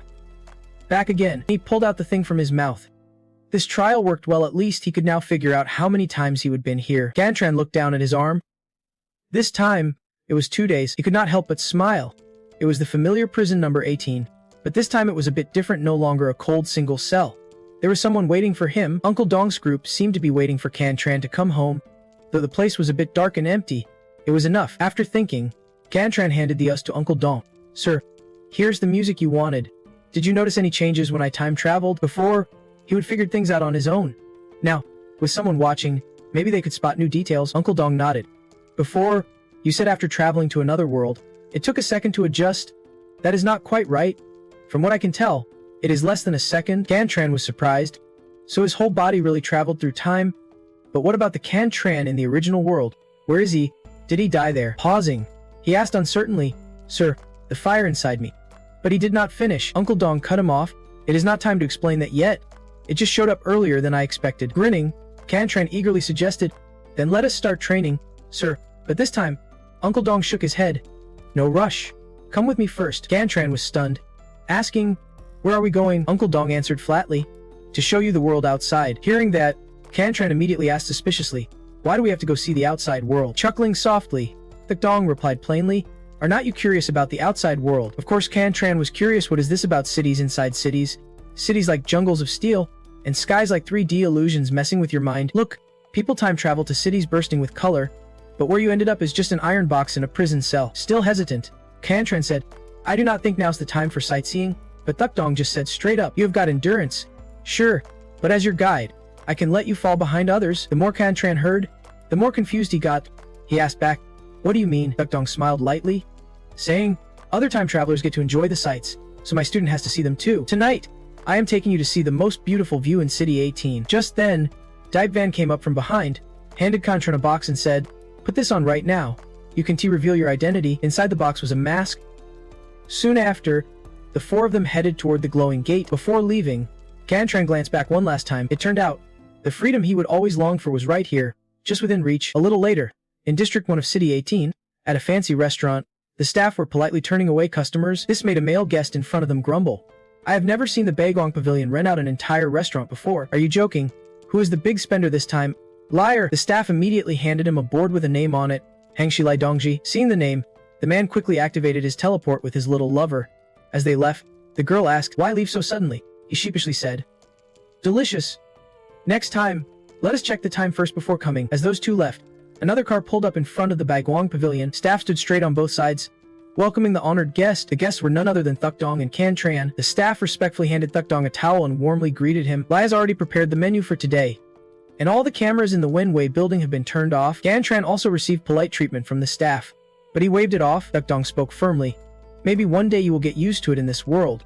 As long as you have money and power, everything happens right on time. Cantran said nothing, just lowering his gaze to the scene below. Then he asked suspiciously, if you can go outside anytime, why stay locked up in prison 18 forever? Thukdong answered plainly, because I still have unfinished business. Cantran was speechless. Old man's methods really are hard to understand. Still puzzled, he asked again, it is already 1:30. Are restaurants still open this late? Thukdong chuckled lightly, saying, life in Enian City is just getting started. The two quickly took the elevator up. As they walked, Cantran asked, do not people sleep here? Thukdong explained slowly, neural cell connection tech lets people get by with just 2 or 3 hours of sleep a day. Cantran was shocked and asked suspiciously, no side effects, right? Thukdong said bluntly, Of course there are. After about a month, even if you want to be lazy and sleep, you just can't. Science is like a double-edged sword. No one really knows if it brings blessing or disaster. Like how the Lee family once engineered rapid-growing green forests, rice, and soybeans with unexpected mutations. When humans do not need much sleep anymore, their fertility does not improve, but their spirits weaken even more. Gantran listened carefully while watching the luxurious scene below. A skyship hovered, floating above and circling the city. Know what you are thinking, Dukdong said calmly. No need to look any further. Every second this patrol boat, like a sacred machine, churns out mist and liquid oxygen. It is the stench and blood of ambition. Soon after, the two of them sat down to eat, with a delicious braised meat dish placed on the table. But there was only one plate, and no utensils for Cantran. He paused and asked, "Where are your chopsticks?" Dukdong took a juicy bite, then laughed. "You are wearing a mask, you can eat like that." Cantran was left speechless, honestly did not know what to say. Dukdong ate another piece, then playfully asked, "You hungry?" Cantran sighed. "A little." Hearing that, he looked to the staff and asked them to bring Cantran a bowl of jiajiang noodles. Quickly, the staff brought a big bowl of noodles for Cantran. Dukdong waved his hand lightly, and the staff wisely stepped back. Then he said, "Take off your mask and eat." Cantran nodded slightly and quickly removed the mask. He thought this building must be one of the tallest in City 18. Looking up, he could only see two other skyscrapers towering beside this one. While he was observing, Dukdong spoke up. "That is the Can and Lei family building." Cantran frowned in surprise. Dukdong just smiled softly and said nothing more. Cantran asked, "Is this the most scenic spot in City 18? Dukdong nodded quietly. The Eternal Building is built on top of 6 other skyscrapers, giving it this height and beauty. If you ignore the street art, the dirty water, and the crime, this would be the city's most beautiful view. If he got the chance, he would show Cantran the city's dirty sights too." Then, Dukdong pointed far off and said, "See that telescope by the window? It is for guests who want to enjoy the view. You can check it out." Cantran glanced back and spotted the telescope, then curiously walked over to take a look. Right then, he noticed a submarine down below, and someone was coming down from it. It was a regular army unit, and their target was the building where Cantran and Dukdong were eating. Dukdong saw it too but calmly said, "Let us eat first." Cantran nodded slightly, then the two returned to their meal. Dukdong asked suspiciously, "Aren't you scared?" Cantran calmly slurped his noodles and smirked. "It is the first time I have seen a teacher take a student out to see the sights without letting them die on the way. Otherwise, he would be out of a job." Hearing this, Dukdong could not help but laugh, but down below, there was no cheerful scene. Soldiers armed with weapons were rushing into the building. Not only that, 2 helicopters were hovering close to the building, all regular troops, fully armed. Meanwhile, at a temporary military base far away, inside a large hovering spaceship, a serious man ordered, "Stop and stay put. Check the equipment's power status and report back to me." The team members behind him immediately followed orders. Then the leader reminded, "Boss Tran said if you want to leave alive tonight, no shooting. Remember, do not involve anyone else." Hearing this, someone hesitated. "Captain, I do not get it." Tran straight-faced replied, "You will understand later." Again, no shooting allowed. Just then, a step suddenly blocked their path. A man in a black hat appeared. "Greeting. Evening." Everyone, seeing him, the others instantly grew fearful. But before they could shoot, the man dashed forward with lightning speed. In just seconds, they were all down. The man grinned. "Don't bother folks trying to eat." At the same time, in the Vanvi building where Dukdong and Cantran were eating, an uninvited guest showed up, a white-haired teen in a sharp suit. Obviously someone important. He stared wide-eyed at the scene in front of him, clearly shocked. Dukdong saw the teen approach and waved his hand, saying, "Wait until he finishes eating before talking." The teen did not argue, he just stood silently, waiting. Cantran, meanwhile, took his time eating noodles calmly. A while later, he finally finished. Cantran quickly put on a mask and said slowly, "I am done eating." At that moment, the teen came to the table. The Gung smiled softly and said, "You must be Tron Dutif, the eldest grandson of the Tron family. I heard you just ranked up to class A." Dizak shook his head slightly and said seriously, "My promotion is not important. We do not want a war with the knights or Hangexaf. We just want you to come back to prison no. 18 quietly and not make a fuss." Duksang chuckled. "Don't worry. We are just here to talk, not to cause trouble." Dianko sighed in relief. "Good. We won't need bother you then. Once you leave, we will go too." Soon after, he stood off at a distance, waiting. Duksang looked at the helicopters outside and said with a helpless smile, "The moment I step out, it stirs up a lot of attention." Cantran asked suspiciously, "So that is why you do not go out? Are they afraid of you?" Nodding slightly, Uncle Dong smiled mysteriously and said, "In this era, even reaching the demigod level does not guarantee invincibility. It is not that they fear me, they fear the fire." Saying that, he glanced at the small flame beside him, pondered for a moment, then suggested, "Let us go home." The two masters quickly left the building and got into the car to leave. Cantran looked down at the city below with a hint of regret. "But it is okay. He will be back here sooner or later." Yako inside the building watched the two leave. Then he asked, "Have you found the squad?" The female staff in the back quickly responded, found them. They are all unconscious, someone must be ambushed them at the escape route, and then retreated. Hearing this, Yako could not help but smile bitterly and sighed, saying, "This means our net was not tight enough. Let us pull back and go home to sleep. Just one night out for Uncle Dong, and the whole city's powers have been shaken, but this is not something the two masters worry about." They calmly sat back in the car heading home. Uncle Dong then asked, "Do you know why I let you wear a mask?" Gantran answered straightforwardly, "Because you did not want anyone outside to know our connection," nodding in approval. He asked again, "So do you understand why I accepted you as a disciple but never publicly acknowledged it? Do you think it is unfair?" "Not all." Gantran shook his head slightly and said honestly, "It is because you knew it would be hard to break the chains around you and worried those chains would trap me." "Thank you, Master." Uncle Dong felt more satisfied the more he heard, nodding with a smile, saying, "You have always been smart and full of potential. That is why I do not want you to bear any heavy burdens when you step onto the battlefield." As a teacher, he could only walk with Cantran for a while, then stand back and see how far he could go on his own. While he was thinking, Cantran hesitated and asked, "Will we have another chance to go out again?" Uncle Dong smiled softly and asked, "You still want to go out and play?" Cantran nodded firmly, "Yes." Hearing that, Uncle Dong could not help but laugh and cheerfully said, "Then wait a few more days and find a chance to go out." Cantran felt excited and looked down at the countdown timer on his wrist. These 3 hours are the real deal, top-notch chop. Meanwhile, at a dizzy tavern, Lu Yuan and Yuan Dong were here. Yuan Dong pulled out a chair and sat down, but Uncle asked, "Have you checked the news?" Lu Yuan nodded lightly, "Yes, I think we should still try to approach Liu Dizhu. Even if Day has doubts about Liu Dizhu, we must consider he is the closest person to Lei Thuk Dong." Damak shook his head. Yuan Dong said seriously, "I trust my instincts. Someone like Lei Thuk Dong would never pay attention to Liu Dizhu. There is still a third practitioner in prison 18 with time left." Lu Yuan raised his eyebrows and asked suspiciously, "So what do we do?" Yuan Dong squinted and looked into the distance, firmly saying, "Find him. Countdown time. 3 In District 9. City 2. A pair of feet in shiny black leather shoes appeared in this damp area. A man in a white suit stepped into a small house where a woman was watching the news. As soon as he arrived, he knocked on the table, startling the woman. The visitor was Hathu. Seeing him, the woman panicked and said, "Boss, sorry, I did not notice you come in." He whispered, "Do not be nervous. I've got 2 pieces of news for you to quickly relay. First, let's you two cut off contact with them for now. Wait for him to return. Then continue. Second, tell Tiu to quickly gather intel on Lei Thuk Dong." Hearing this, the woman immediately obeyed. Hathu thought for a moment, then said, "Looks like we need to pull Liu Dizhu before Miss Lone makes a move.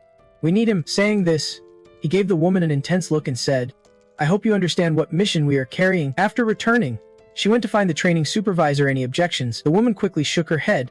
Hathu snorted coldly and said, "Fine, it is decided then." A few hours later, in prison 18, after returning, Cantran casually crawled into bed and fell asleep. Looks like no new prisoners were brought to prison 18 last night. Thinking that, he turned over and quickly drifted back to sleep. The next day, at the dining hall, Thuksang was as calm as ever, going about his routine like nothing happened. Titigu could not help but sigh, seeing how everyone outside is in chaos over last night, but the boss acts like it is no big deal. Totally unfazed. At that moment, Athin came over, curious, and asked, "What did your boss do last night? If it was fun, take me with you next time." "How do you know that?" Titayu raised an eyebrow. Even though things outside are in turmoil, Athin does not have a comm device. How could he know? After a moment, he realized the issue and smirked. "Did some psychic types from Hex Dio show up?" "How many?" Athin said coldly. "Just me." "Seriously? What was Thixiang up to last night?" Titigu smirked. "What if I told you just went out to eat braised pork? Would you believe that?" Athin grumbled. "No way. Something that big can be nothing." Hearing that, Titigu could not help but sneer, knowing the whole world does not believe it either. But honestly, Thucky Dang really did not do anything last night. He just wanted to take Kaintron out for a walk. Everyone only remembers how dangerous he was and forgets he can be pretty impulsive too. The more Titigu thought about it, the funnier it got. Then he looked up at the upper floor, feeling a bit amazed. The Tsudagus calm is one thing. How is a 17-year-old like Kaintron so chill, even able to sleep so soundly? Just then, the prison announcement blared out, visitor code 0101. It snapped Kaintron awake from his dream. Athian was shocked too. Wait, do not they only allow visitors every 3 months? Didn't 2 people just visit this guy yesterday? The next day, 2 robots led Kaintron to the visiting room with experience. He walked right in and was stunned to see the girl sitting there. The visitor was Kung Yumif. He asked, puzzled, "You are here again?" Kangjum smiled brightly. "I came to bring you some food. I cooked it myself." She handed him a box of food. Eyes sparkling. "I checked prison food is not great, so I made you a little something." Kaintron took it, Still curious. I am really curious. We barely know each other. At least, not enough for you to visit me here every day. Kangam hesitated a moment, then said, this time, I came to City 18 with some seniors. They want me to get close to you. Plus, I do not really fit in with them. Hearing that, Kai and Tron could not help but look at her a little longer. Then, under Kame's expectant gaze, he picked up a bite to try. The flavor quickly melted in his mouth, making Kan Tron sigh. He had to admit. Her cooking skills were impressive. He kept eating while Kang Yom watched him closely, making him feel a bit awkward. Seeing his reaction, Kaim smiled softly. It is nothing. That is a language only my tribe understands. Well then, Kan Tron, see you later. Saying that, she stood up and left, but not before leaving Kan Tron with a line that made him freeze in shock. Meanwhile, Tayutaga was bored out of his mind. Ever since the Ching told Kan Tron to hide his identity, this prison lost all its excitement. Even when he wanted to find him to talk, he had to pretend to be cold. Just then, the back door suddenly opened. Startling him, he saw Liu Chu being carried in by a robot and got even more nervous. He could not let this kid see Kan Tron. He leaned close to Thukyang's hand and whispered, Boss, you can let this guy go. Thuxang replied bluntly, then lock him up. We will talk tonight. Right after, Tayutaga ran off to talk to the robot. Without hesitation, it turned around, making Zheju Chu scream, Wait, didn't you say I would be released back to the workshop? What is going on? Why am I locked up? What crime did I commit? No matter how much he screamed hoarsely, he was locked up. He held his head and shouted, Why do I always get dragged into this other world and stuck in prison every time the countdown ends? Not long after, the door opened again, and someone slowly walked in. It was Gontran, but he wore a mask. Dachu nervously asked, Who are you? But he quickly realized this was time traveler number 3 from prison 18. Thinking this, Dachu got even more scared and stammered, What do you want? Gontran said nothing, wrote a few words on the screen, and showed them to him. Seeing the words, Dachu immediately panicked and pleaded, Big bro, I am not trying to take your identity. I have thought it through. I won't brag anymore. Next time I am out, I will try to own up right away. Gontran wrote a few more words, making Dachu confused and asked, Big bro, what do you want? Gontran did not say a word, just wrote on the board for Dachu to read. But when he saw the request, Dachu immediately refused. No way. I am already scared out of my mind from the harassment. Then he started whining about his troubles, but Gontran did not really care. Gontran asked, Do you know how long your sentence is? Dachu shook his head softly. I do not know exactly. I was thrown into prison right after time travel, but then Gontran told him, according to the latest info, you are charged with robbery, theft, attempted murder, and multiple other crimes. Your sentence is 99 years and 7 months. Dachu got seriously scared but quickly came up with something. Dachu stared at Gontran and blurted out, Big bro, you only write to me because you do not want me to recognize your voice, right? So we know each other, or you are someone close to me. Gontran said nothing and kicked him hard in the shin. Then he leaned in coldly and said, Actually, you were pushed out by the syndicate to take the fall. The syndicate in our world does stuff like this. Dachu did not hear that because he was busy analyzing Gontran's voice. If he had heard this voice before, he would definitely remember it, but he had no impression of it in his memory. Gontran did not care what Dachu thought. Coldly, he said, Now that you have heard my voice, can we talk? Dachu quickly nodded. Sorry, big bro, I misunderstood you. Gontran spoke seriously. I came to you to make a deal. You impersonate me, and I can help clear your name. Chu looked at Gontran suspiciously. How will you help? Gontran replied straight. Find the real murderers and get them to confess. Dachu still felt uneasy and said, But even if you leave and do not help me, I am out of options. Right? Gontran sneered. Do you have any other choice? Dachu knew this was true. So after a moment of thought, he said, Alright, I agree to the deal. What do you need me to do? Gontran slowly said, I believe someone will be drawn to your fake identity. You just need to find out their purpose. Simply put, I want to use you to connect them. Dachu nervously asked, Big bro, do not I get some benefit out of this? Gontran calmly answered, Every successful deal will come with rewards or bonuses for you, like better food from the inner world, or being able to see outside news while in the cell, or bringing simulation devices from the entertainment zone here for you. Hearing this, Dachu could not believe it. He did not expect the third time traveler to hold so much power in prison 18, but Dachu pointed at his hands and feet. Big bro, that means I will be in big danger outside. You probably saw the news already on the second day after returning. I was already injured. Gontran frowned and asked, Tell me the details. I never understood how you got hurt. Then Dachu started telling him everything. After listening, Gontran nodded in understanding. Yeah, it is really dangerous to have Dachu impersonate you. It is not that he cared about him, but it is rare to find someone suitable. It would be a shame to just let him die. Thinking that, Gontran said seriously, So you want the ability to protect yourself, right? Dachu quickly answered, Gene drugs. Hearing that, Gontran's face fell. making Duck Chu's heart start racing like crazy. After mulling it over, Cantran finally said, "I can get that for you." Only then did Duck Chu dare to breathe out, but Cantran narrowed his eyes at Duck Chu, coldly saying he just hoped the guy could prove he deserved that gene drug and understood what it meant to team up with him. Nodding firmly, Duck Chu boldly declared, "Just watch me. 4 people have already tried to approach me, but I have not even bothered with any of them. You do not know they are loaded." Hearing this, Cantran realized the 4 people Duck Chu mentioned were the Vong Van group. At that moment, Duck Chu said firmly, "When I get back, I will find out what they want and figure out how to squeeze money from them." Cantran shook his head. "Forget cash. I only want the unmarked gold thread." Duck Chu nodded slightly, then added there was some idiot who wanted him in a group, but it was full of sketchy folks. They even introduced a rich lady. Cantran was speechless. Sure, it was that counselor guy, not wanting to hear more nonsense. He turned to leave, but Duck Chu called him back. "Big bro, how can I contact you in the outside world?" Cantran replied bluntly, "Don't worry. I will reach out to you." Then the prison door closed behind Duck Chu as Cantran walked away. Watching him leave, Cantran felt pleased. Even if he could not mess with Uncle Dong, teaming up with his successor was not a bad option. Duck Chu was not the main character of this world, the owner of that cat-shaped mask was. At the same time, Cantran was outside, removing his mask and changing his voice. That was the second ability of his breathing technique. Just then, Uncle Dong came over and asked, "Is that your classmate? How did the conversation go?" Cantran looked at him intently and slowly said, "I need a dose of gene medicine." Hearing this, Uncle Dong immediately raised his eyebrows and suspiciously asked, "Gene medicine? For Lu Duck Chu?" Cantran nodded flatly in confirmation. "Exactly." Cao Xiao behind him asked skeptically, "Why? Isn't he that benefiting him?" Cantran explained calmly, "I need to use him to prove I can give them what they want. Besides, Duck Chu has no guts. He spilled everything when questioned. You can trust someone like that to be your shield. Think about it differently. If he gets caught, he will confess everything. Better to make sure they can catch him." A little later, with only an hour left on the countdown, Cantran entered Duck Chu's cell again, carrying a suitcase. Duck Chu looked at it and asked, "What is this?" Cantran said slowly, "You have to remember everything I am about to say." Then he started explaining what Duck Chu needed to pay attention to. Cantran opened the suitcase, eyes cold, and said, "Next up is this. Starting from serial number 001, if you use 001 right away, you will die. Each injection is spaced a month apart, upgrading from level F to B.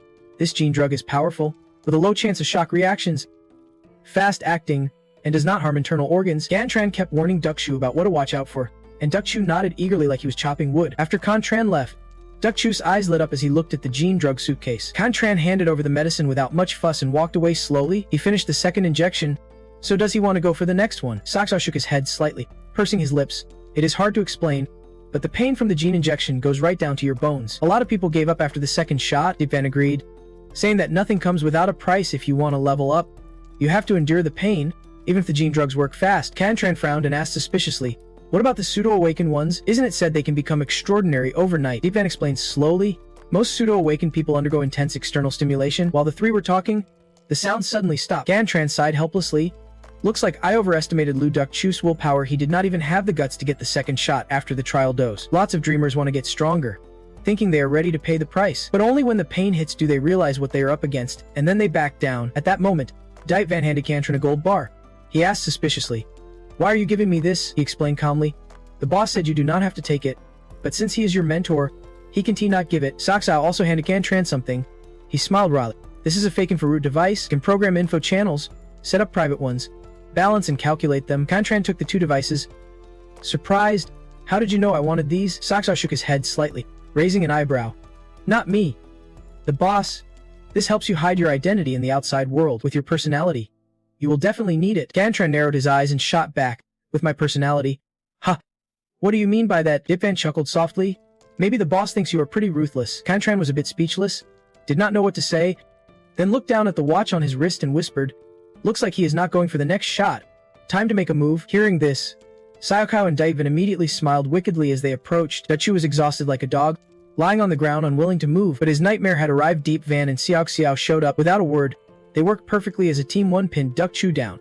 The other started injecting the drug, making him cry out, "Please do not. Cut me some slack." Unfortunately, the syringe still plunged straight into his butt. The countdown hit 1 second left, then ended back to the outside world. Meanwhile, after returning, Cantran translated the last words Noam said that day. After reading it, he looked a bit confused. "Honestly, I do not get what this girl's goal is. Guess I really need to seriously learn Japanese." Noam always pulled these little stunts right in front of Cantran. Waiting to translate just puts him on the back foot. Plus, according to the news, Only Japanese and Korean people did not come to the United City where he is. Nobody in the outside world knows Noam is a time traveler, so it does not add up she is a star in Japan. How did no one notice? It feels like Noam is not too happy inside the world, that is why she visited Gantran. But her real reason was not him, it was to escape the outside world. Suddenly, Gantran realized the moments sitting with her were the most peaceful. No talking, no bonding, no fights, and no worries about surviving in this dangerous world. Thinking this, Gantran looked down at the countdown on his wrist again. It still showed 2 days. Right then, his phone suddenly lit up. It was news about Duk-Chu. He had just returned and was screaming nonstop at home. Reporters had already surrounded his house. As soon as Duk-Chu stepped outside, they bombarded him with questions and mocking remarks that made him blush with embarrassment. He could not take it anymore and shouted angrily, "Please move aside." Ichichu did not expect that just a simple wave of his hand would knock those reporters over. Not only that, but he sent them flying quite a distance away. He stared at his hand in shock, his eyes full of confusion, but he quickly snapped out of it and hurriedly rode his bike away. As he went, Ichichu thought about how other time travelers said the jealousy drug was super rare. Yet he just casually asked, and someone already had it. Abilities and connections in that world are not something you just get by talking. Thinking this made Ichichu smile to himself. Like playing a game, he might not be the best player, but as long as he got a cool tail and knew how to play it right, he could level up. After a while, he arrived at school. Everyone around was glued to their phones. Ichichu suspiciously pulled out his phone and saw news that Uncle Dong had just been released from prison 18. The more he read, the more serious his expression became. The news said it is highly likely that Kantha plans to use the banned drug 009 to deal with Uncle Dong's sudden escape. Plus, the article included a photo of Kantran wearing a mask. No one knew he was, but Ichichu did, and he could not help but sigh. Turns out he still did not really know this boss. At the same time, Kantran saw the news too and was wondering who the user behind the Thunder King it really was. He knew a lot of info, but even he did not realize that Kantha had deployed such a huge patrol force. The outside world had tons of news, but he was a strategist, and this Thunder King seemed more like a war correspondent. Thinking about it, Thunder King was way more up to date. Now that he is out, he is no fool either. He has got backing like Loon's organization, so no need to fear scattered troops, or like to. He's got skills or tech to hide his tracks. Looks like more and more time travelers are showing up, and these are not like the usual internet idols. They have got tech to counter the outside world and tricks to stay hidden. Thinking this, Kantran stepped out of class. Right outside, he saw the Ichichu chatting and laughing with two little rascals, and he noticed a sparkling watch on his wrist. Kantran instantly got annoyed. He told him no watch was needed, but he did not listen. He would message Ichichu asking how things were going, and Ichichu casually said nothing much yet. That reply only pissed Kantran off more. He thought this guy did not get the hint. Looks like Ichichu planned to keep that watch, trying to squeeze some profit from him, like the jealousy drug. In the end, Ichichu was making bank, using him and the little troublemakers as cash cows. If Kantran was not right next door, he would have been totally duped. Meanwhile, Ichichu did not know he had been found out and was still cheerfully asking. Those Hythen students wanted to know how to quickly find their footing in City 18. Did they need to make some profit or not? Kantran quickly answered with an example, like a wristwatch. In the blink of an eye, Ichichu's face went pale and stiff. He looked around in panic, wondering if this boss was a classmate or someone from the same school. And then Ichichu hurriedly admitted his mistake. "My bad. Punish me all you want. Don't worry. I will return the watch later and definitely won't spill any secrets." A while later, he left the bathroom looking dejected. The little troublemaker saw him and asked suspiciously, "Why so long? Tonight let us hit the bar. Since coming to Lucky Then, I have not been once." Ichichu shook head slightly. "I will return the watch. No bar tonight. Gotta keep working together, but later, we will be dealing in pure gold. I will wish you a happy new year early. Hope your family stays healthy and prosperous." The little troublemaker froze, thinking, what is he even talking about? Meanwhile, Kantran also came out of the bathroom. His phone suddenly pinged with a friend request. Suddenly, his phone flashed a notification. Someone sent a friend request. The sender was Dong Van, who told him some news. Lan sent Jiangsu a warning message. There is a 99% chance 99 suspected criminals on the run have arrived in Lac City. In the last 24 hours, 2 time travelers have gone missing. He needed to be careful. Hearing this, Kantran fell into thought. These 9 criminals are vicious. Many time travelers might be in danger. Suspicious. He messaged back, "Can you still contact your mom?" Ingvenin replied right away, saying she is right next to her mom and everything's fine for now. She just wanted to ask if she and her mom could crash at Kantran's place tonight. Reading those words, Kantran fell into thought again. So after that, Kantran slipped into the bathroom and chatted with Ving Van, who forwarded him a message from Ems Lun. After reading it, Kantran furrowed his brow and thought the gang rushing to Lushy Thun won't have time to investigate details. So as long as Jiang Tai and her mom are not home, the bad guys won't find their target. Suspicious again. You message Kantran that it is Friday, and he will get home earlier than usual, around 5:40 p.m. You can meet at the front door. I will scout the area first. If there is no sign of anything sketchy, we will take it from there. So after school, Kantran picked up some food and headed home. Meanwhile, he checked a message from Vichichu and casually replied to test his reaction. Kantran made his way home step by step, Deep in thought, these 9 suspects are not like the 2 random attackers from before. They are organized and have a plan. It has been a while and they still have not fallen into any traps. That kind of criminal gang is the most dangerous so far. Everyone in this neighborhood is someone familiar, no strangers. Everything's laid out just like before. No one has touched a thing. Not even the folds on the curtains have changed since this morning. No ambush in the house. Confronting quickly made it up to his floor and messaged Jiang Tai and her mom. The door's unlocked. Come on in. Soon after, Confronting's door was pushed open. It was no one else but Jiang Tai and her mom once safely inside. Jiang Tai kept thanking him, then headed into the kitchen to start cooking. Confronting glanced at Jiang Tai and could not help but admire how thoughtful she always is. Then he sat down and started chatting with Ving Vian. Did you hear about Lathistiding in the inner world? Can you tell me what you know? How does the Tai Foot group feel about this? Ing Ven pursed her lips and spoke. I heard from my sister in the inner world that Lul Ho Thu Zhang has been missing for years. This time, his reappearance will definitely cause a huge stir. Looks like that older sister really worships Lul Ho Thu Zhang. Confronting listened while grabbing a pillow from the closet and placing it on the chair. He smiled casually and said, Tonight, you and your mom can sleep in my room. You are a little one, so you will have to be patient. I will sleep in the living room. Ing Van smiled cutely at him, then added, By the way, when Lo Thi Ring went out, where were you? Confronting answered calmly, I was on the subway. I only saw the airship flying toward the Vinaheng building. Then he playfully asked, By the way, why did Lo Thi Ring end up in prison? Ing Van shook her little head and pouted, I do not know. I am still young. You should share news with me too. Right? Confronting calmly sat down and casually shared some info with her.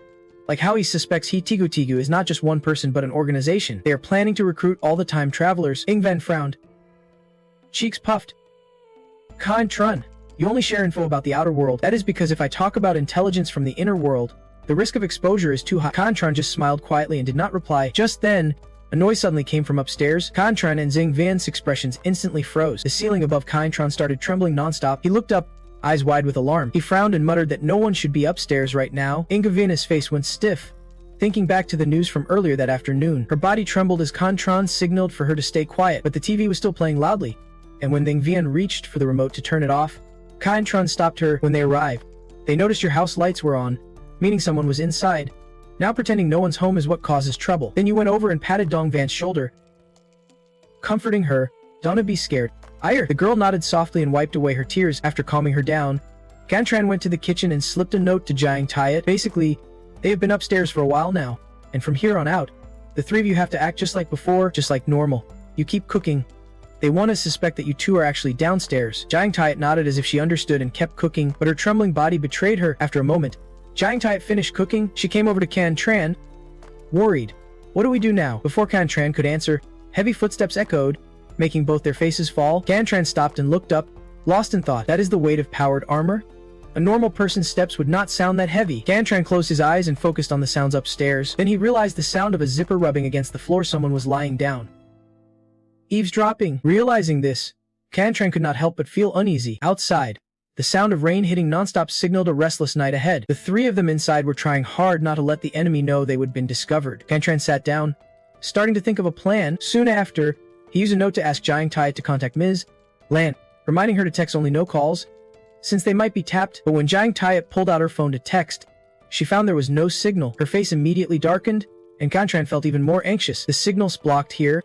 These guys came fully prepared, but the communication device signal with Duck Chu is still here. Thinking it through, he signaled Jiang Tai and her daughter to wait for now and figure things out later. They quickly sat down at the table, and Confronting nodded in approval. Exactly.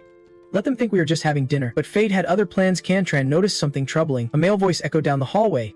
Hey, I do not know if Jiang Tai and her daughter are home, but I sent someone to buy fresh beef. Confronting panicked. Instantly, the Xiaomiao gang was heading to Jiang Tai's house and had already knocked on the door. The 3 of them felt like they would just fallen into an ice cellar. Dong Van was so scared she started crying and crawled into Jiang Tai's arms. Confronting's face grew even more grim. Then Jiang Tai suddenly asked, What now? Should we save them? Confronting did not answer, standing silently. Soon, fighting sounds erupted upstairs, then fell silent. Looks like I underestimated these guys' fighting skills. Even the Xiaomao, who are just regular people, do not get taken down that fast. The Xiaomao are not dead yet, and given how those suspects operate, they will see time travelers as rich targets and want to kill them.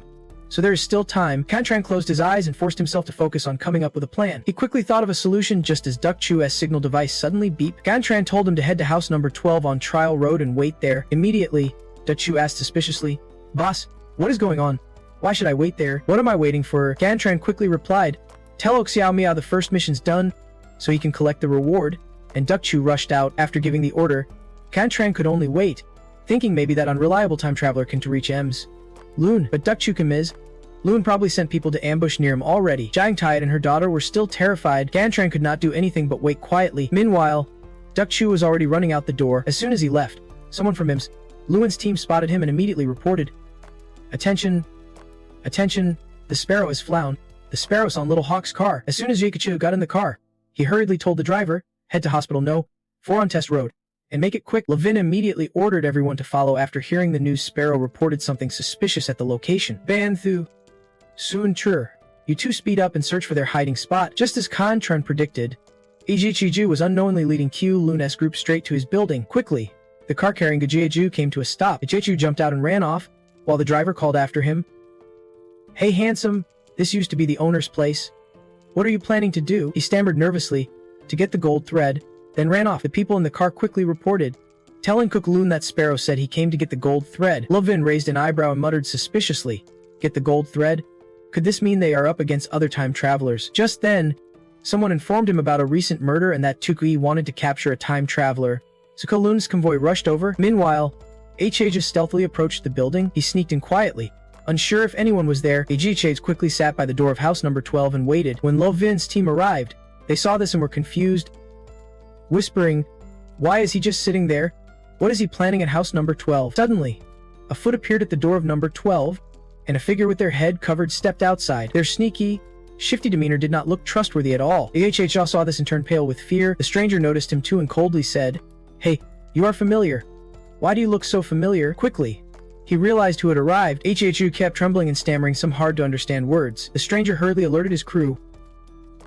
"Something's up." HHU saw him call for backup and quickly pulled up his jeans to run, while the stranger tried to chase after him, but after just 2 steps, the stranger spotted Levin's team. He immediately turned around and ran back inside. This move shocked Levin. He also noticed someone at Jiang Tait's window. He ordered at once, "They have been spotted. Surround him. Be careful. He is dangerous." But at the same time, Jiang Tait's window suddenly exploded, and Levin looked up to observe. He quickly realized their plan. They were trying to escape through the back window. Kulana's team quickly spread out to surround the building. Levin rushed in to join the chase. Then he noticed something and shouted urgently, "Watch out!" Just as he finished speaking, an explosion blew up ahead, and two Elan's people were thrown outward. Levin hurried over to check on everyone. The explosion was caused by bombs planted earlier by that gang. They stuffed the bombs into a container to buy time before sneaking into Jiang Tait's house. If discovered, they would break the back window to distract attention, then blow up the street to cause chaos and casualties. This way, all of them would have enough time to escape. After confirming most were okay, Levin ordered, "Chase after them. If they let these people escape, who knows how many more time travelers will get hurt." But after a few steps, Levin suddenly paused, sensing something off. The gang chasing time travelers were not wearing high-tech armor. They could not handle the impact from jumping down from the 2nd floor, or if they could jump down, they could not carry others with them. From the moment the window shattered, the mysterious person on the 2nd floor deliberately let Livian see him, then ran off to trigger the explosion on the street, all to lure them away from the front door. Realizing this, Livian panicked and ordered through gritted teeth, "Fall back. Follow me." While running, Levin contacted his people, rambling, "Hey, Tu Ang, are you almost here?" Tu Ang was speeding down the road, confidently replying, "Almost there. Almost there." Luan wildly ran toward the front door. If he guessed wrong, it would be like letting those bastards escape through the back. But he trusted his instincts. Quickly, he reached near the front door. There was a black car parked there, and a bunch of shabby-looking guys, clearly not good news. As soon as they saw Luan, one guy raised his gun, ready to fire. Luan did not flinch. He charged forward, and the car took the chance to speed off while he dodged the flying bullets. Then he shouted, "Sao Ying, take them down for me." Sao Ying was close behind, hitting the gas, and bam, the two cars smashed into each other. Taking advantage of the chaos, Luan stepped back and got ready to strike. The thug's face twisted with anger as he glared at him, but it did not matter. Luan flew forward like a bird, smashed the car window with a kick, and knocked the thugs down with another. Every single one of those guys got kicked hard enough to leave them seeing stars. Before long, all 4 were knocked out cold. Luan yelled again, "Beat the hell out of them." No sooner had he spoken than Mims Land's people showed up, and a fierce brawl broke out. Soon after, the battlefield was cleared. Those bastards were arrested by the cops. At the same time, Con Tran, who had been watching everything, was a bit surprised. Turns out Luan was a super criminal too. This organization was way richer and more organized than he expected, not just some random gang. Their members were not that strong individually, but they had real plans and teamwork. Thinking that over, Gan Tran glanced at Jiang Tai and her kid. "Alright, No worries now. We just can't leave yet. Just relax and eat. Jiang Tai finally breathed out in relief. Thank you so much. Without you, me and Xiao Van would have been in big trouble. Let me warm up the food. The living room was left with just Kan Tran and the two of them. After calming down, Dong Van slyly asked, Kan Tran, did you call Ms. Lan here? The signal's out. How could I call her? Kan Tran shrugged, smirking. Looks like you have already figured out a lot today. Sooner or later, Dong Van would piece things together from these clues. With that, he walked over, rubbed Dong Van's head, and asked, Scared? Dong Van nodded slightly, then said, I know you do not want your identity revealed, but if I got into danger in your world, would you save me? Of course. Kan Tran nodded without hesitation, rubbing her head again, but Dong Van pouted, Then just do not tell anyone. Not even me. You want to keep it a secret even from me. I am just a kid. Kids do not have bad intentions. Right? Kan Tran said nothing, just smiled warmly at her. He remembered her question and asked, Who told you to change the channel? Dong Van nodded softly. Thanks. Kan Tran, if Dong Van had not suddenly turned off the TV, and if Kan Tran had not reminded Jiang Tai to keep cooking, things might be gone south. Jiang Tai was still trembling, not fully recovered yet. A little later, she set out a delicious-looking meal, and they started eating again. She sighed. Too bad the kids can drink soy milk. But Dong Van pouted. Kan Tran drinks it though. Yet after just one bite, the three fell silent. Jiang Tai's face grew awkward. I was so scared while cooking. I forgot to add the seasoning. Kan Tran quickly tried to comfort her. It is okay to be scared. I was scared too. Meanwhile, at the hospital, the captured thugs were being treated and monitored. Sao Naya was there too, watching someone shaking uncontrollably. He realized it was a side effect of the low-dose gene injection overload. They had not been in this world long but already had so many gene drugs. This boss must have a big reputation inside. Luan was supported by his teammates and quickly requested, Move me next to Xiao Nia's bed. The other hesitated. But I already arranged a private room for you. Luan shook his head lowly. I still need to clarify some things with those four friends first, and have the guards investigate them. The other left quickly, and Lu Yuan was settled beside Xiao Niao's bed. Little Nia looked at Lu Yuan with teary eyes, grateful, and said, Thank you guys for saving us just in time. Lu Yuan said he saw Nia was not scared at all, staying calm even with the gang pointing guns at them. He joked that if Boss Sing saw this, he would definitely give him a raise. Little Nia looked at Lu Yuan and asked, But how did you even know something happened to us? Lu Yuan answered straight up, We did not find out ourselves, it was someone else. We just showed up at the right moment. Little Nia was surprised and asked again, Someone else? Who was it? Lu Yuan shook his head slightly, sighed, and said he could not say. Right then, someone from Miss Land's team came in and said, These 4 phones were found in the gang's car. Are they yours? Want them back? Little Nao nodded softly and took back his phone. As soon as he checked, he saw a message from Uncle Luck saying, Consider this our first deal, remember to pay up in gold. Reading those words, Little Nao's eyes widened in shock. He had not had time to think yet, just staring at the message on his phone. After a moment, he finally understood the pieces all fit together now. Uncle Luck spotted they were in danger, so he set things up to let Miss Land catch that gang and save them. That is why Uncle Luck called it the end of the first deal, so the so-called deal was basically saving their lives. But Little Niao did not get why Uncle Luck knew they were in trouble, and how he managed to get Miss Land involved. After thinking for a while, Little Niao replied, Thanks. This cooperation was great. Since it is the first time, I will pay double. Uncle Luck had just gotten home when he saw the message. His eyes lit up like stars. What kind of magical partner is this? Double payment means double for real. Could this be the world of the rich? Plus, this time he could pocket a gold strand without anyone knowing. Back at the hospital, Lu Yuan spoke up again. Yeah, how did you guys end up captured? At first, he thought they caught Jiang Shu and Dong Van, but opening the sack proved otherwise. They had not met them before. This whole thing seemed suspicious, so Lu Yuan wanted to get info from these students. Little Niao quickly explained. We are new on the 12th floor, students at Lacthan International School. Today we went to ask the neighbors in apartment 201, but unexpectedly ran into that gang and got captured. Lu Yuan frowned and asked, You guys are not time travelers? Right? Just random coincidence. Little Niao nodded slightly. Yes. Just coincidence. While they talked, someone came in from outside and said they found Jiang Shu after being tipped off. She and her daughter hid at a friend's place. The informant quickly gave Lu Yuan the details. After checking, Lu Yuan said since they warned her, that gang could not capture her, but they did not expect those 4 kids, including little Niao, to get caught. Right? The informant nodded, then quietly said, Captain Lu, we need to pay for the medicine, but do not have enough cash. Lu Yuan grumbled. So unlucky. Salaries are already crap, and now we need deposits too. Little Naya overheard and quickly offered, If needed, I can personally donate to Miss Lan. But before he finished, Lu Yuan cut him off. Hold on, if you donate every time you and ordinary folks get into danger, who am I supposed to save first? You can only save whoever's closest. Right? But if you happen to be the closest to me, people will start questioning Miss Lan's fairness. That is not something I can say. It is the East Wing saying this. Lu Yuan told little Niao to relax. East Wing sure knows how to make money. Just as he finished, Someone from Miss Land's team leaned in and whispered that the boy's dad transferred to Liu Diju's class. Hearing this, Liu Yuan was startled and suddenly understood no wonder they kept talking about money. Turns out they actually have it. Thinking it over, he looked at little Niao and asked, "Little Niao, are you okay with giving Liu Diju a few strands of gold? How many grams?" Little Niao suddenly paused for a moment, but Liu Yuan's expression was way too serious. He could not hide it anymore, so he confessed 100 grams per gold strand, giving 10 strands. Liu Yuan nodded as soon as he heard it.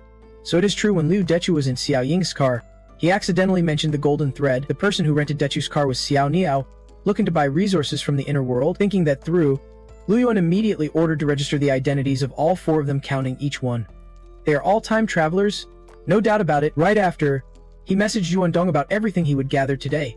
After reading it, Yuan Dong replied with a few words, "Not bad, pretty solid analysis," making Liu Yuan smile with pride. His smile did not last long before he got another message from Yuan Dong saying, "You analyzed it wrong," which threw him off. He hesitated and asked, "Boss, where did I go wrong?" Yuan Dong calmly explained. After Xiao Niao arranged to meet Liu Def, he did not just sit at home obediently. He went around greeting neighbors. When you are about to pull off a crucial move, do you go visit neighbors? Liu Yuan raised an eyebrow and replied, "No way. That would not make sense. You mean Xiao Niao did not even know Liu Dechu was coming, and they never planned this meeting, right?" Yuan Dong answered straightforwardly, "Exactly. If you were Dechu and someone asked for help, would you just stand outside their house waiting 20 minutes without getting mad?" Liu Yuan immediately said, "I would think they are just stalling." Yuan Dong saw he got it and pressed on, "So what if I made you wait half an hour? Would you still wait?" Liu Yuan awkwardly replied, "Boss, would I dare not wait?" But then he realized something and exclaimed in surprise, "You mean Liu Dechu has a boss behind him?" Yuan Dong did not answer but asked back, "So you think your earlier conclusion is right?" That is when Liu Yuan realized he had not considered the airport. Yuan Dong continued, "Someone is deliberately hiding a clue, which missiled you. It is not the clearest clue, but it is the most important. Who told Dechu to go to building number 4 on Trial Road? Who could make Dechu willingly wait over 20 minutes? Tonight, there is someone they do not know pulling the strings behind the scenes, controlling everything." Yuan Dong said seriously, "That person has to be the third-time traveler from prison 18 I mentioned before." He said this person manipulated Dechu's actions tonight, just threading needles to pull them all together. But do not worry, at least for now. This person means well. Liu Yuan hesitated and asked, "Boss, should I try to trick Liu Dechu into talking? Then we would know who it is." Yuan Dong shook his head softly. "That would just turn friends into enemies." Liu Yuan thought for a moment, then said, "Right, Jiangshu is hiding in the downstairs neighbor's place. I always thought that kid next door seemed kinda suspicious." Yuan Dong was startled and asked curiously, "What is suspicious about him?" After thinking a bit, Liu Yuan said, "He is handsome. You just remember him at first glance?" "That is not it. We found that group of soldiers carrying signal jammers. That guy was nearby, so he could not contact Liu Dechu." Meanwhile, at Contran's place, he had already laid his mattress on the floor, getting ready to sleep. But Contran could not help thinking about everything that happened today. Even though Dechu got interrogated, others only knew there was someone mysterious behind Dechu, but did not know who it was. Tonight's events seemed unrelated to him, yet Contran was the one connecting the dots, like playing chess. He always preferred to be a player, not a pawn, and he definitely did not want to be a pawn. While Contran was lost in thought, Dongvan quietly slipped in from outside, but she was still noticed. She sat beside him and softly asked, "Contran, can't you sleep?" He looked at her suspiciously and asked, "Why are not you sleeping? Where's your mom?" Dongvan answered honestly, "Mom's asleep." "What do you think about what I asked you last time?" Contran feigned ignorance. "What thing?" Dongvan pouted and said, "Come on, you are so nice, you gotta know what I mean. Today's the 29th, tomorrow's the 30th, and the day after is National Day." Gantran finally caught on and nodded. Dongvan suddenly cheered, "Let us go out and have fun. So much has happened. We need to get out and shake things up." Gantran glanced at her and said plainly, "If you want to go, then go. Why invite me?" Dongvan immediately explained weakly, "If you do not go, then Mom won't go either. She said it is too dangerous outside." Gantran seemed to catch on to the little girl's plan and seriously asked back, "You just want to go out and play, right?" Dongvan hesitated for a moment before answering, "Not exactly. If Kwakan does not go out, then I have to go to extra classes." Hearing this, Gantran could not help but smile. Compared to the smart, quick, and mature Dongvan, this sounded more like a kids never escape extra classes. After thinking it over, he spoke up, "You want to go out? I might not convince your mom, but..." Hearing this, Dongvan excitedly shouted, "No way! As long as you agree, I will persuade her." And just like that, under the cover of night, Kantran and Dongvan struck a deal. Afterward, Dongvan happily skipped back to her room. Right then, Kantran's phone buzzed with a message from Kan. "Then, are you online?" He suspiciously replied, "What is up in the middle of the night?" Kan then quickly responded, "The day after tomorrow is Kwok Kan's birthday. Vongvan invited some classmates to Lakwon Mountain to watch the sunrise. Are you going? Gantran read the message and immediately got suspicious. What is the catch? The four little rogues organizing this event are just using the chance to boost their bond with Duck Chu. After all, he just saved their lives, proving his worth. But Vong Van also invited Can then and did not invite Cantran, which was a bit suspicious. Thinking this through, Cantran texted back, "Does he know you are a time traveler?" Can then quickly denied it. No way. Cantran felt a bit helpless. Normally, this guy would be flaunting the time traveler label on his forehead. It is clear Vong Van has uncovered his secret, which is why they invited this original guy. The night passed. With only 17 hours left on the countdown, when the morning sun streamed through the window, Cantran slowly woke up. He quickly got up, still looking sleepy. Jiang Tai was busy in the kitchen and said to him, "You are cooking now? You have got all the spices ready." Cantran nodded casually. "Yeah, eating out is expensive." Jiang Tai sighed. "Your parents really should take better care of you. Don't worry. I will cook for you. Just focus on your studies." She even wanted to find extra classes for Cantran, leaving him speechless as he blamed Dong Van for running away early. Then Jiang Tai had asked about the trip to Laoquan Mountain. Since he promised Dong Van, Cantran could only say a few words. She agreed right away, which shocked Cantran. This was getting serious. While they were discussing this, Dong Van woke up from her nap. A little later, Cantran arrived at class as usual. He immediately saw Cantran and Vong Van standing together. Cantran sighed reluctantly. This scene looked more and more like a date. He realized he would missed a lot while skipping class. Seeing him, Can then immediately asked, "Cantran, have you decided yet? Are you going to Laoquan Mountain?" As soon as he said this, Vong Van panicked and stopped him. "Xiao Nan, we are full already. Hokusao only rented a 47-seat van, and both classes have already signed up." At this point, Cantran declined. "You guys go ahead. I have stuff to do in Kwok Gan." Can then did not push. Nodding, Can then said, "Alright, then I won't go either. What is your plan in Kwok Gan?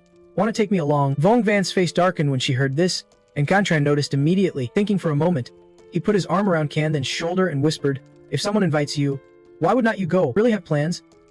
Otherwise, I would have said yes already. By the way, when are you guys leaving?" Vong Van quickly replied, "Tomorrow morning at 7.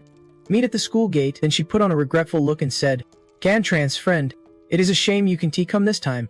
We will definitely invite you next time." Cantran just silently stared at her without saying a word. Then he went outside and saw the four little rogues surrounding Duck Chu. Since last night's fight, his status seemed to be rising. Duck Chu was busy barking orders, making the little rogues confused. "Luca, who are you looking for?" Uncle Duck quickly shook his head, saying it is nothing. "But you guys need to watch out for one thing. Do not make enemies with anyone at this school." Hearing this, Sauna got confused and asked, "Why is Luca bringing this up now?" "Nothing." Uncle Duck refused to explain, just casually replying that he is probably worried they will mess with the wrong people and ruin their business. Even though working with the boss satisfies his ego, plus real gold rewards, and life in prison gets better after, the feeling of someone always watching you, that heart jumping in your throat vibe, is not good at all. Meanwhile, it is autumn now. With golden leaves scattered all over the ground, a figure walks down the maple-covered path, holding a golden coin in hand. This is Hathu, the person behind the scenes at Q-Cha. Hathu seems to wander aimlessly down the path, yet there is purpose behind those steps. Just then, someone approaches from behind, with a low voice saying, "Why did not you stay in Kindan? What is the point of wasting time coming here?" Hearing that, Hathu quickly turns around. It is Viendong, and smiles and says, "Isn't he boss trying here too? So it looks like we both wanted to come." Viendong narrows his eyes at Han, seriously asking, "I am curious what is so special in Lac Than that is pulling you in?" Hathu smiles lightly. "I caught those Kodu folks through Kolan. I came to check it out and to drop by with my congratulations." Viendong's tone grows serious. "That is Kolan's internal business. No need to celebrate. Besides, 5 others are still on the run. There is no time for celebrations." Smirking, Hathu replies, "Internal business? Is Boss Trine reminding me that Kuchao is breaking the rules? Isn't Boss Trine worried at all?" Viendong asks sharply. "Worried about what?" Hathu raises an eyebrow and says, "Once a TUTU sets up the group chat, all the country's time travelers will be in Q-Cha's hands. If Kolan loses her people then, how will you prove you can still handle your duties?" Hearing this, Viendong's brow furrows. After a moment, he slowly said, "Everyone has their own choice. Once you choose, do not regret it." This made Hathu's smirk fade for a moment and pondered for a while, then asked, "Then why did Kolan classify all of Lu Dukchu's files as top secret, even though he is close to Le Thuk Dong? Something about it feels off." He says he's been watching Duck Chu, but with Viendong's judgment, there is no way he would trust him, so why protect his info at the highest level? Is it really to keep him safe? Or maybe protecting Duck Chu is just a cover to protect someone else? Or to throw Hathu off during talks? And keeps flipping the coin in his hand. Then Hathu looks coldly at Viendong and says, "Ku Truong, the person you want to protect is not Lu Duck Chu, right?" Viendong says nothing, just staring intently at the coin in Hathu's hand. After a long pause, he slowly said, "I do not know which extraordinary being left behind the forbidden artifact at X099, but has been mistaken for gold money, able to judge truth from lies. As soon as he said that, Hathu stopped flipping the coin and chuckled softly. Ku Truong, you really do know everything? Viandong replied plainly. Its function is no longer a secret. Shrugging indifferently, Hathu brushed past Viandong and said, Alright then, looks like today I won't get any answers. Then Han rubbed his sore leg and left, flipping the coin one last time, though he did not come away empty-handed. Soon after, Hathu got into a black car waiting nearby and headed back. As Han sat down, he reached into his pocket and quickly pulled out a thin gold bar, placing it on the coin in his hand. In the blink of an eye, a golden energy swirl appeared, wrapping around the coin. Hathu controlled it while muttering a charm, Ningo tracks home. As Hathu finished, the golden coin kept spinning, then finally came to a stop. Staring out the window, Hathu felt regret. Carrying the exact coin was wasted since Viandong did not give Han any answers. At that moment, the driver spoke up. Boss, I heard Kolan's side just got a new lead. Should we use some tricks to get that lead? Hathu shook her head and said, No need. Just let boss try and handle it. 5:20 p.m. In front of Contrana's school gate, a long bus was parked there. Loon's people stood nearby, saw the scene and reported it. On the other side, Uncle Ludi received a special reward. It seems like they were planning to rent a tour bus. Any orders? Is this a call for backup? But at this moment, someone else replied on behalf of Luyuan in the northern district of Lacthan. Suspicious people have appeared. The team leader has already gone there with his men. They will wrap up tomorrow and then relieve your shift. Meanwhile, at the foot of Laquan Mountain, a large group of tourists arrive. Of course, among them were the three from Cantran and Dong Van. Happily getting off the bus, Sangkoi stretched and looked super cheerful. Jiang Taiet was about to get off too, but a hand stopped her. She turned back, puzzled, and asked, Contran, what is wrong? Is there danger? Cantran said nothing, just took a deep breath and looked toward a distant 7-seater car. A group of people wearing sunglasses were getting out of it. That night, Cantran saw those black shoes. Why would they come to Laquan Mountain? There is only one path up the mountain. If Loon spots them, it will be hard to escape. Bad criminals do not take risks, but they are here anyway, definitely because of the time travelers. Seeing his expression, Jiang Taiet worriedly asked, What is wrong? Contran, did you see something? Cantran nodded quietly and whispered back, I spotted 5 people, most likely 5 suspected criminals trying to escape, but do not worry. They are not here because of you. Even so, Jiang Taiet still worried and suggested, Maybe we should go back. Cantran reluctantly replied, Our bus is the last trip. For now, your personal info is not leaked, so we are safe. Dongvan also chimed in to calm Jiang Taiet. Mom, do not stress. Let us just trust Contran. Contran nodded slightly and said, Let us keep moving forward. At dawn, we will catch the first bus back to Lacthan. A little later, the 3 of them arrived at a guest house at the mountain's base. Contran secretly messaged Dukchu, telling him to stay put at home and not go anywhere. He hoped Dukchu would see it in time. As long as he did not show up, the Xiaonu group would cancel the trip. That evening, Contran went to the window and drew the curtain, but to be safe, he stayed on guard there the whole time. Time ticked by seconds and minutes. It was already past 11 p.m. Jiang Taiet woke up and saw Cantran standing by the window. She quickly said she would watch the other window for him, but he shook his head and declined. You do not know what they look like. You go make noodles for me and Xiao Van. Jiang Taiet thought that made sense and hurried to cook. Just as she left, Dong Van pulled the skinny kid over. The thoughtful girl rubbed Cantran's shoulders and softly asked, Aren't you tired? Should you rest? Cantran shook his head slightly. I am. Being cautious does not hurt. Just as he finished speaking, Jiang Taiet tried to say something, but before she could, Cantran signaled for her to be quiet because he saw a group of soldiers down below. They seemed to be patrolling, with radios in their jacket pockets, plus, their pants pockets bulged. Cantran guessed they were carrying guns. He quickly checked his phone. It was 11:55. With only 5 minutes left on the countdown, the soldiers were on high alert, ready to fight at any moment. Thinking this over, Cantran whispered, Their target might be the guest house right next to us. Jiang Taiet heard Lian Dun say, The guest house is high-end and crowded. They are in danger. Cantran already knew that and quickly moved aside a bit. Then he pulled out a device to contact Duck Chu. But the problem was, he still had not replied. Elsewhere, near Dai Village in the northern district of Lacthan, a small house stayed brightly lit despite the late hour. Luyuan sat across from a man, his voice low as he asked, Are you the one who reported the case? When exactly did you see them? The man's voice was dull as he replied, Around 3 or 4 in the afternoon. As soon as I saw them, I called the police. Luyuan frowned slightly and asked again, What color clothes were they wearing? The man's eyes quickly glanced away, hesitating as he said, They were wearing those outdoor sports clothes city folks usually wear. What are they called again? Luyuan sensed something was off and asked with a serious tone, Were there any women? The man shook his head slightly. I do not think so. Luyuan's anger grew, and he shouted, What color were their clothes? Answer me in 10 seconds. Under his pressure, the man stammered for a long time but could not say a word. Luyuan realized the problem and yelled in anger, How much money did they pay you to give a false report? Do you even know how many people can die because of fake reports like this? After that, Luyuan stormed out, still boiling with rage, then received another report from a teammate, gritted his teeth and cursed, Damn it, Tiger Dance on Lishan. But what the hell does that even mean? There are still 8 members under Sister Loon on duty in the city. Even if I am not there, but as soon as the other side moves, there is no safe way to retreat. Yet, he quickly realized it was the old General Mountain. The countdown ended, the space was torn apart once again, and Duchu was back in prison no 18, and he was even being tortured. He spat out a few gold pieces from his mouth, then he shouted loudly, "Hey, guys, can you let me out first? I've already been injected. This time, Huxania gave me 5 gold strands. According to our previous deal, I should get 1. Just then, Kantran walked in from outside, asking coldly, "Why did not you reply to my message?" Duchu looked up at the person who just entered, then he scratched his head awkwardly and explained, "Boss, it is not that I did not want to reply. It is just that I had to stay with my friends the whole time and did not get a chance to use the comm device. Actually, he was just too high to notice." Gantran did not think much and warned, "Wait until after we get back and after National Day celebrations." Got it, but Duchu hesitated and said, "I am already at Old General Mountain. After I leave, can I hide in the house?" Gantran's eyes narrowed suddenly, and he hurriedly asked, "You guys are gonna Old General Mountain? Which inn are you staying at?" Duchu answered straightforwardly, "At the Van Thong Inn. It is pretty famous around Old General Mountain. Our group is 47 people, staying there for 3 days." Gantran asked suspiciously, "Is this a plan you guys made a long time ago? Why did not you mention it before?" Duchu shyly explained, "It was not planned ahead. It just came up suddenly because a transfer student in Haythan thought of it. Also, it was supposed to be from October 1st, but the school let us off early, so we went ahead of schedule." Hearing that, Gantran sighed. "Looks like the laughter and cheers we heard earlier were from them. The military group's target is actually those people, but how did that military group know in advance that Duchu's S group was going to Old General Mountain? And they even knew they would be at Van Thuong Inn. Something's definitely off."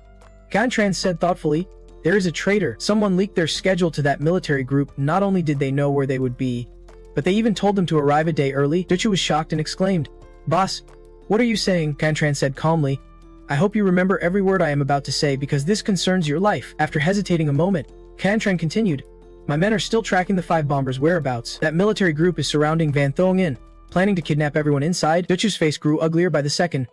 He was just thinking about swallowing that gold strand, and now he is about to lose his life. Thinking of this, he immediately dropped to his knees, pleading, "Boss, your men are nearby, right? Send them to save me." Sister Luan's people said those guys are super ruthless. Then no, that is not an option. Being captured and used like a pack mule is dangerous too. "Boss, I have over 40 friends there. That is over 40 lives." Gantran could not help but sigh. After thinking for a moment, you finally speak up, "Once we get back, I need you to handle 2 things. First, right after returning, you have to tell the chief to have everyone scatter immediately. No calling for help, no healing pigs into perfect pigs, or innocent people will get dragged into this mess." Hearing this, the chief anxiously asks, "Boss, can we even escape?" Gantran calmly replies, "You can only bet they have not fully surrounded the inn yet. Other than that, there is no choice. Second, during these 2 days of time travel, the chief needs to reconsider. Did anyone ever storm out of class in anger or keep texting nonstop?" The chief gasps, "Are you saying the mole is one of my friends?" Gantran bluntly answers, "I know it sounds impractical, but it is the most likely. That is settled." Remember that. After saying this, you turn and walk out, but after just 2 steps, you suddenly freeze. Gantran feels like he has forgotten something important, a crucial piece of information. You close your eyes, replaying every memory from that day, and then it hits you. One of the 4 transfer students was pulled into a room. Thinking it through, Gantran quietly asks, "Who suggested changing the schedule?" The chief thinks for a bit and replies, "I think it was a transfer student named Bak Un-Ni from the next class." Getting the answer, Gantran rubs his leg and leaves. Saksao sees you leave and quickly asks, "A lot's happened these past 2 days, right?" Gantran nods softly. "Someone is trying to corner a few time travelers to haul stuff for them, and they are targeting the chief's group." Diepvang hears this and asks worriedly, "Are you in danger now that the chief's starting to make a name? He just began earning money but has already lost his source." Still, that is not the main issue. The real problem is the guardian might die. Thinking of this, Gantran immediately says, "Let us." Diepvang asks surprised, "Go where?" You reply straightforwardly, "Training." This leaves Diepvang and Xiao exchanging glances, unsure what to do. Seeing their reaction, Gantran explains, "If I do not train, I will just worry. Better to get stronger now so I won't feel helpless facing this later." Hearing this, Xiao can't help but admire you. Obviously you have never faced life or death before, yet you keep your fear in check with calm. Then you choose the clearest path through all the chaos. Meanwhile, at Uncle Dong's place, he is still playing chess. Soon he spots the 3 of you approaching. Seeing your face, he sighs and asks, "You look like you have hit a tough spot." Gantran does not reply, just keeps walking. After a moment, you toss a used toward Xiao, who catches it. You explain, "This is all the classical music I could find from the outside world." Uncle Dong nods and smiles, "I really like this gift. Consider me in your debt." You sit down and ask casually, "Do you owe anyone else?" Once or twice, Uncle Dong answers casually, now that person hates me to the bone. Even if we meet, it won't be pleasant. I will pay that debt in another life. Hearing this, Gantran suspects there is more to the story, probably a debt of the heart. Then Uncle Dong says, I know you are in a tough spot now, but I want to help you. You can face this clearly without me, which means I did not misjudge you. There is a type of hawk called the King Shan Chen. When they mature, not even spaceships can take them down. At the 9 of the clock hour, the mature King Shan Chen brings their nestlings to a cliff 7 in a nest and pushes each one off. If they spread their wings, they survive. If they fold them, they fall to their death. Usually, King Shan Chen hatch 2 nests, but only one survives. That survivor, from the moment it learns to fly, becomes the ruler of the sky. After hearing this, Gantran asked in doubt, there is nothing like this outside? They are that terrifying, Uncle Dong replied slowly. Of course, even humans do not dare to mess with them unless protected by a class spaceship. When I went through the third life or death checkpoint, I recklessly entered their territory and was chased by a Than Suntran for over 30 kilometers, almost died there. It is not just mortal beings who create forbidden zones, powerful creatures can too. Like the Than Suntran, nearby animals become ferocious predators around them. Gantran furrowed his brows slightly and asked, is there a way to control these forbidden zones yet? Even Earth might one day change in a similar way. Came the reply. That made Gantran pause. He asked with doubt, then what will happen to humanity? Dong smiled softly. Maybe only superhumans will survive then. Humans always think they are the rulers here, but time will show you there is no true ruler at all. He raised his eyebrows and asked, want to go out there once? I will take you to see what the forbidden zone really looks like. Gantran shook his head gently. Maybe next time. Teacher, I need these 2 days to think carefully and figure out what to do after I return. Hearing that, Dong chuckled and asked skeptically, so you have figured out what to do? Gantran stared for a moment, then coldly replied, kill people. Dong was a bit surprised and asked, do you know how to kill someone? Gantran shook his head but said firmly, but I can learn. Dong thought of a plan. During these 2 days training with Diepfan, Gantran should memorize all the combat moves and every enemy reaction, using strategy to predict battlefield moves. But then Gantran felt the plan was good but time was tight. Dong thought a moment and said, like when you play chess, right? Diepfan chimed in, you've got the breathing technique now, so just keep training hard. Your physique is already on par with a soldier, but if the enemy has armor, you are still at a disadvantage. Dong nodded. The human skeleton has a lot of bones, about 639 pieces of muscle, held together by 6 billion muscle fibers. Body's more complex than chess pieces. You do not need to memorize every move in 2 days. In fact, one way to kill is enough. Then he looked at Diepfan and said, just teach him one technique and explain the different ways enemies react. That is way simpler. Diepfan hesitated. Boss, is one way really enough? Damak nodded, and Dong said bluntly, it is enough. Life is fragile. After all, Gantran felt a bit uneasy and quickly said, 2 nights won't be enough time. Dong laughed confidently while walking. Then lock all the prisoners up, only let them out for meals, then send them back, then you can promise 3 full days of training. Xiao was not surprised. Smirking, boss is always so impulsive. Diepfan nodded in agreement. Anyway, this is the only authority the knights have now. The boss is not just being reckless. Gantran had not fully recovered when Xiao gave him another shock. Oh yeah, those 2 dead soldiers caught earlier. I killed them. Then he smirked. Don't worry. I got some answers before they died. Looks like it was caused by the Cayenne department. But why they wanted you dead, we do not know. As soon as he finished, he left, leaving only the 2 of them. Diepfan quickly said, no time to waste. Let us start training. Before we begin, I will say it again, Dong's right. Life is incredibly fragile. A broken rib can puncture your lungs, causing death by suffocation. A ruptured spleen, bleeding out, is even more deadly. So just the right amount of force on any part can take away an enemy's fighting ability. Saying this, Diepfan grabbed Gantran's arm, explaining theory while guiding him through practice. He threw a punch toward Gantran's waist. Diepfan spoke quietly. There is one spot armored soldiers often overlook, the area protecting internal organs. Gantran got a bit anxious and said, wait, we all know internal organs are super important, so surely many have implanted biolayers there, right? But Diepfan casually replied, mostly because nanobiolayers are expensive. I guess they did not protect their organs. Gantran was a bit speechless, so poverty was limiting their strength. Then, Diepfan showed him some other spots, like the spleen, the neck vertebrae, and the ribs. Whether it is the back or the abdomen, those areas can be stabbed, and the key point is very few people know how to protect them. Plus, once you hit the opponent's spleen, you do not even have to worry about them anymore, they are definitely dead. Diepfan asked if he found a knife after he got back. Gantran said he only found a fruit peeler. He shook his head and said, that one T cut through those guards' clothes. Then Diepfan dug through his gear and handed Gantran a knife. According to him, this was probably the only thing Gantran could take with him. Use this for real combat. Gantran opened the knife and stared at it, then asked suspiciously, we have to use real weapons during practice too. Diepfan replied bluntly, you not only have to master all attack moves, but also get comfortable with all your weapons. Gantran felt that made sense, then hesitantly asked, What now? Diverting explained slowly. To hit vital spot, you first have to know where they are, but since everyone's build is different, their weak points vary too. Confronting would have to kill many people and practice a lot to find them precisely. Diverting pulled out a pair of glasses and said, "Put these on. They will help you see in the dark." So at 1 in the morning, while everyone was sound asleep, 2 shadows silently slipped into the room. Diverting did not say a word and twisted the hand of the person lying on the bed. Then he glanced at Confronting, pointed to a spot on Richiju's body, and said, "Look, his vital organ is here. 1 stab and he is dead." Then the 2 moved on to another victim. This time it was a punk, who was pinned down by Diverting as soon as he saw him. Diverting kept showing Confronting where people's weak spots were. They repeated the cycle. Find victims.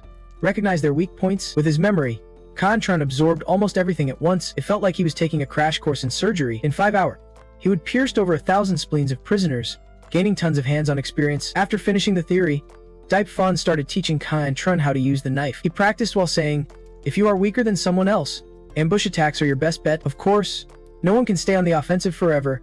Ambushes are important, but if you only ambush, that is just profiteering." While talking, Confronting's knife stabbed toward Diverting's spleen, but Diverting caught his arm quickly. The knife in his hand pressed against Confronting's neck. Diverting smirked and said, "Alright, now I will teach you the key tricks of Phase 2. If you reveal your intentions, you will be at a disadvantage in battle. When you do not have enough strength to beat someone, fake moves are your deadliest weapon." Confronting fell silent, recalling an old saying, "True loyalty is rarely recorded. Only in tricky roads do you win hearts. Even killing requires a trap." While he was daydreaming, Diverting attacked again. Confronting hurriedly blocked, then they exchanged a few more moves. After a while, Diverting's knife was under Confronting's armpit. He spoke calmly. "There are over 160 tricks like this trap. Today, I will teach you all of them." Told him to remember one thing: combat must be unpredictable. Watch how a master uses dagger tactics. He can strike dozens of times in a second, but only one is the real attack. Confronting squinted and focused, listening intently, then he immediately charged to attack. At first, Diverting caught all his moves, but Confronting faked a strike, aiming the dagger at Diverting's spot. Still caught by Diverting, who chuckled, "Not bad. Try again." Since Confronting had to train, the prisoners were locked up and not allowed out. Eventually, they could not hold back and started to riot. Athin was not an exception. He wanted to run out and see what was going on, but suddenly, a shadow appeared in the hallway. Seeing that person, Huthin froze in fear. The visitor was Thukdong, who gave him a sharp glare, so Huthin had no choice but to obediently tuck his tail and retreat. Thukdong did not care and just walked straight ahead. After a while, he arrived at the training room where Diverting and Confronting were. The 2 of them were still on the sparring floor. Confronting's eyes looked like panda eyes from a sleepless night. Diverting shook his head reluctantly, then patted his neck to help him sleep, sighing, "You can rest now." Confronting soon fell into a deep sleep. After lunch, Confronting woke up, and Thukdong asked, "How's it going? Got the basics down?" Confronting nodded slightly in response. "Not bad. The effective memory and calculation skills in battle is even stronger than I expected." Cao Xiao cheerfully asked, "How would you rate his progress by your standards?" Diverting answered bluntly, "Compared to him, a normal person is way behind. That super memory is seriously impressive. We will train again tonight. Maybe killing a whole bunch won't even be a problem." Xiao asked, "What about his weaknesses?" Diverting replied coldly, "He has not mastered the formula yet. That can only be fixed through enlightenment." Cao Xiao looked at Confronting and said, "Confronting, do not let him scare you. Anyone he calls a master is definitely someone with status in the inner world." Diverting gave him a bloodshot glare, then asked, "Done resting yet?" Confronting nodded slightly. "Alright, let us keep going." But this time Cao Xiao was fired up. "Come on, let me spar with you." He fought Confronting barehanded. After all, he was a superhuman. Confronting said nothing and lunged at him with a leg strike, faking it to bait a reaction, but Cao Xiao saw through his plan and just laughed at how childish it was. No matter what tricks Confronting tried, Cao Xiao figured his goal was only to dodge. Too bad. Cao Xiao underestimated him. Confronting suddenly switched his attack towards Cao Xiao's hand, but luckily Cao Xiao caught it. Cao Xiao laughed, almost tipped the boat there. At the same time, Confronting was thinking over what Cao Xiao said before, that he was not a combat prodigy but more of a utility type. But even so, being able to catch knives with 2 fingers was unbelievable. Indeed, the gap between a normal person and a superhuman is like a raging river. Only a superhuman can fight another superhuman. Below, Thukdong quietly asked Diverting about his enlightenment progress. Diverting calmly replied, "Back then, I was not as good as him." Hearing this, Thukdong smiled softly, then reminded him, "Keep training. Do not slack off." Diverting nodded. "Yes, training is going well so far. Soon it will be time to teach him ambush tactics." On the sparring floor, Confronting and Cao Xiao were still going at it hard. Late at night, 2 uninvited visitors appeared in the prisoner's room, signaling the start of another nightmare. Diverting looked coldly at the prisoner kneeling on the floor and ordered, "Get on the bed." The prisoner obediently took off his shirt and lay down. Diverting then said, "Yesterday, I taught you how to identify the front.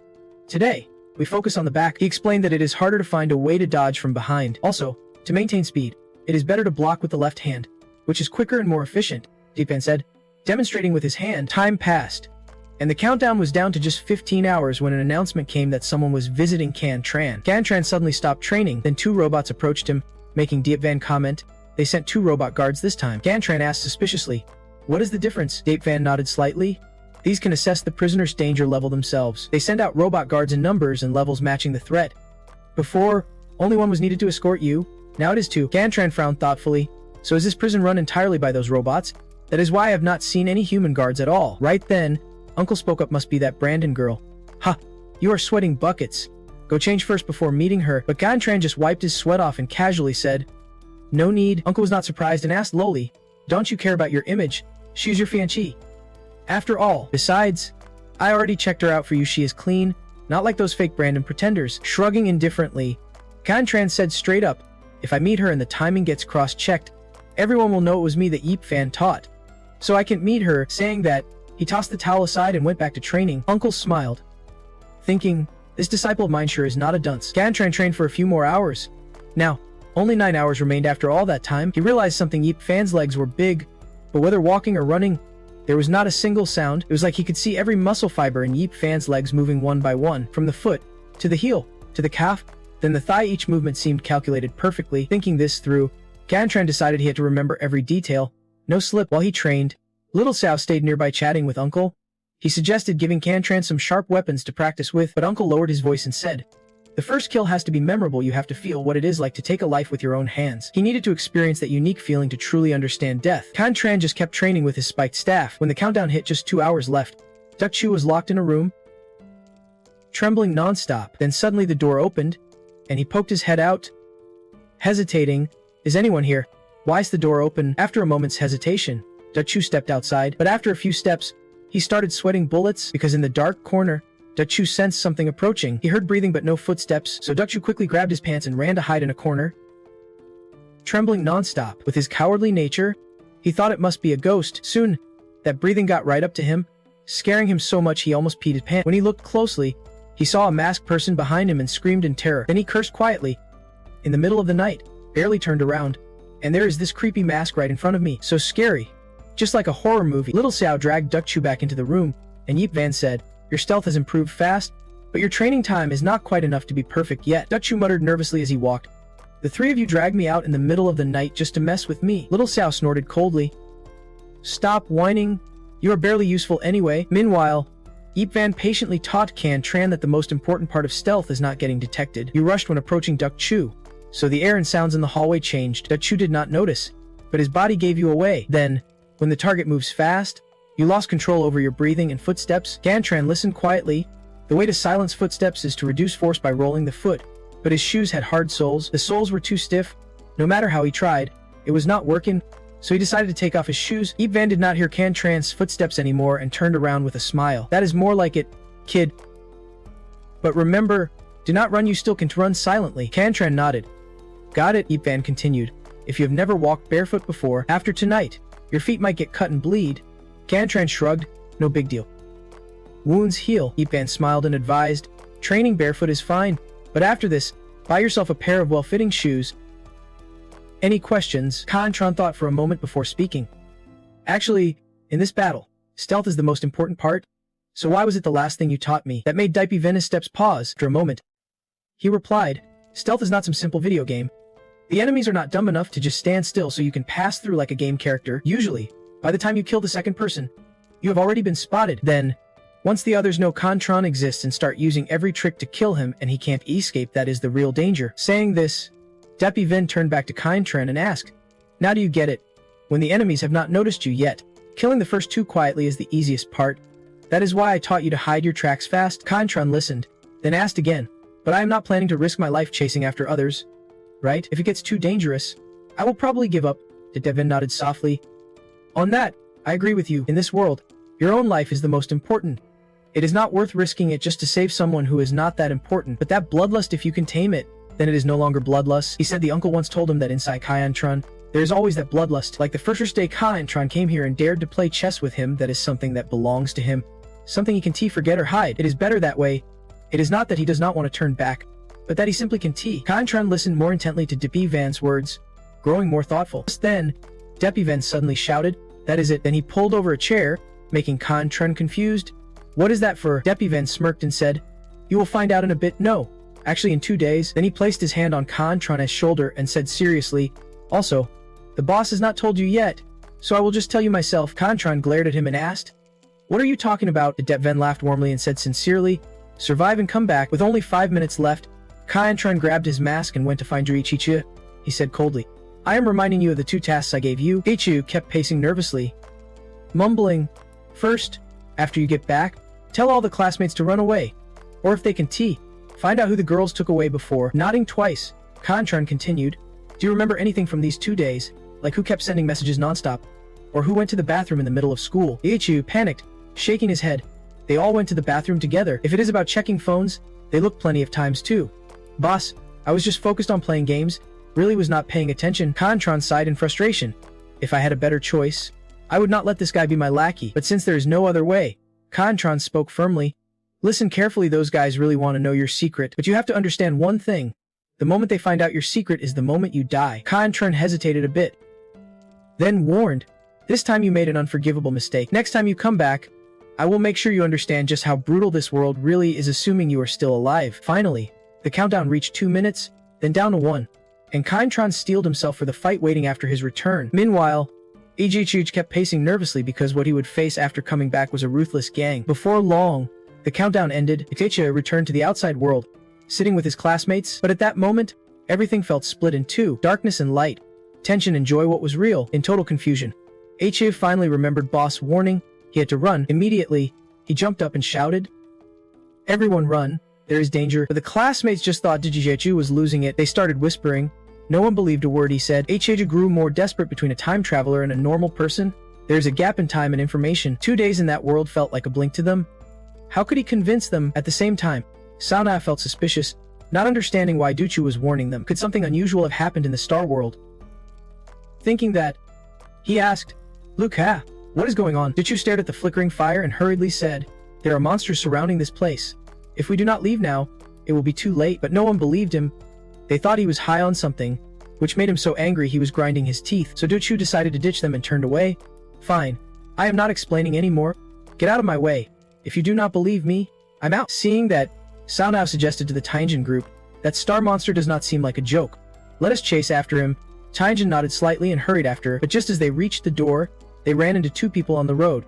One of them greeted, "Hey kid, where are you rushing off to?" Hearing that, Duchu immediately turned his head and his eyes lit up. The 2 in front wore police uniforms, so thinking they would have been saved, he blurted out, "Officer, there are monsters nearby." Hearing this, the 2 looked at each other with bored expressions. Suddenly, a black gun barrel pressed against Duchu's chest. His face went pale as his eyes turned greenish blue. Saunao was subdued by the other guy.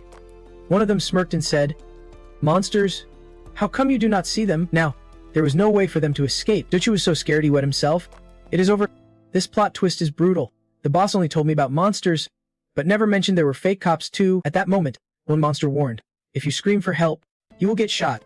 Now, get back." Saunai noticed the guns they held were G34 pistols with silencers attached. The shooting coach at high-than range had said these make the least noise possible. Plus, silencers are hard to get here, so everything points to these guys being pros, maybe even mercenaries from overseas. This is bad, Saunai thought, and quickly said, "Let us just go along with them for now. We should head back to the inn." Meanwhile, inside the inn, the students sat by the fire, still clueless about what was coming next. Suddenly, someone shouted, "Looks like they are back." But behind the 3 people with Duchu was another person, making them murmur nervously, "Wait, why are there cops here?" They did not go outside but stayed still, waiting for the 3 to come in. Meanwhile, there were monsters inside too, holding the people inside hostage. The students panicked when they saw the guns, not knowing what to do, crying as they tried to run. Annoyed by the noise, one monster fired directly. A man in a vest fell down. The monster sneered, "Shut up. Be quiet." Seeing someone shot, the students got even more terrified and froze in place. Another monster said, "That girl knows about us," and tried to run, but ran into us. "Old force on guard outside. I will bring them back." Hearing this, a smart monster realized they probably got info from the inner world. Luckily, they had anticipated this and investigated thoroughly beforehand. Thinking this, he pointed his gun at Duchu and warned coldly, "Don't make a sound. If you do, your friends die. And so do the innocent guests back at the inn." Then he looked at the fallen man and laughed. See, Comrade Kolan is pretty clever. Ha, he knew no one on the mountain could beat these monsters right now, and reinforcements would not arrive for at least 6 hours. So they stayed quiet to avoid casualties. While he talked, Kolan's people quietly signaled with their fingers some sort of code. Elsewhere, from inside the house, a figure appeared. The person wore a long black coat reaching his calves. His face was extremely fierce. Clearly no good news. He was probably the leader of this monster gang. He sneered and said, "Glad to meet everyone today at Laojin Mountain. Don't worry, I am not interested in ordinary people. Once I find all the time travelers hiding here, I will let you all go." The leader asked everyone to cooperate. "If you do, this will be over quickly. Don't worry. Do not go hurting those little fools." Hearing that, they remembered the 3 little fools were still at gunpoint.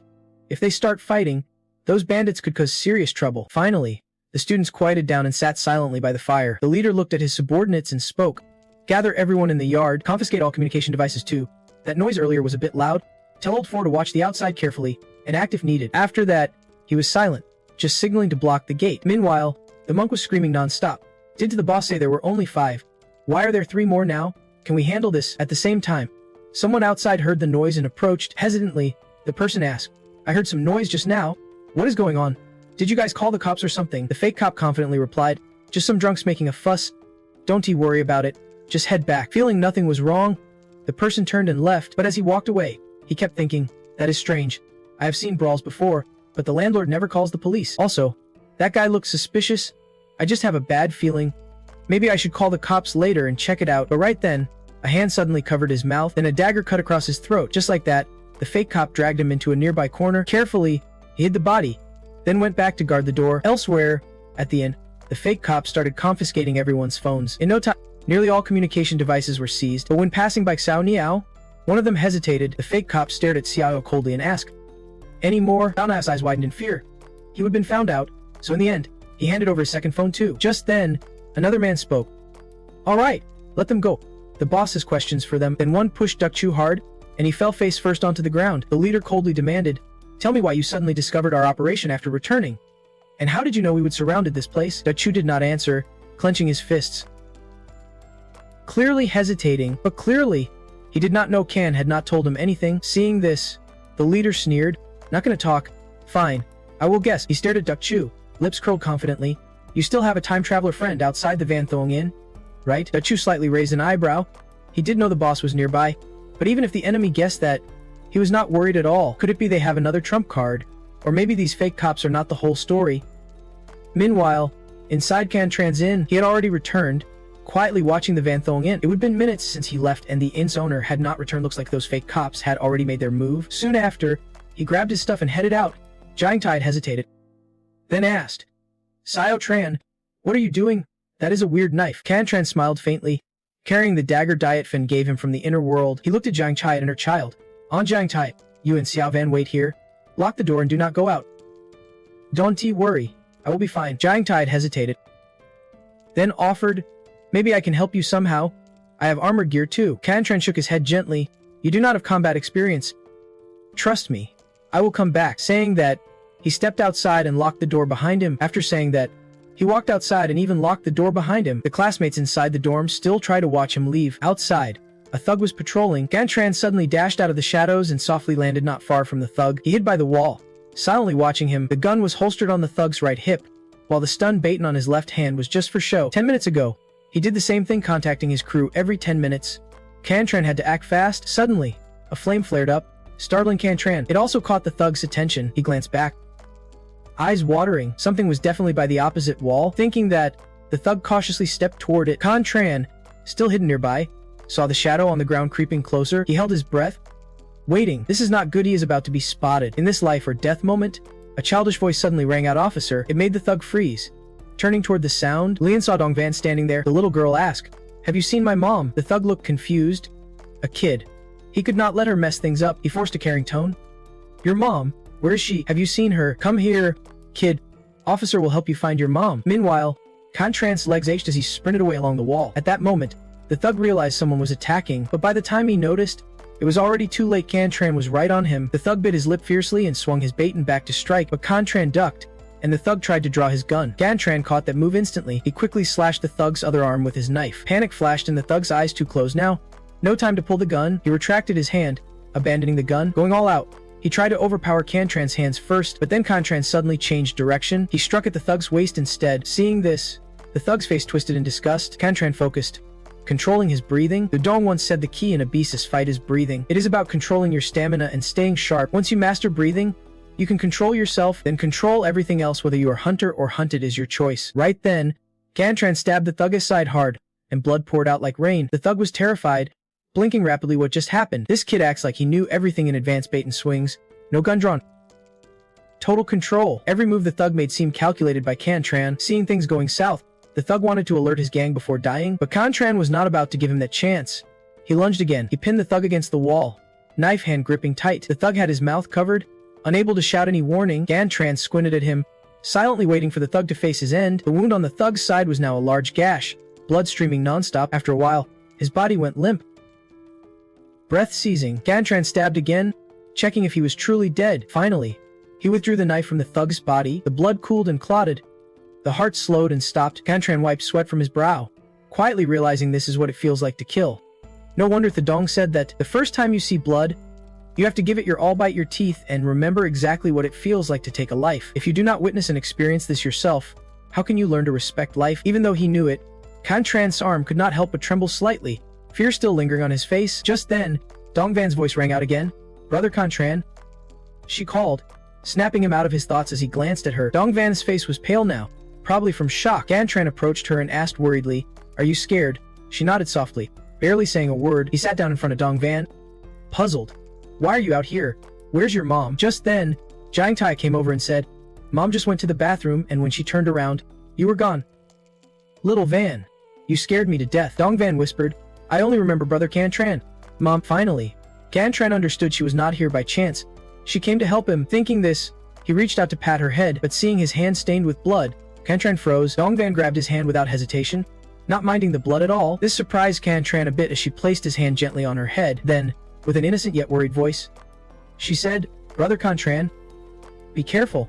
Me and Mom will be waiting for you to come back." Hearing this, Cantran could not help but feel touched and nodded in agreement. Cantran's eyes flicked down to the corpse at his feet. He quickly dragged the body inside to hide it, then he went back to stroke Dongvan's head, smiling. "You have to listen this time? Okay, wait for me to come back." Suddenly, the walkie-talkie on the corpse crackled to life with a call. Cantran hurried over to check, worried they might discover something, and he responded to roll call. When the last person checked in, Cantran's face instantly darkened. There were 3 more people than expected. The wanted list from EMS, Len only had 5 names, and he would only seen 5 on the bus, but now, 8 were reporting in over the radio. No wonder they easily overwhelmed 2 of EMS Lan's team. It was because they had the numbers. Cantran remembered what Xiaoxia had told him before, once back in the outside world. Never trust anyone, because people always look out for their own interests. Guess who invented the communication device Cantran was using? Cantran thought it was espionage, but Xiaoxiao said it was made by 2 stock exchange employees to avoid being caught with insider trading evidence. So out there, more people will likely follow the dark side of this world for personal gain. Too many need this chance to change their lives. Thinking that, Cantran waved goodbye to Jiang Tai. Alone, he stepped cautiously into the night. Meanwhile, Jiang Tai hugged Dongvan tightly and asked, "Did he scare you just now? Were you really scared?" The little girl mumbled quietly, "I was scared, but when Brother Cantran stroked my hair, I was not anymore." But in Dongvan's eyes, Cantran seemed like some kind of performance artist, a deadly one at that. Elsewhere, Cantran quietly appeared near Chu Van Thuong's house, hiding behind an ancient tree. There were 6 guards in the yard, and probably another at the back gate. Taking out all 7 was not realistic, especially since they were grouped together. Looking down at his bruised foot, Cantran sighed helplessly, not sure what condition his feet would be in after tonight. Below in the yard, the students were too scared to move. Chu had a gun pressed to his head, and one of Luna's staff was shot in the leg, trembling on the ground, but his hand kept twitching strangely. Cantran, watching from above, noticed it looked like some kind of Morse code. He made a mental note to stay alert. Who was he trying to signal? Another ally. At the same time, a guard dragged Vong Van away by her hair. He pulled her inside the house, and the female students outside trembled uncontrollably. Sana's group was just as shaken, but under gun threat. Sao Nao and Thien Tran had no choice but to keep silent, though someone still wanted to fight back. On the other side near the fire, it was blazing fiercely. One guard tapped the shoulder of another, laughing, "Your turn now." The other nodded slightly, then stepped toward the students. He glanced over quickly, then immediately focused on someone. The girls nearby were terrified, afraid that guy's was targeting them. Luckily, he dragged a guy along instead. Turns out that unlucky dude was the guard. Trun, watching from afar, panicked and started thinking. Although he still had not found where that A was hiding out back, he could not wait any longer. This was the perfect chance. Outside the back house, He was smoking when suddenly a rock flew out of nowhere and hit him. He immediately raised his gun, looking around for the attacker, but no one showed up for a long moment. Then over the radio came a countdown, and he crushed his cigarette angrily. At the same time, Confronting quietly watched his moves, waiting until he picked up the radio and finished answering. Then he dashed forward and stabbed D from behind. Fresh blood splattered on Confronting's face. He did not get to say a word before he was sent straight to hell. Confronting gently pushed the blade away and took Gia's radio into his own hand. Boss, confirmed it is the time traveler from District 1 in City 18. Clean up the scene. He smirked and said, all 8 are dealt with. Everyone's still alive, so now it is just you and me. Then he looked at the guard lying on the ground, who was silently praying. Come on, kidneys, hang in there, stay strong. If you can just make him puke, the guard won't have to suffer anymore. But no matter what, the guard had to distract ES attention. Seriously, I think Ixtiu Nyugyu and Trenjang Thin Tren are way better looking than me. Go find them instead. No matter how much he begged, they kept advancing. The guard felt time was running out, his kidneys were about to be wrecked. But after a long wait with no pain, he finally dared to open his eyes. He laughed coldly and said, calm down now. I am asking questions. You answer, cooperate, and maybe you will keep your life. Got it, got it, got it. The guard nodded hesitantly. ES tone dropped as he asked, what is your identity in your world? The guard's eyes widened in shock. How did he know he was a time traveler? Seeing no reply, he cocked his gun and urged, I am asking you. The guard quickly blurted, I am a hacker. Hearing this, A sneered, so you are a time traveler from the tech group. What rotten luck. Time travelers entering the world do not inherit memories or knowledge, so tech group travelers are the least valuable. Then they asked, which city? Which district? The guard did not hesitate, answering, City 18. District 1. I just moved there recently. They pressed on, so you are a rich guy from District 1. Why just moved there? The guard blushed and said, I was just taken in recently, which left these speechless. While they were questioning the responder, the guard outside suddenly got pushed aside by someone. The guard who had just answered saw this, and the thug assumed it was his people, so he did not bother turning around and spoke up, boss, it is confirmed the first district time traveler in City 18. Let us clean up the scene. The guard's face drained of color when he heard that. The thug sneered, come on, follow me quietly. But as he pulled back, a knife stabbed him from behind, blood gushing like rain. The guard tried to use the radio to call for backup but was grabbed by an arm. The guard came from behind, snatched the radio, and casually kicked the attacker to the ground. After calming down, the guard looked at the masked person in front of him and quickly recognized it was the guard. If you are masked, you should still pretend you do not know me, he thought, then nervously asked, who are you? Too bad the guard already knew him, he said firmly. No need to pretend you do not know me. Come with me to the back door. We do not have time to chat. Hearing this, the guard stopped pretending and burst into tears. All right, Trun, I did not expect you would come to save me. If you had not shown up, they probably would be taking me away by now. They had not done anything yet when suddenly a loud shout rang out from outside. Run, they want to silence us. Not long before, the students reviewing their notes had been pacing nervously on the ground because someone had died. Lan's people could not hold back and fought back, so the thug pointed his gun at Anne and sneered, damn, no wonder you are Lan's crew. Even with a broken leg, you are still fighting back. The other man was shot dead on the spot by that guy. The 3 men from Uncle Zaiki looked pale. They had people dying because of them. It was not just fear now. Regret was setting in too. The last of Lan's people sitting on the ground suddenly stirred, somehow pulling out a gun and rushing to fight back. Hearing gunshots, the students grabbed their heads and scattered in panic. The last of Lan's crew sacrificed himself because of that and never expected they had a sniper. The scene inside the inn was utterly chaotic and heartbreaking. Before he died, Lan's man left a warning, run. They want to silence us. The students saw someone fall and finally decided to take a desperate chance, turning to flee in a panic, but they were armed, and before they even reached the door, some were already shot dead. A bullet struck straight to the head, brutally merciless. One after another, students fell. Screams of panic echoed nonstop. It was total chaos. The 3 of Uncle Zaki's men were still held hostage nearby, growing more terrified as they saw the carnage. Just then, the radio of one of the dead crackled to life with a message. The plan's blown. We can silence them. Take the time traveler and blend into the crowd, then get out. Meanwhile, the leader on this side had been giving orders but got no response from his men. He whispered, not sure where Old 5's gone. Maybe something's wrong. Old 3 and Old 4, bring those 2 from upstairs down. We regroup at the parking lot. At the same time, Confronting upstairs saw the whole scene and overheard their escape plan over the radio. He gazed down, deep in thought. Lan's 2 men sacrificed themselves so and Ding could buy more time. Some students were unlucky and died too. Maybe he should do something. Deciding quickly, Confronting grabbed a dead thug's gun, but Tachi warned him, wait here for me. Sinanthan did not know what he was up to, but before leaving, Confronting told him, remember this tonight, I never showed up here. If I do not come back, do not tell my parents. Sinanthan obeyed immediately, hiding inside the room and anxiously watching Kaintron leave. Kaintron rushed downstairs, knowing this was reckless. He would saved Sivanthen already, maybe he did not have to risk anything more, but his instincts told him if he turned back now, he would regret backing down tonight for the rest of his life. Only now did Kaintron realize how true deep immense words were. Once you cross the bridge with blood on your hands, there is no turning back. It is not about rules, orders, or power, it is about courage, and right now, he had the courage to take on those thugs. With that, Kaintron ran barefoot, racing down the stairs like a man possessed. But when he passed a shadowed corner on the ground floor, he saw someone who should not be there, Vijing Vien.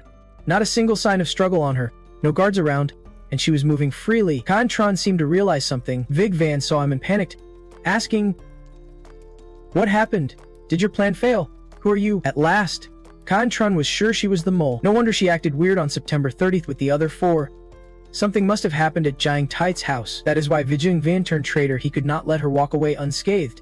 Pointing his gun, he thought this through. Without hesitation, he shot her twice in the leg, making her collapse in agony on the floor. Blood poured from her legs, but Kaintron barely cared. Even if he had no ties to those who died tonight, someone had to pay, and Vong Van is the one responsible for everything that happened tonight. But Kaintron wanted to know that, thanks to her family's influence, she won't face any consequences, but that is a problem for later. Over by the small yard of Van Thuong's house, students are still running in every direction. The noise is so loud that some nearby villagers have woken up, confused about what is going on. That woman, the tutor, led 4 people to Ununiu, Thean Tran, Duck Chu, and I and Nai toward the parking lot, trying to escape. Tiung Gyu warned as they went, "You want to get away with all 4 of us. There's only one road up and down the mountain here. Who knows? Kolan's people might have set traps along it. If those 4 get loose, they will run straight into the mountain. The mountain range covers 800 miles. Not even immortals could catch them. Plus, he promised them some cash." Honestly, Tiung Gyu is the smartest of the 4. When the tutor heard this, she just laughed out loud. "Ha! Thanks for thinking of us. But you are overthinking it.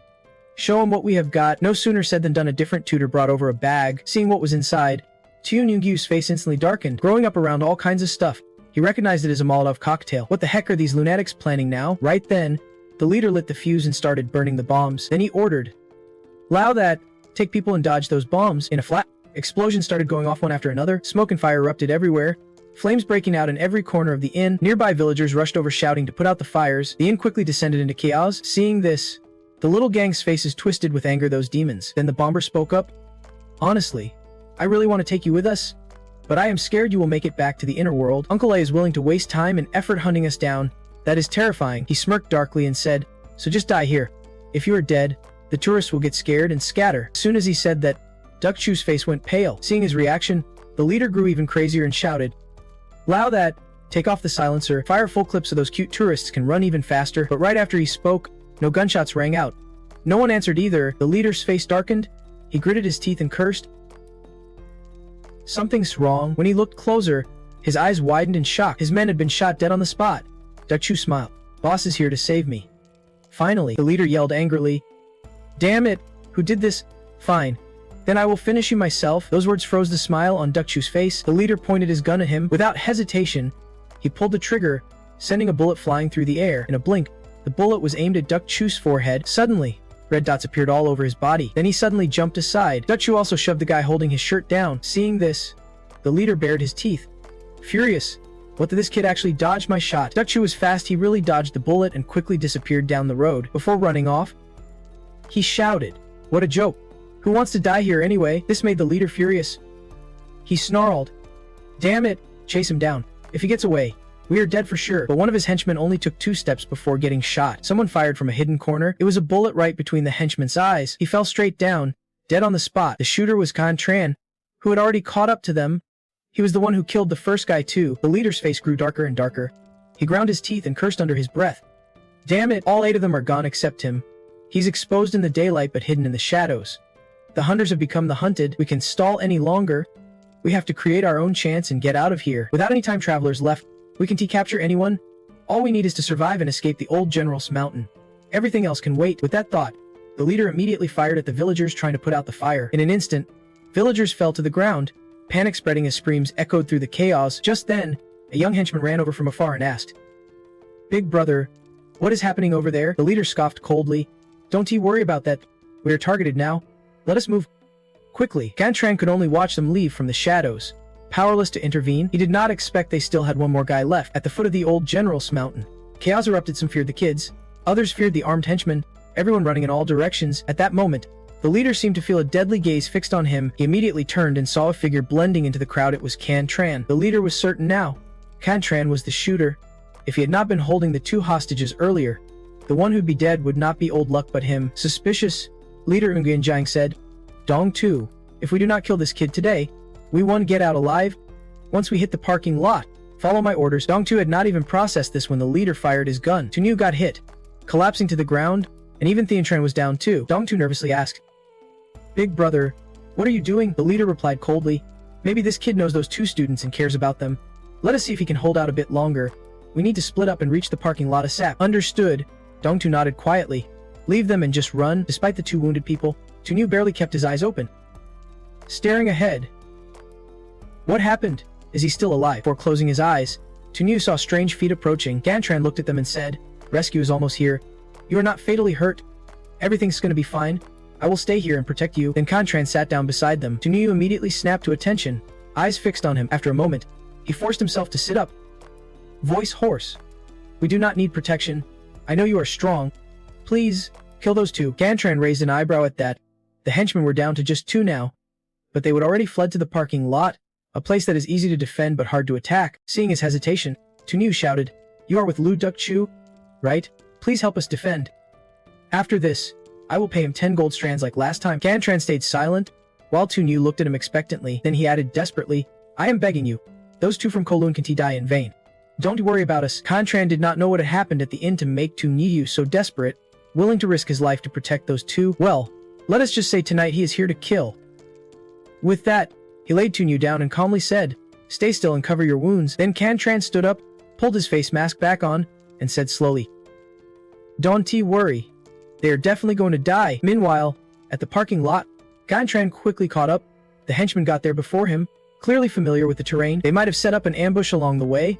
Sticking to the higher ground should be safer. Just then, Can Tran suddenly spotted something. A henchman stood on the path, seemingly frozen by some invisible force. Looking closer, behind him was a slender hand reaching out. The one who acted was a girl, wearing a hooded cloak and a face mask, only her eyes visible. The one who stepped in was a girl, dressed in tight clothes with her head covered and a mask over her face. Only her eyes were visible. Gan Tran's eyes went wide. She was a time traveler, and not just any, a legendary superhuman. Just as he was puzzled, the girl spoke up.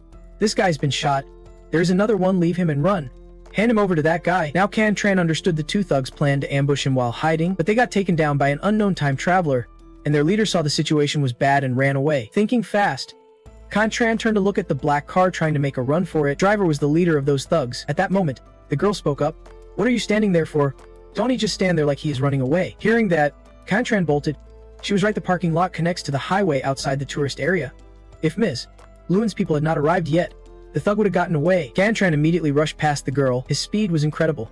In an instant, he disappeared, leaving the girl a bit stunned. Even more surprising, she noticed bloodstains on the ground from Can Tran's feet. She frowned, muttering, his legs are covered in wounds. How is not he feeling the pain? Meanwhile, the thug suddenly started trembling. As if the girl's controlling power had weakened, she clenched her fist tightly. The thug seemed crushed by some invisible force. Dropping to his knees, he screamed in agony. It hurts. My knee is shattered. The girl showed no sympathy and sneered. Tonight, those dead will punish you. As she finished speaking, large puddles suddenly appeared on the ground. Meanwhile, on the highway, the leader's black car had made it onto the main road. The road was tough. He cursed while driving. Damn it, this road is full of tight, narrow turns. It was a mountain road, definitely tricky to navigate. Suddenly, something hit his windshield. It cracked and shattered, spooking the leader. Through the rearview mirror, he saw someone behind him. It was Can Tran. He would caught up. Panic flashed across the leader's face. He'd not expected Can Tran to catch up so fast. Gritting his teeth in anger, the leader slammed the gas pedal. He never imagined Can Tran could chase and shoot so accurately at the same time. Can Tran's aim was unbelievably precise. Luckily, their silenced guns only worked effectively within 20 meters. Otherwise, the leader would have been shot by now. Just then, Can Tran's gunfire stopped. Looks like he ran out of ammo. The leader instantly cheered. At this point, you should just give up. Having chased this far, there was no way Can Tran was quitting. He threw his gun away and kept chasing the car. Seeing this, the leader's expression froze in disbelief. What the hell? He is out of bullets and still won't he back off? Now he is speeding up. The gap between Can Tran and the car kept shrinking. The leader grew more and more frustrated. Does Can Tran think he is guaranteed a win? But I am the one with the gun now. Not him. Then, suddenly, the leader floored it, making the car swerve spectacularly. But at the same time, He aimed his gun back at Cantran with a smug grin. Say goodbye. But then the unexpected happened. Cantran was also aiming his gun right at him. At once, both guns fired flames. The thug leader's ear got blown off. At the same time, Cantran got hit through his shoulder, leaving a large hole and knocking him to the ground. Out of ammo. No way. I threw the gun to trick him into slowing down so I could take him out. Thinking that, the leader hurried to speed away. Seeing this, Cantran forced himself up. He could not let the guy get away. The highway curved a lot, but the mountain road did not. Thinking fast, he grabbed a big rock from the road. He jumped over the guardrail, taking the straight path was shortest, and if Cantran ran fast enough, he still had a chance to catch him. With that mindset, he pushed through the pain in his injured legs and kept running. He kept speeding up. Never stopping, he kept speeding up.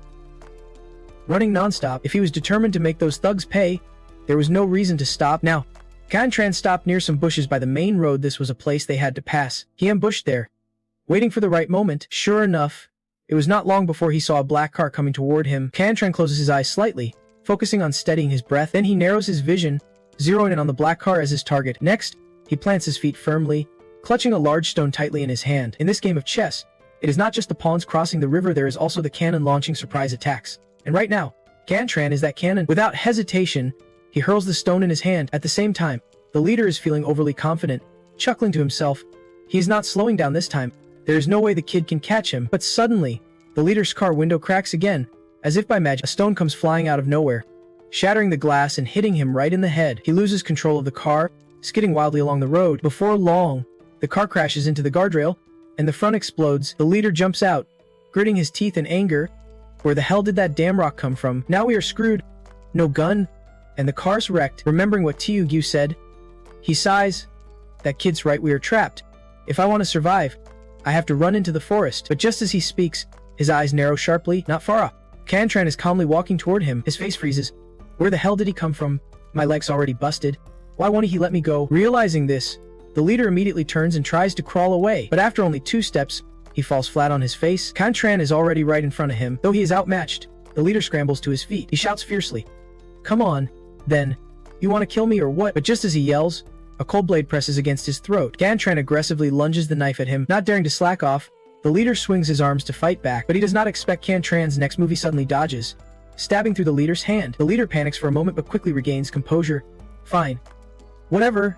Who cares what Cantran wants? As long as I can crush this bastard's wrist first, I will still win this fight. Too bad life is not as easy as he thinks. The leader's next attack is anticipated by Cantran. Cantran steps back, dodges again, then plunges the knife into the leader's stomach. Cantran moves so fast the leader can T-react in time. He's like the wind, impossible to catch, yet deadly. Cantran kills like he is executing a carefully planned strategy. Step by step, he forces his opponent to expose his weaknesses. By the time the leader realizes, it is too late. He has been stabbed in the gut, blood pouring out like rain. Before dying, he even thinks Cantran's killing is like some kind of performance art. Watching him fall, Cantran finally exhales in relief.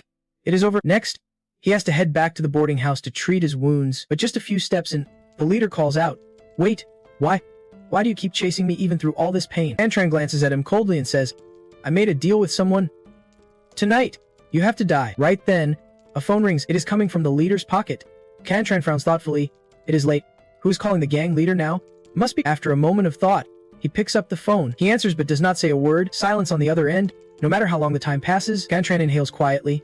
The caller is careful. They are waiting for him. After a long wait, the voice finally speaks. "They are all dead. Are not they?" But after waiting a while, the other side spoke up. "They are all dead. Right? If they are dead, why do not we just talk? You and me." But Cantran just hung up right away. Honestly, dealing with a few thugs is not even worth risking your life. He glanced at the guy lying on the ground again. That guy was dead from losing too much blood. After a while, Loon's people finally arrived. After some checks, the examiner reported that during the escape, someone stabbed the victim's spleens. We found other footprints on the mountain. But strangely, the killer seemed to be barefoot and there was blood on the prints. The blood was taken for DNA comparison. They also found a phone on the gang leader Miyu, which is now evidence for the investigation. Levin listened quietly to his subordinate's report before finally saying, "Got it. Let me know immediately when there is an update." Then he hung up. His own side was not doing great either. Levin frowned and said, "Keep going with the scene report."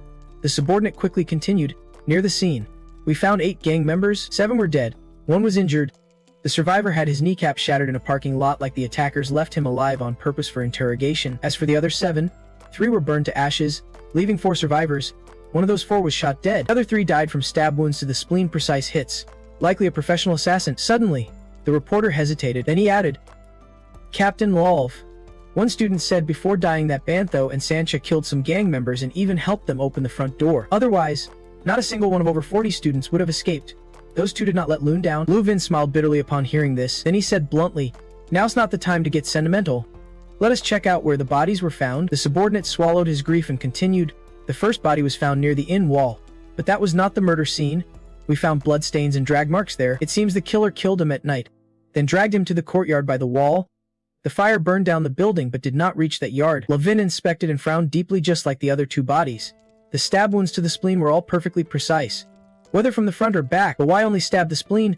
Could it be some kind of obsession or habit? Thinking it over, Lewin glanced at his team and asked, "All right, what is the status of the students who ran away?" He quickly reported, "3 of them are seriously injured, but the others are fine. Among the seriously wounded are Tutu Yu and Thean Chan. They were shot in the abdomen by those cultists. Their intestines got torn. They are in surgery now, but their lives can be saved." Suddenly, the man said something strange. "There is one more, the girl named Vong Van. Her injuries are quite unusual." Luyuan frowned and asked, "Unusual? Explain." He slowly explained. "She said a masked cultist shot both her legs. A student named Nam Kan then pulled her out of the hostel. Otherwise, she would have been burned alive." He suspected the masked guy was the one who killed the cultists. Luyuan nodded slightly. "Definitely him." He focused on Vong Van and then added, "Also, why was Nam Kandan in the hostel?" The other man looked at his notes for a while before replying. According to Kandan, he was dragged into the hostel by the cultists and tortured, but before they could finish, the killer saved him. Kandan even pretended to describe the killer wrongly to throw off their investigation. Luyuan finished and gave orders. "Now, search this area." Nam Kandan was the first witness, so his description is the most reliable. Just then, someone ran over to report. "Captain Luyuan, we found tons of bloody footprints in the parking lot, Kukwan, and nearby areas. They must belong to the killer." Luyuan heard this and said, "Take me there." A moment later, near the parking lot, he spoke. After looking at the blood trail on the road, Luyuan's brow tightened sharply. After hesitating a bit, he finally said, "Tell me, how strong must the killers will be to carry a bloody body and kill each cultist one by one?" Then, Luyuan moved to the crime scene. Looking at the bodies on the ground, Luyuan could not help but sigh. 8 dead. 4 died from a ruptured spleen. That means the killer struck from close range 4 times in a row and succeeded every time. This kind of person is extremely dangerous. Logically, we should quickly find their whereabouts, but just thinking about them chasing after those assassins made Luyuan not want to report the fallen comrades' deaths and continue the investigation. Instead, he would rather let someone else handle reporting the dead and stop investigating. Then, Luyuan glanced over the bodies again. Suddenly, he realized something was off. Something was missing from the bodies. He looked carefully for a long moment and quickly found it. The radios were missing. Thinking this through, Luyuan looked at his subordinates and asked, "Where's the team responsible for cleaning the scene? Did anyone find any lost radios or broken radio parts?" Everyone started searching immediately. Luyuan waited and thought, that means the earliest dead cultist lost their radio, and is likely the killer has it now. Thinking that, Luyuan approached a dead cultist's body and grabbed a radio. He pressed the call button and said softly, "Hello, this is Luyuan from the Lu clan." But after waiting a long time, no one answered. Luyuan frowned slightly.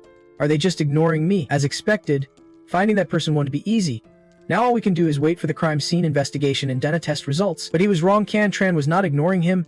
He was being treated and could not even open his mouth to answer. Cantran's forehead was sweating heavily, clearly holding back the pain. He glanced at the person beside his bed. Damak said quietly, "Looks like it is over. Jiang Tayat.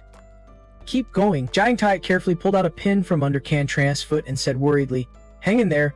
You are almost done." Cantran's soul was a mess covered with wounds and fresh blood. Jiang Tayat could not hold back tears anymore. "Look at you. After just one trip outside, your whole leg and shoulder are hurt, especially that knife wound on your shoulder. I do not know how you endured that pain last night. Holding on for so long." Cantran heard this but did not say anything. Actually, his wounds looked serious, but they were only skin deep. With proper care, he would heal fast. And it seemed last night's injury did not hurt much either. "You are probably right. After a fight, the pituitary gland floods the body with endorphins, making people temporarily forget their pain." Honestly, Cantran was using breathing techniques the whole match last night.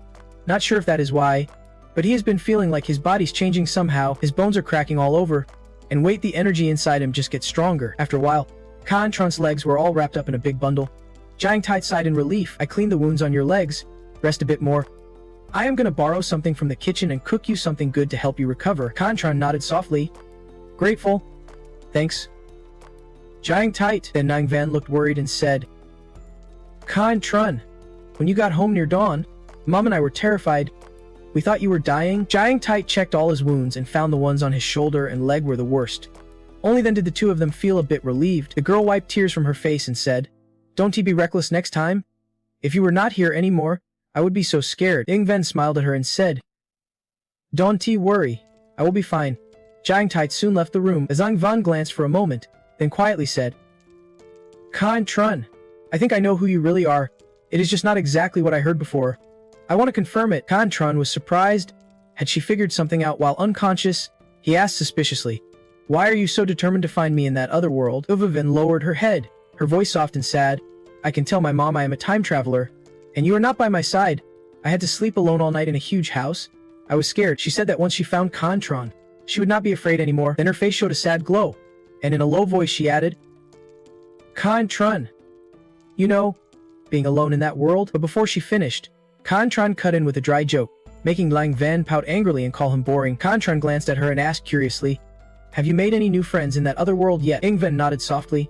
"There is a brother and sister who are really nice to me. Grandpa Lei in the Lee family is kind too, but the Lai family corporation is pretty complicated.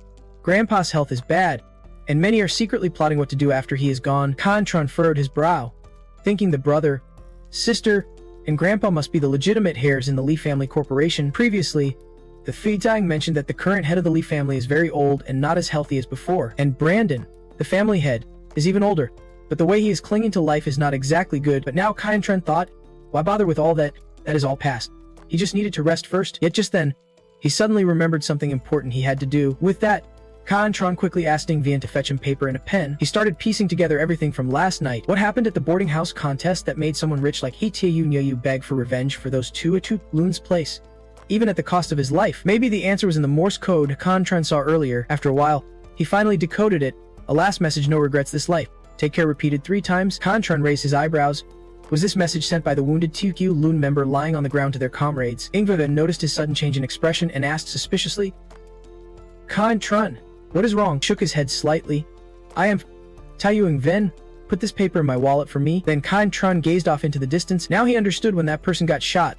They were ready to die protecting their ideals. Later, at the final scene of the chaos, Loi Vin reported to Vin Vu that all the evidence showed a battle had taken place here between the assassin and that rat. On the highway and at the accident site, they found 3 Glock 34 pistols used by that rat. 2 of the guns had their fingerprints wiped clean, obviously taken by the masked person from that rat's group. Besides, we found 2 bullets stained with blood. The blood on the bullets shows they are from different people, meaning the masked killer who took out those thugs got injured too. Bindlang nodded as soon as he heard that. That explains a lot. He guessed Kan Trun's plan pretty accurately, from not catching the target, to running through the mountain path, and even throwing that rock to block the way. Spot on. Lu Vin gasped in surprise, then said, "That rock actually hit the thug's car, over 10 meters away, and still nailed it." Aoms nodded calmly. Vindang said coolly, "Compared to hitting the spleen, this tactic is way smarter, pure calculation." He felt Kan Trun planned everything with unbelievable precision. The moral, as Vin heard, the more amazed he got. Then he sighed, saying, "Someone that skill still 1T join us." Both the gun and phone at the scene were wiped clean of fingerprints. The other side was super careful to erase all traces. If it were not for the bloody footprints that were hard to clean, I am sure they would have wiped those away too. Evindrig agreed and asked, "Have they done comparisons on the blood yet?" Levin nodded slightly.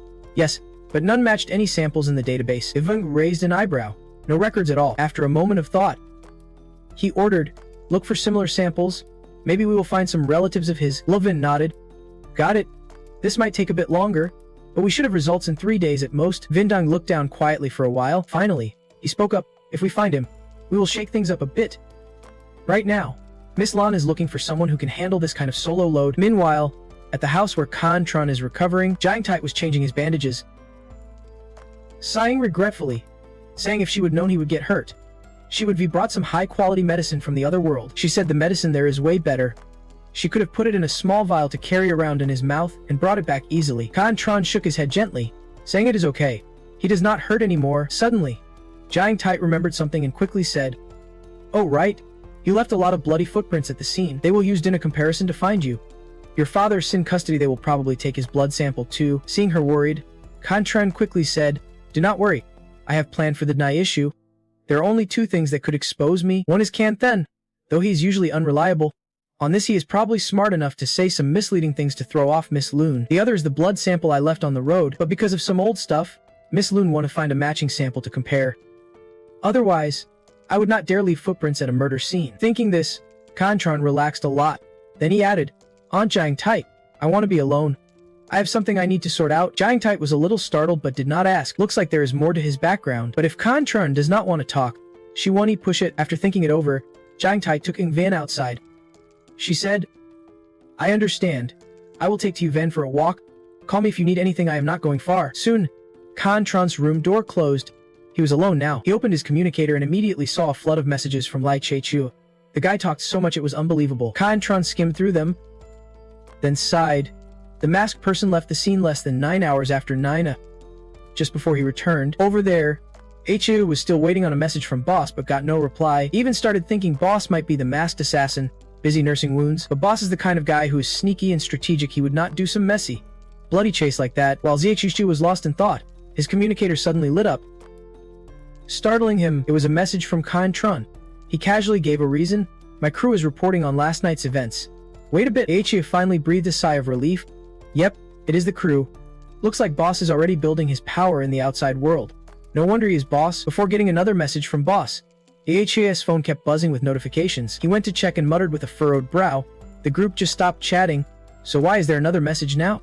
Is it time to move out? When Zhe opened it, everyone was still talking about what he did last night. H.H. sighed helplessly. It has been all night. Why are they still on about it? Plus, he really has no idea where Boss and those mysterious subordinates are. So there is nothing he can say. Vianney in the group was even praising him for protecting 2 of Mem's Lun's members from Confront's crew. Obviously, Ichi was the one who benefited. Confronting saw those messages and could not help but laugh.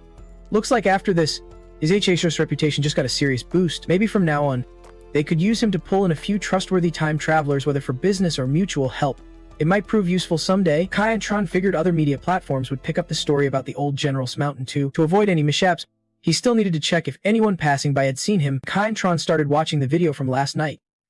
Afterward, he felt most people were just trying to depict the scene after the fire. Without mentioning what actually happened, he added that the rented room was completely burned down in the fire, except for Ng Van, Jiang Tai, and Kanthan Jia. No one else could verify Confronting's identity anymore. At this point, he just needed to find Daichushu once more, and that would be the end of it. Just then, Confronting's eyes suddenly lit up. Right? The little trick. He remembered that night he said something very specific. Oh right, 10 gold threads. Thinking of that, Confronting could not help but smirk. Far away, Ichijo somehow felt a little used. That is right, because Confronting was seriously pissed. Good. How dare he take even a single gold thread from him? Ludrich, Oldrich, to Confronting.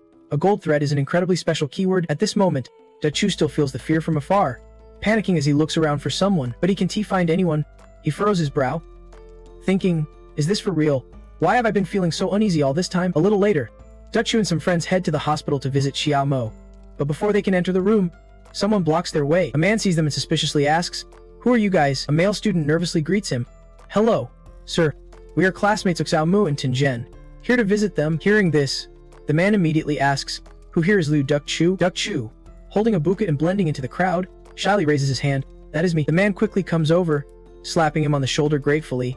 Thank you for saving Xiao Mo's life. When he woke up, he told me it was you and your crew who saved him. Otherwise, he would have been taken by those thugs or worse by now. Dachu feels a bit awkward and shyly explains, sir, honestly, I did not really do much. Samo's dad chuckles soft. It is good for young people to be humble, but too much humility is not good. I think you are definitely someone worth supporting. Then he adds, I talked to Xiaomu this morning. I wanted to transfer him to Haicheng High School, but he refused. I guess he wants to stay close to you, so he decided to request transferring you to Haicheng too. Dachu panics as soon as he hears this. Rich folks are different. If they want to take you, they just do it. Why would they leave you next to their son? Thinking this, Dachu quickly waves him off. Sir, I am not planning to go to Haicheng for now. This is where I was born and raised. Plus my family and friends are here. Xiao Niao's dad even offered to prepare a house for Dachu and give his parents some money, but he still refused. No need, sir, but thank you for your kindness. A house in Haicheng plus living expenses sounds tempting, but the problem is Boss is in Lachi City. Besides, all of Dachu's money is in Boss' hands. He wants to get the full fettuccine treatment, then become a top-rank expert. Boss does not even realize that if his pay was doubled, Dachu would be already pocketed half of it. If Xiao Niao could just get him a bit more pay this time, that'd be perfect. Just then, the communicator in Dachu's pocket suddenly buzzes. He hurriedly hands the flowers to Xiao Niao's dad, then runs off. Sorry, I need to use the bathroom for a moment. Xiao Niao's dad looks at him sternly, speechless for a moment. Meanwhile, Dachu sneaks into the bathroom. Completely pumped, Boss finished the meeting with the crew. Finally, they are looking for me. When he pulls out the communicator, Confronting coldly texts, I heard from the crew that Xiao Neo told them last time you gave 10 gold threads, so this time it is also 10, right? No accusations. No scolding, but it still makes Duck Chu freeze up hard. His hands keep trembling. Why does not he know what happened that night? What did that brat Xiao Neo say? Duck Chu has already skimmed money twice, first the watch, now the gold thread. When he goes back to this world, what will boss do? He won't kill him in a fit of rage, right? Thinking this, Duck Chu panics even more, quickly replying, "Boss, this time traveling, I will bring the gold thread for you. Just punish me however you want." He stays in the bathroom for a long while without coming out.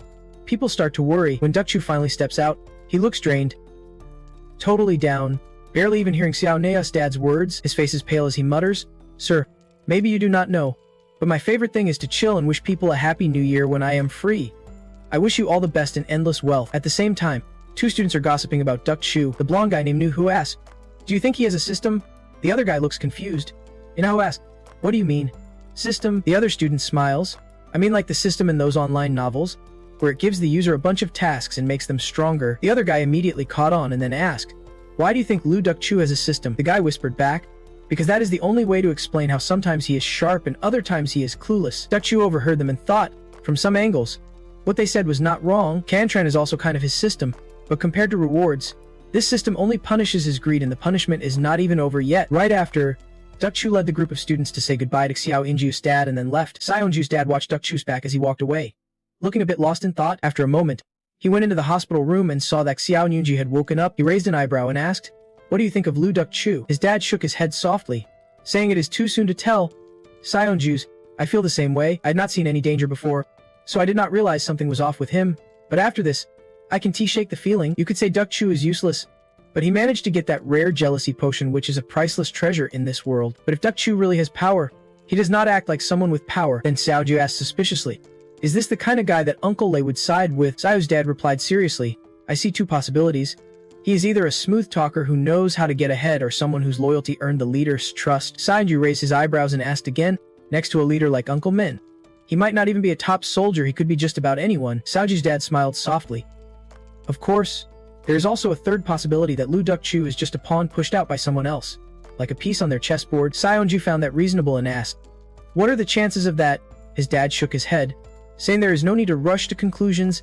"Whatever Duck Chu really is, this is your chance." He told Xiao Inju not to worry. The family will fully support him, so no need to stress about it. Hearing this, Xiao Inju felt touched, did not expect his dad had already thought this through. Then he looked at the bouquet Duck Chu left on the table and asked suspiciously, "Why not give multiple gold threads at once? He saved me twice already, so even 100 gold threads would not be too much." Xiao's dad just chuckled softly, saying, "We are assuming Lu Duck Chu is just a pawn controlled by someone else. That means he is probably really short on cash right now, otherwise he would not be thinking about money at all. If you give him 100 gold threads all at once, what will he have left to offer when he runs out later?" Xiaoju thought for a moment, then asked, "What if he comes back asking for an even higher price?" His dad smiled and said, "Then you have to be friends with him before he asks for more." Xiao Yunji was surprised. He seemed to get what his dad meant but suddenly clenched his fists. Then he grit his teeth and said, "Speaking of friends, where's Wang Yun? That traitor who sold out her friends, what happened to her now?" Back on the night at Laoquan Mountain, after everything was handled, the ambulance arrived to take the injured away. Wang Yun was one of them. A nurse put her on a stretcher to load her into the ambulance. At that time, Wang Yun was still conscious and grabbed the nurse's sleeve. She begged, "Please contact my mom for me, I am so scared. I want to go home. Please, I will pay you. Just please help me." Wang Yun was terrified, almost crying not because of the soldiers, but because she saw Xiao Yunju and Thian Tran wounded, so she knew she had to leave before they woke up, before Aunt Lan found out otherwise. She would be dead for sure. Hearing this, Xiao Yunju was furious and clenched his fists, asking, was not she the one whose legs got broken by that masked guy? If she is so suspicious, why did not Aunt Lan's people keep an eye on her? Xiao Yunju's dad shook his head helplessly, saying, "You can blame Aunt Lan's people, they did not know she was an insider. Even though everyone suspected her, of course, there's a chance Muse Lun was baiting the trap." But Tiu Niu was not convinced. He muttered, "Why is there no witness? Surely Bessie Una must have guessed something, so why did not she say anything?" His dad sighed and said, "Maybe she just could not bear to see her friend go to jail." Then his eyes suddenly hardened, and in a serious tone he warned, "Remember this, Taiyu Nugyu, once someone becomes your enemy, forgiveness is not kindness, it is weakness." Biting his lip fiercely, Taiyu Nu gritted his teeth and said, "I got." Both nodded, and his dad added, "Right now, I do not even know where Vijing Vian has run off to." "Dad, can't he find her either?" Taiyu Nu said coolly. "I am about to travel through time, I will find her in the other world." That caught his dad off guard. He asked in surprise, You want to find Ving Ven to get revenge. Yes, is that okay, Dad? Taiyu Niu nodded without hesitation. His dad seemed worried he was too fired up and asked, "If you are determined, won't you disappoint me?" But instead, Taiyu Niu's dad was actually pretty excited, though he was still a bit hesitant, worried about what others might think he was still just a kid after all. After thinking it over, he finally said calmly, "Of course you can, but I want to know why you are so stubborn about getting revenge this time. I know you, son. You are straightforward, but you still do not really know what kind of person you want to be, right?" Taiyu Niu hesitated before speaking. "Dad, when I was little, Grandpa used to tell me stories about his battles and how Captain La Lin bravely sacrificed himself to cover his comrades' retreat. Back then, I thought Grandpa was just making it up who in the world would be that selfless, but just yesterday, when I saw two of Mim's Luna's team risk their lives to clear a path for the students, smiling peacefully even as they died, that is when I realized there really are people like that in this world. I know I might never be one of them, but I want to do whatever little I can to help." Hearing this, his dad could not help but smile. After going through so much, Taiyu Niu had definitely grown up a lot. If that is the case, how could he let him down? Then he said, "Don't you worry. Me and the Zhang family have already investigated. This morning, someone paid a high price to buy a road for escape. Right now, they are recruiting time travelers, so it is confirmed the fugitive is safe." Saying that, Taiyu Niu's dad reached out to ruffle his hair and said coolly, "Later, I will have someone give you the info on the time traveler recruitment." Then he reminded Taiyu Niu to remember that within their limits, the family will fully support any decision he makes. The incident at Luo Quan Mountain, the masked killer impersonated by Confronting, was also known to the public through news reports. People only knew that he wiped out almost the entire gang, that he chased them down in the night, but no one knew who he really was. She is just like Hitio. Time passed slowly until the moment for the time traveler to cross worlds arrived. At the same time, in Osaka, Japan, female star Kongram was sitting in her room. She had been advised to sleep, but she was not tired yet because she was still watching the news about Luo Quan Mountain. After reading the news, a spark lit up in Kangum's eyes. She rested her head on her pillow and sighed helplessly. "I just wanted to be an artist. Why am I suddenly dragged into all this?" Also, she had to be careful dealing with the Brandon family at another time. She had to watch out so they would not discover her and end up like the 7 time travelers who were found out before her. The Brandon family from the other world had long joined the alliance and even spoke Mandarin.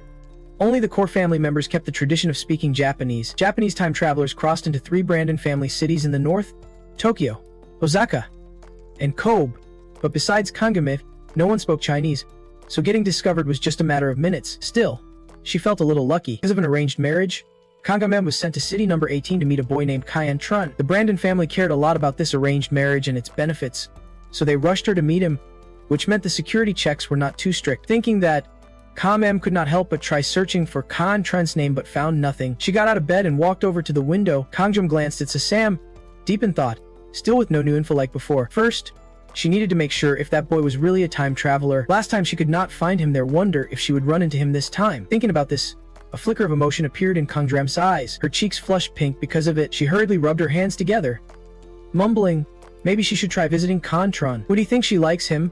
Should she play it cool and wait a bit before going? Kangjum pondered, then fell silent. After a moment, she decided to just go and see what happens. At the same time, the countdown ended. The time for time travel had arrived.